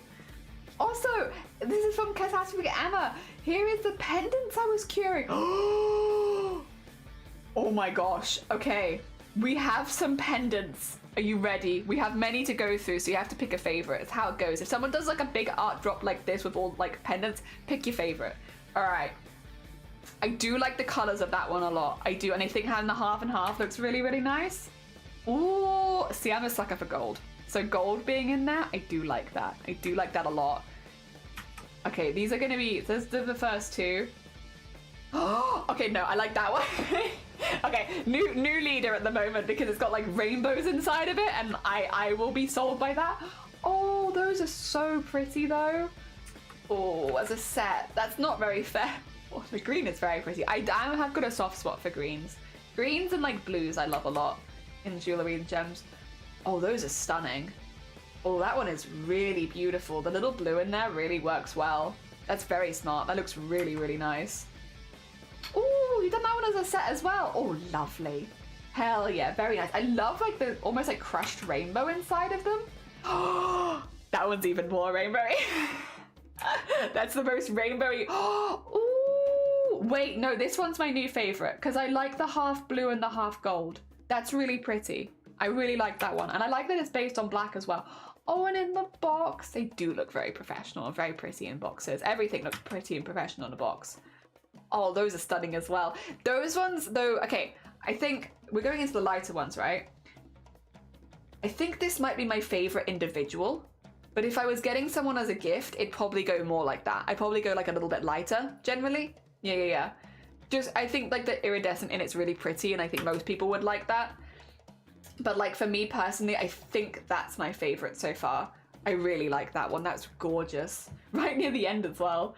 Yeah, that one's just really, really pretty. Also, oh, that's stunning. That's really, is that like a paw? Like a pawed thing? Oh, and an iridescent one. I feel like Prism would like this one. I think Prism would like this one. Oh dear, very hacking pretty. Oh, or this one. This one more, yeah. This one more.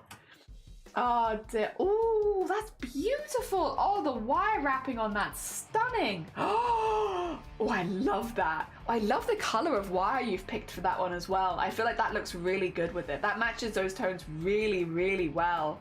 Oh my gosh. Oh, another one. Wow. Oh, I like that you've gone a little bit more yellow gold with that one. I don't know, between the two. I do like that one. I do like that one a lot. That one's also very pretty though. Damn it. They're both lovely. Ooh, and then we have, okay, so I think these are these paws? Also, yeah, wait, welcome in again. Welcome back. Are these paws? Like you've poured the paint? That one's beautiful. Ooh. Oh, I love that one. I like that you got some lighter bits in there. That looks really, really good. Yeah, paw paintings, they are. Okay, I wondered, because I was like, they look like paws, but you're never quite sure how something's been made. Because, like, yeah, this one was like, that reminds me of a paw, but I'm not sure. And then we have, oh, okay, like a chest of things? I can't say that I know what these are, but the outside of the chest looks very pretty. Or, case, not chest, what am I saying? Outside of the case looks very nice. Ooh, that's very cool. New Revolution, company, ooh. That's really cool, actually. That's very beautiful. Is this like pages of a book that have been made into like a case? That's very hecking nice. A lovely idea as well. It looks really good. That outside is very striking. And then we have some more beautiful wire wrapping. Like, look how pretty. Look how pretty. Oh my God. Absolutely gorgeous. Really, really, really beautiful. Really beautiful. It just looks so nice. Oh, a mosaic. Who was doing mosaics recently? We had another bean. Was it Reva? Someone was doing mosaics recently. And I was very impressed there as well, because this is not something I've ever done that. Been mod podged together on a wooden case. It looks really good. It's very striking. Hell yeah. Avocado.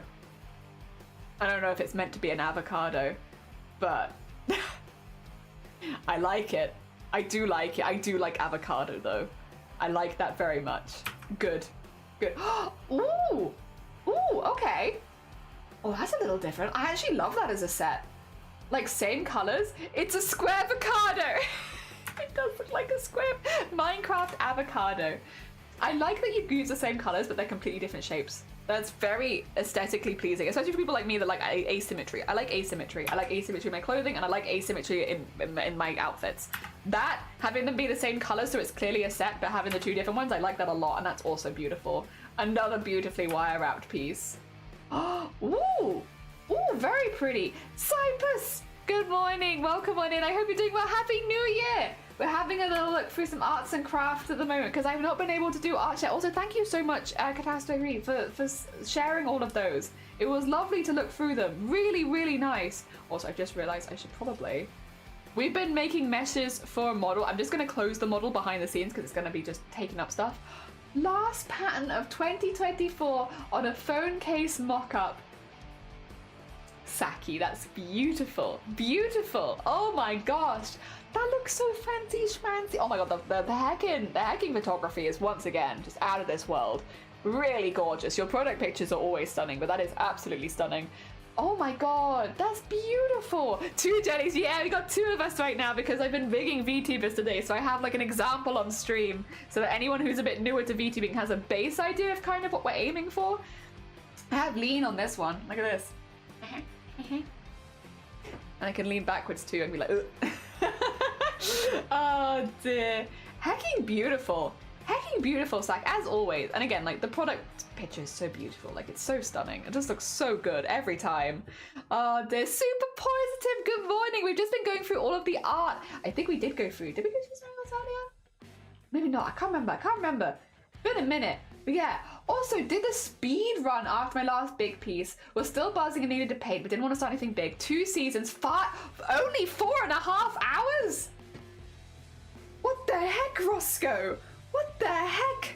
Oh my gosh. Oh, the water is beautiful. I love the pinks in that as well. Very, very pretty. Those mountains look stunning. Dang! Yeah, it's like, what the heck? 4.5 hours? This, you mean to say this didn't exist at the beginning of the day and it now exists at the end? What the heck? Oh my god. That is beautiful though. The tree and like the shine on the bark of the tree is stunning. The mountains look beautiful. I love the pinks. I think the pinks really lift it and look really pretty. I love the deep blue at the bottom as well, kind of matching the sky. Really beautiful, really beautiful, really bright uplifting piece. I like it very much. Hell yeah. Oh dear.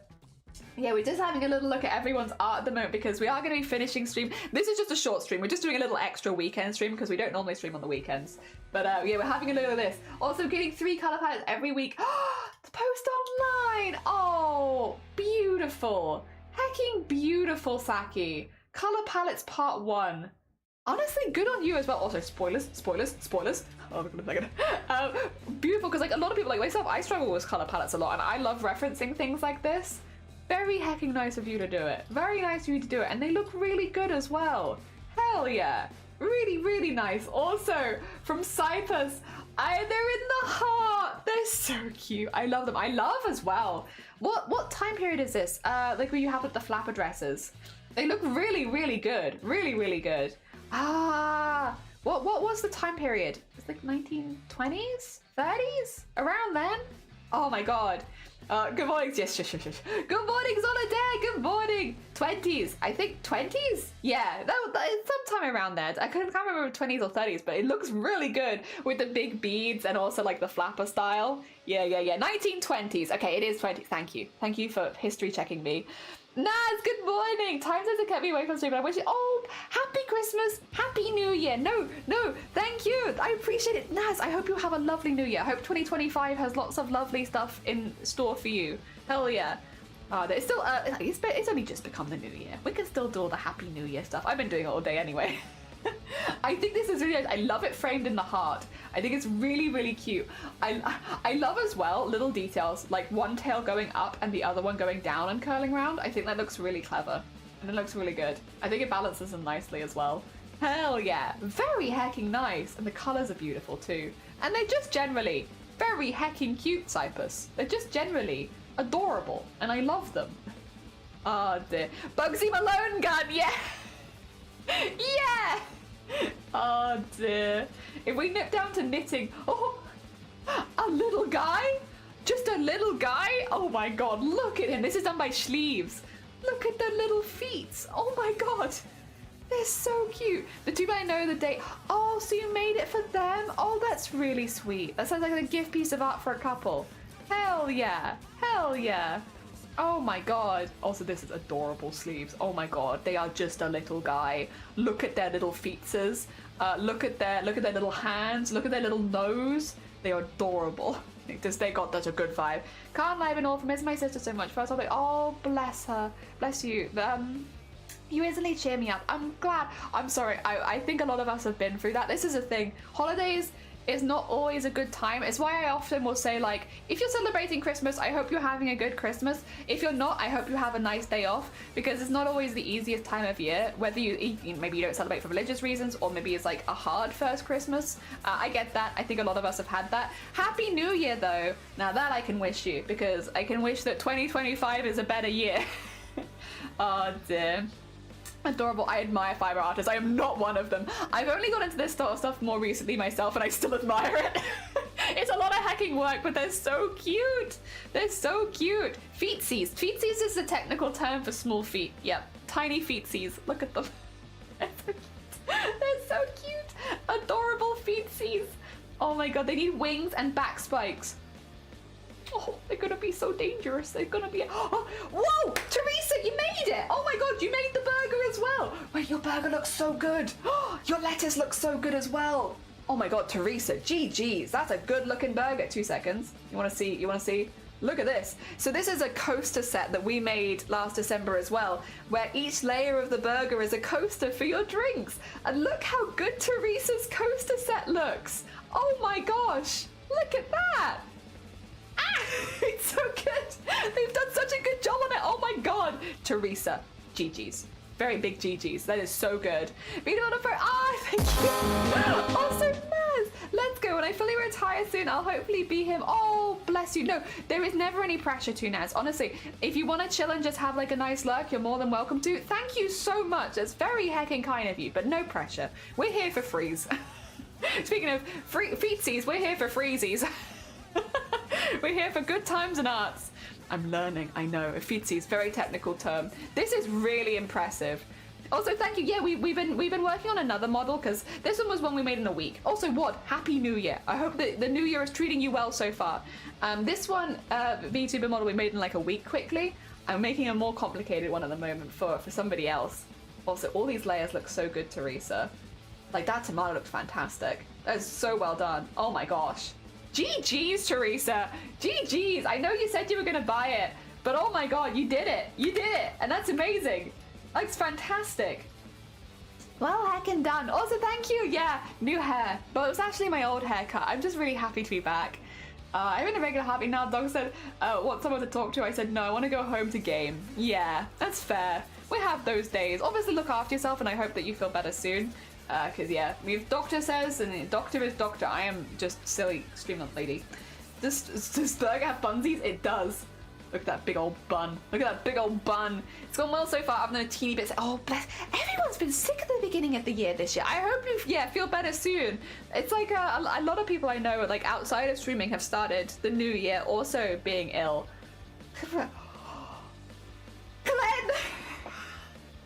It's so vibrant and so pretty. Oh my gosh. 1 week's incredible though. Thank you. Yeah, I've been making VTuber models for a few years. For a long time, it was the only digital art I ever did. I was like, I'm just gonna make a VTuber model because I like rigging things.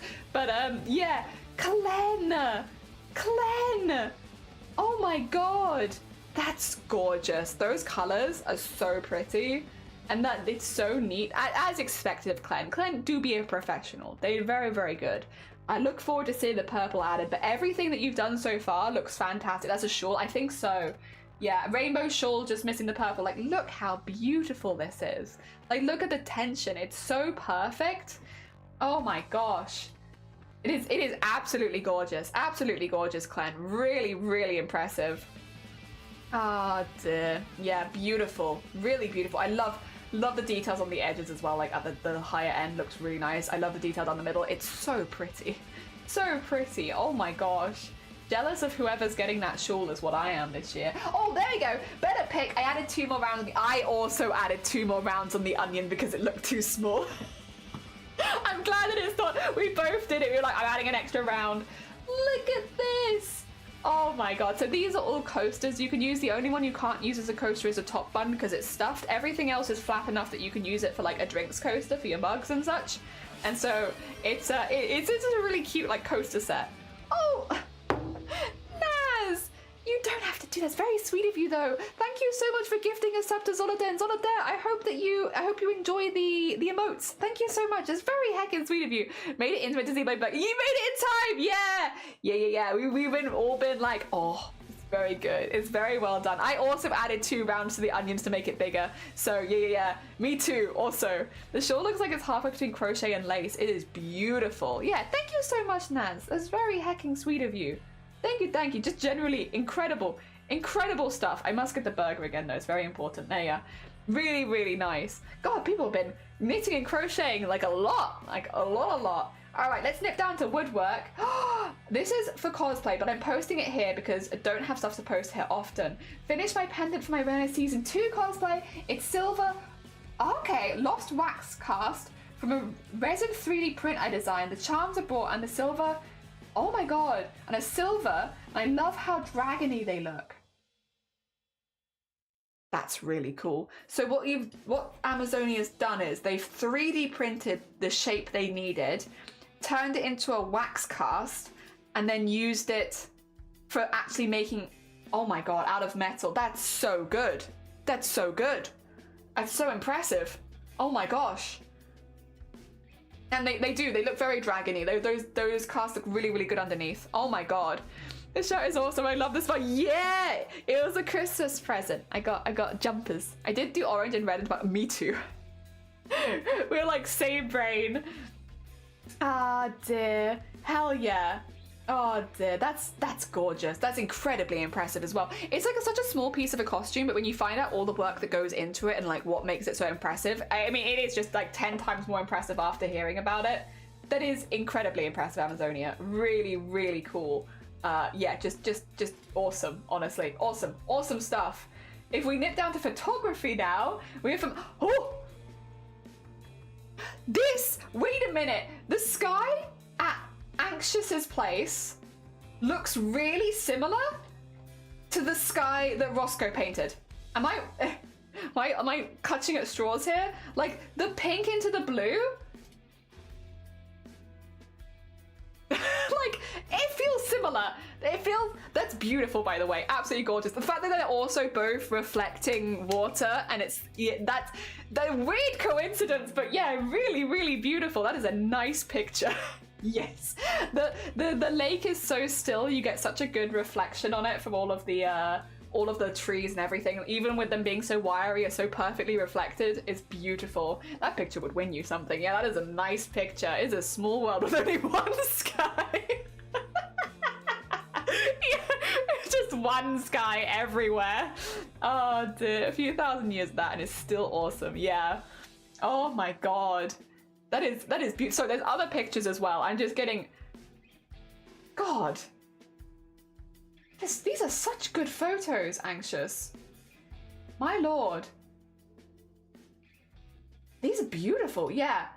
I will say though, I think that first picture for me, that red glow is so pretty. It's almost like you've added blush to the sky. And I love that it's also just yellow over here. That is very pretty. And the still lake looks really good. The trees are so perfectly mirrored. That's beautiful. It is absolutely beautiful, Anxious. Well hecking done. That is incredibly... Roscoe! We were literally saying, same sky. Your sky... Where's your sky? Sky. Same sky. And also both reflected on water. Like, the coincidence. And now everyone's like, it's all the same sky. And I was like, I know it's the same sky. But busted. And one of the ozone layers worn out. Just one really big sky. That's really impressive. Absolutely beautiful photography. Music we can't listen to on stream, but I will always mention when people post music because we've had some music posted to us by both Anxious and by Vile, which I can't show you because of copyright stuff on Twitch. However, it is there and I will listen to it after stream. Thank you. Yes. And then we go down to food because food is art.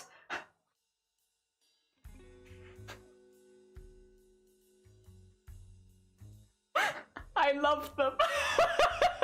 I love what is inside the frog, if you don't mind me asking, but I don't care because I love them regardless. Whatever they hold inside them, I'm sure it's delicious.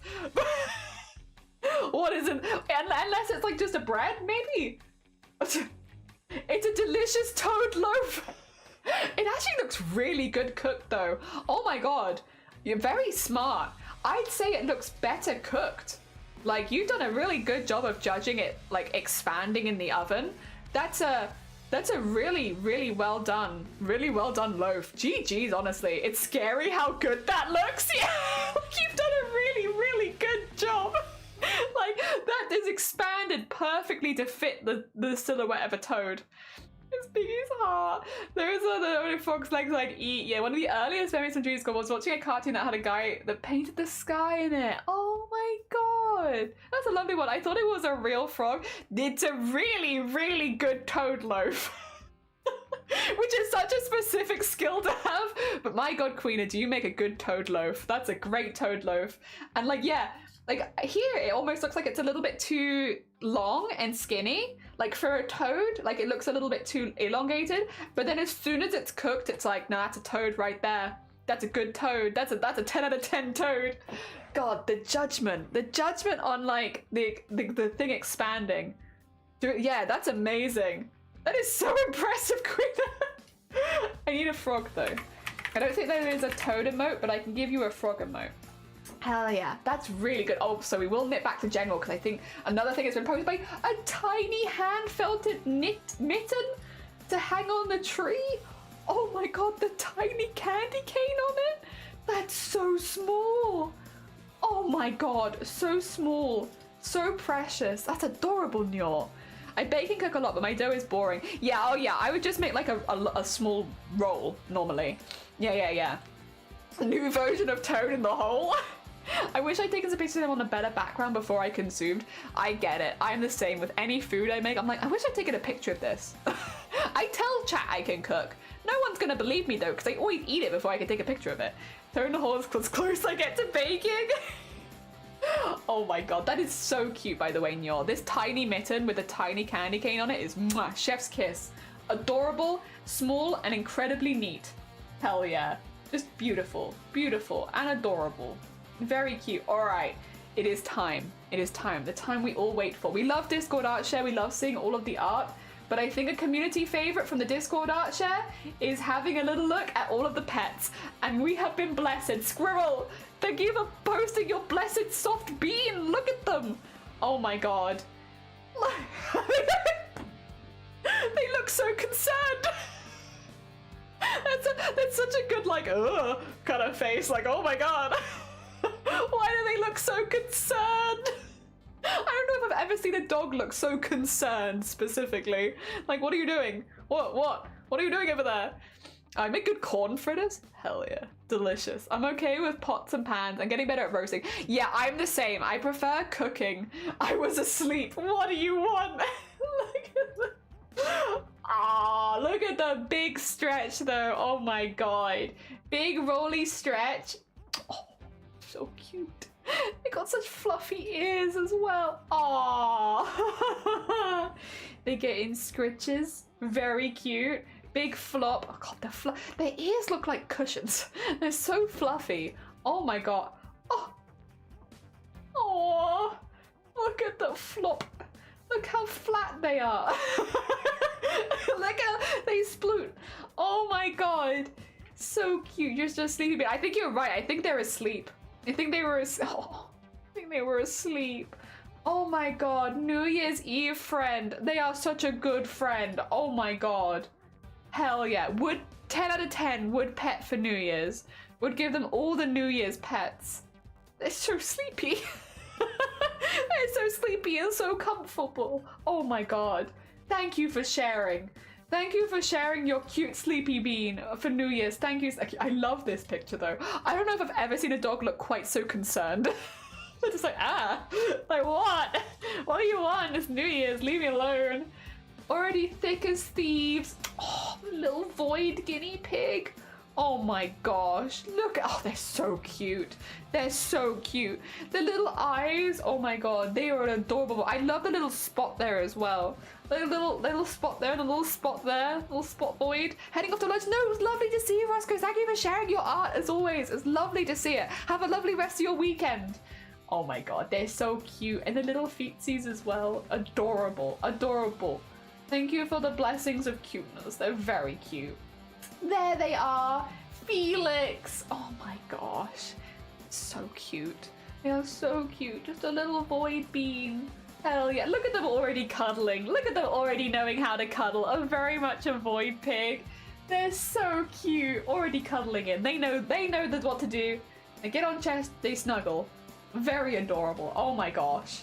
So cute. Thank you so much for sharing all of your pets, and thank you everyone who shared their art as well. That is me done for the day because I only wanted to do a short stream today. I know we've been going for nearly 5 hours, but it's shorter than 6 hours, so it's a short stream. This happens every single time. Don't worry about it. It's just a short stream. So we will be raiding into another bean now. I'm just going to have a little peek, see who is live, and then we'll nip over to someone else. Tomorrow we're going to be going back to doing our half and half art streams. So we're going to be doing goblins in the morning, VTuber in the afternoon, just because if I do too much of the VTuber in one go, one, I get a migraine, and two, my brain just stops working. So we need to split it halfway so that I have some less brain power time, you know? Oh, you know who we could raid that we never normally get to raid because they're normally finished before me? We could raid into McDoodle, who is an incredibly talented musician who is playing saxophone on stream at the moment. Would you like to do a Doodle raid? Because normally Doodle finishes like a few hours before me, so like I never normally get to raid them, but get you some raid calls as well. And also, if you haven't met McDoodle before, they're just incredibly talented. They play so many instruments. They're incredibly good at the instruments they play as well, and they're also just a really sweet, welcoming bean. Like, you will have a nice time there for sure. Hell yeah. Just a quickie. I think 2 hours of talking stuff would wear me out. Yeah. The talking is the fine bit. It's the brain power to keep doing the art that I start to lose. From a bad bean to a good bean. Honestly, Doodle is such a good bean. Doodle is such a lovely, lovely bean. We love Doodle, and they supported us so much over the years as well with like helping us with our partner push, with giving us lots of information. They've been such a lovely community bean, as well as like an incredibly talented performer and artist as well. So if you've never met them before, they are lovely and you will love them. And also they play a lot of beautiful music. Otherwise, we'll be back tomorrow doing our half and half stream, so morning of goblins, afternoon of VTuber. I'll keep you updated on Tuesday and Wednesday. I think we're having a party on Wednesday. I'm not telling you what it's for because I don't know yet, but I think we're having a party on Wednesday. Maybe. A secret party, so secret I don't even know if it's happening, but we might be doing a little party on Wednesday, which means Tuesday's stream is a bit up in the air, but I'll get back to you on that in the Discord. Otherwise, have a lovely, lovely rest of your day. Send lots and lots of love to Doodle, and I'll see you tomorrow. Goodbye everyone, and goodbye everyone watching on YouTube.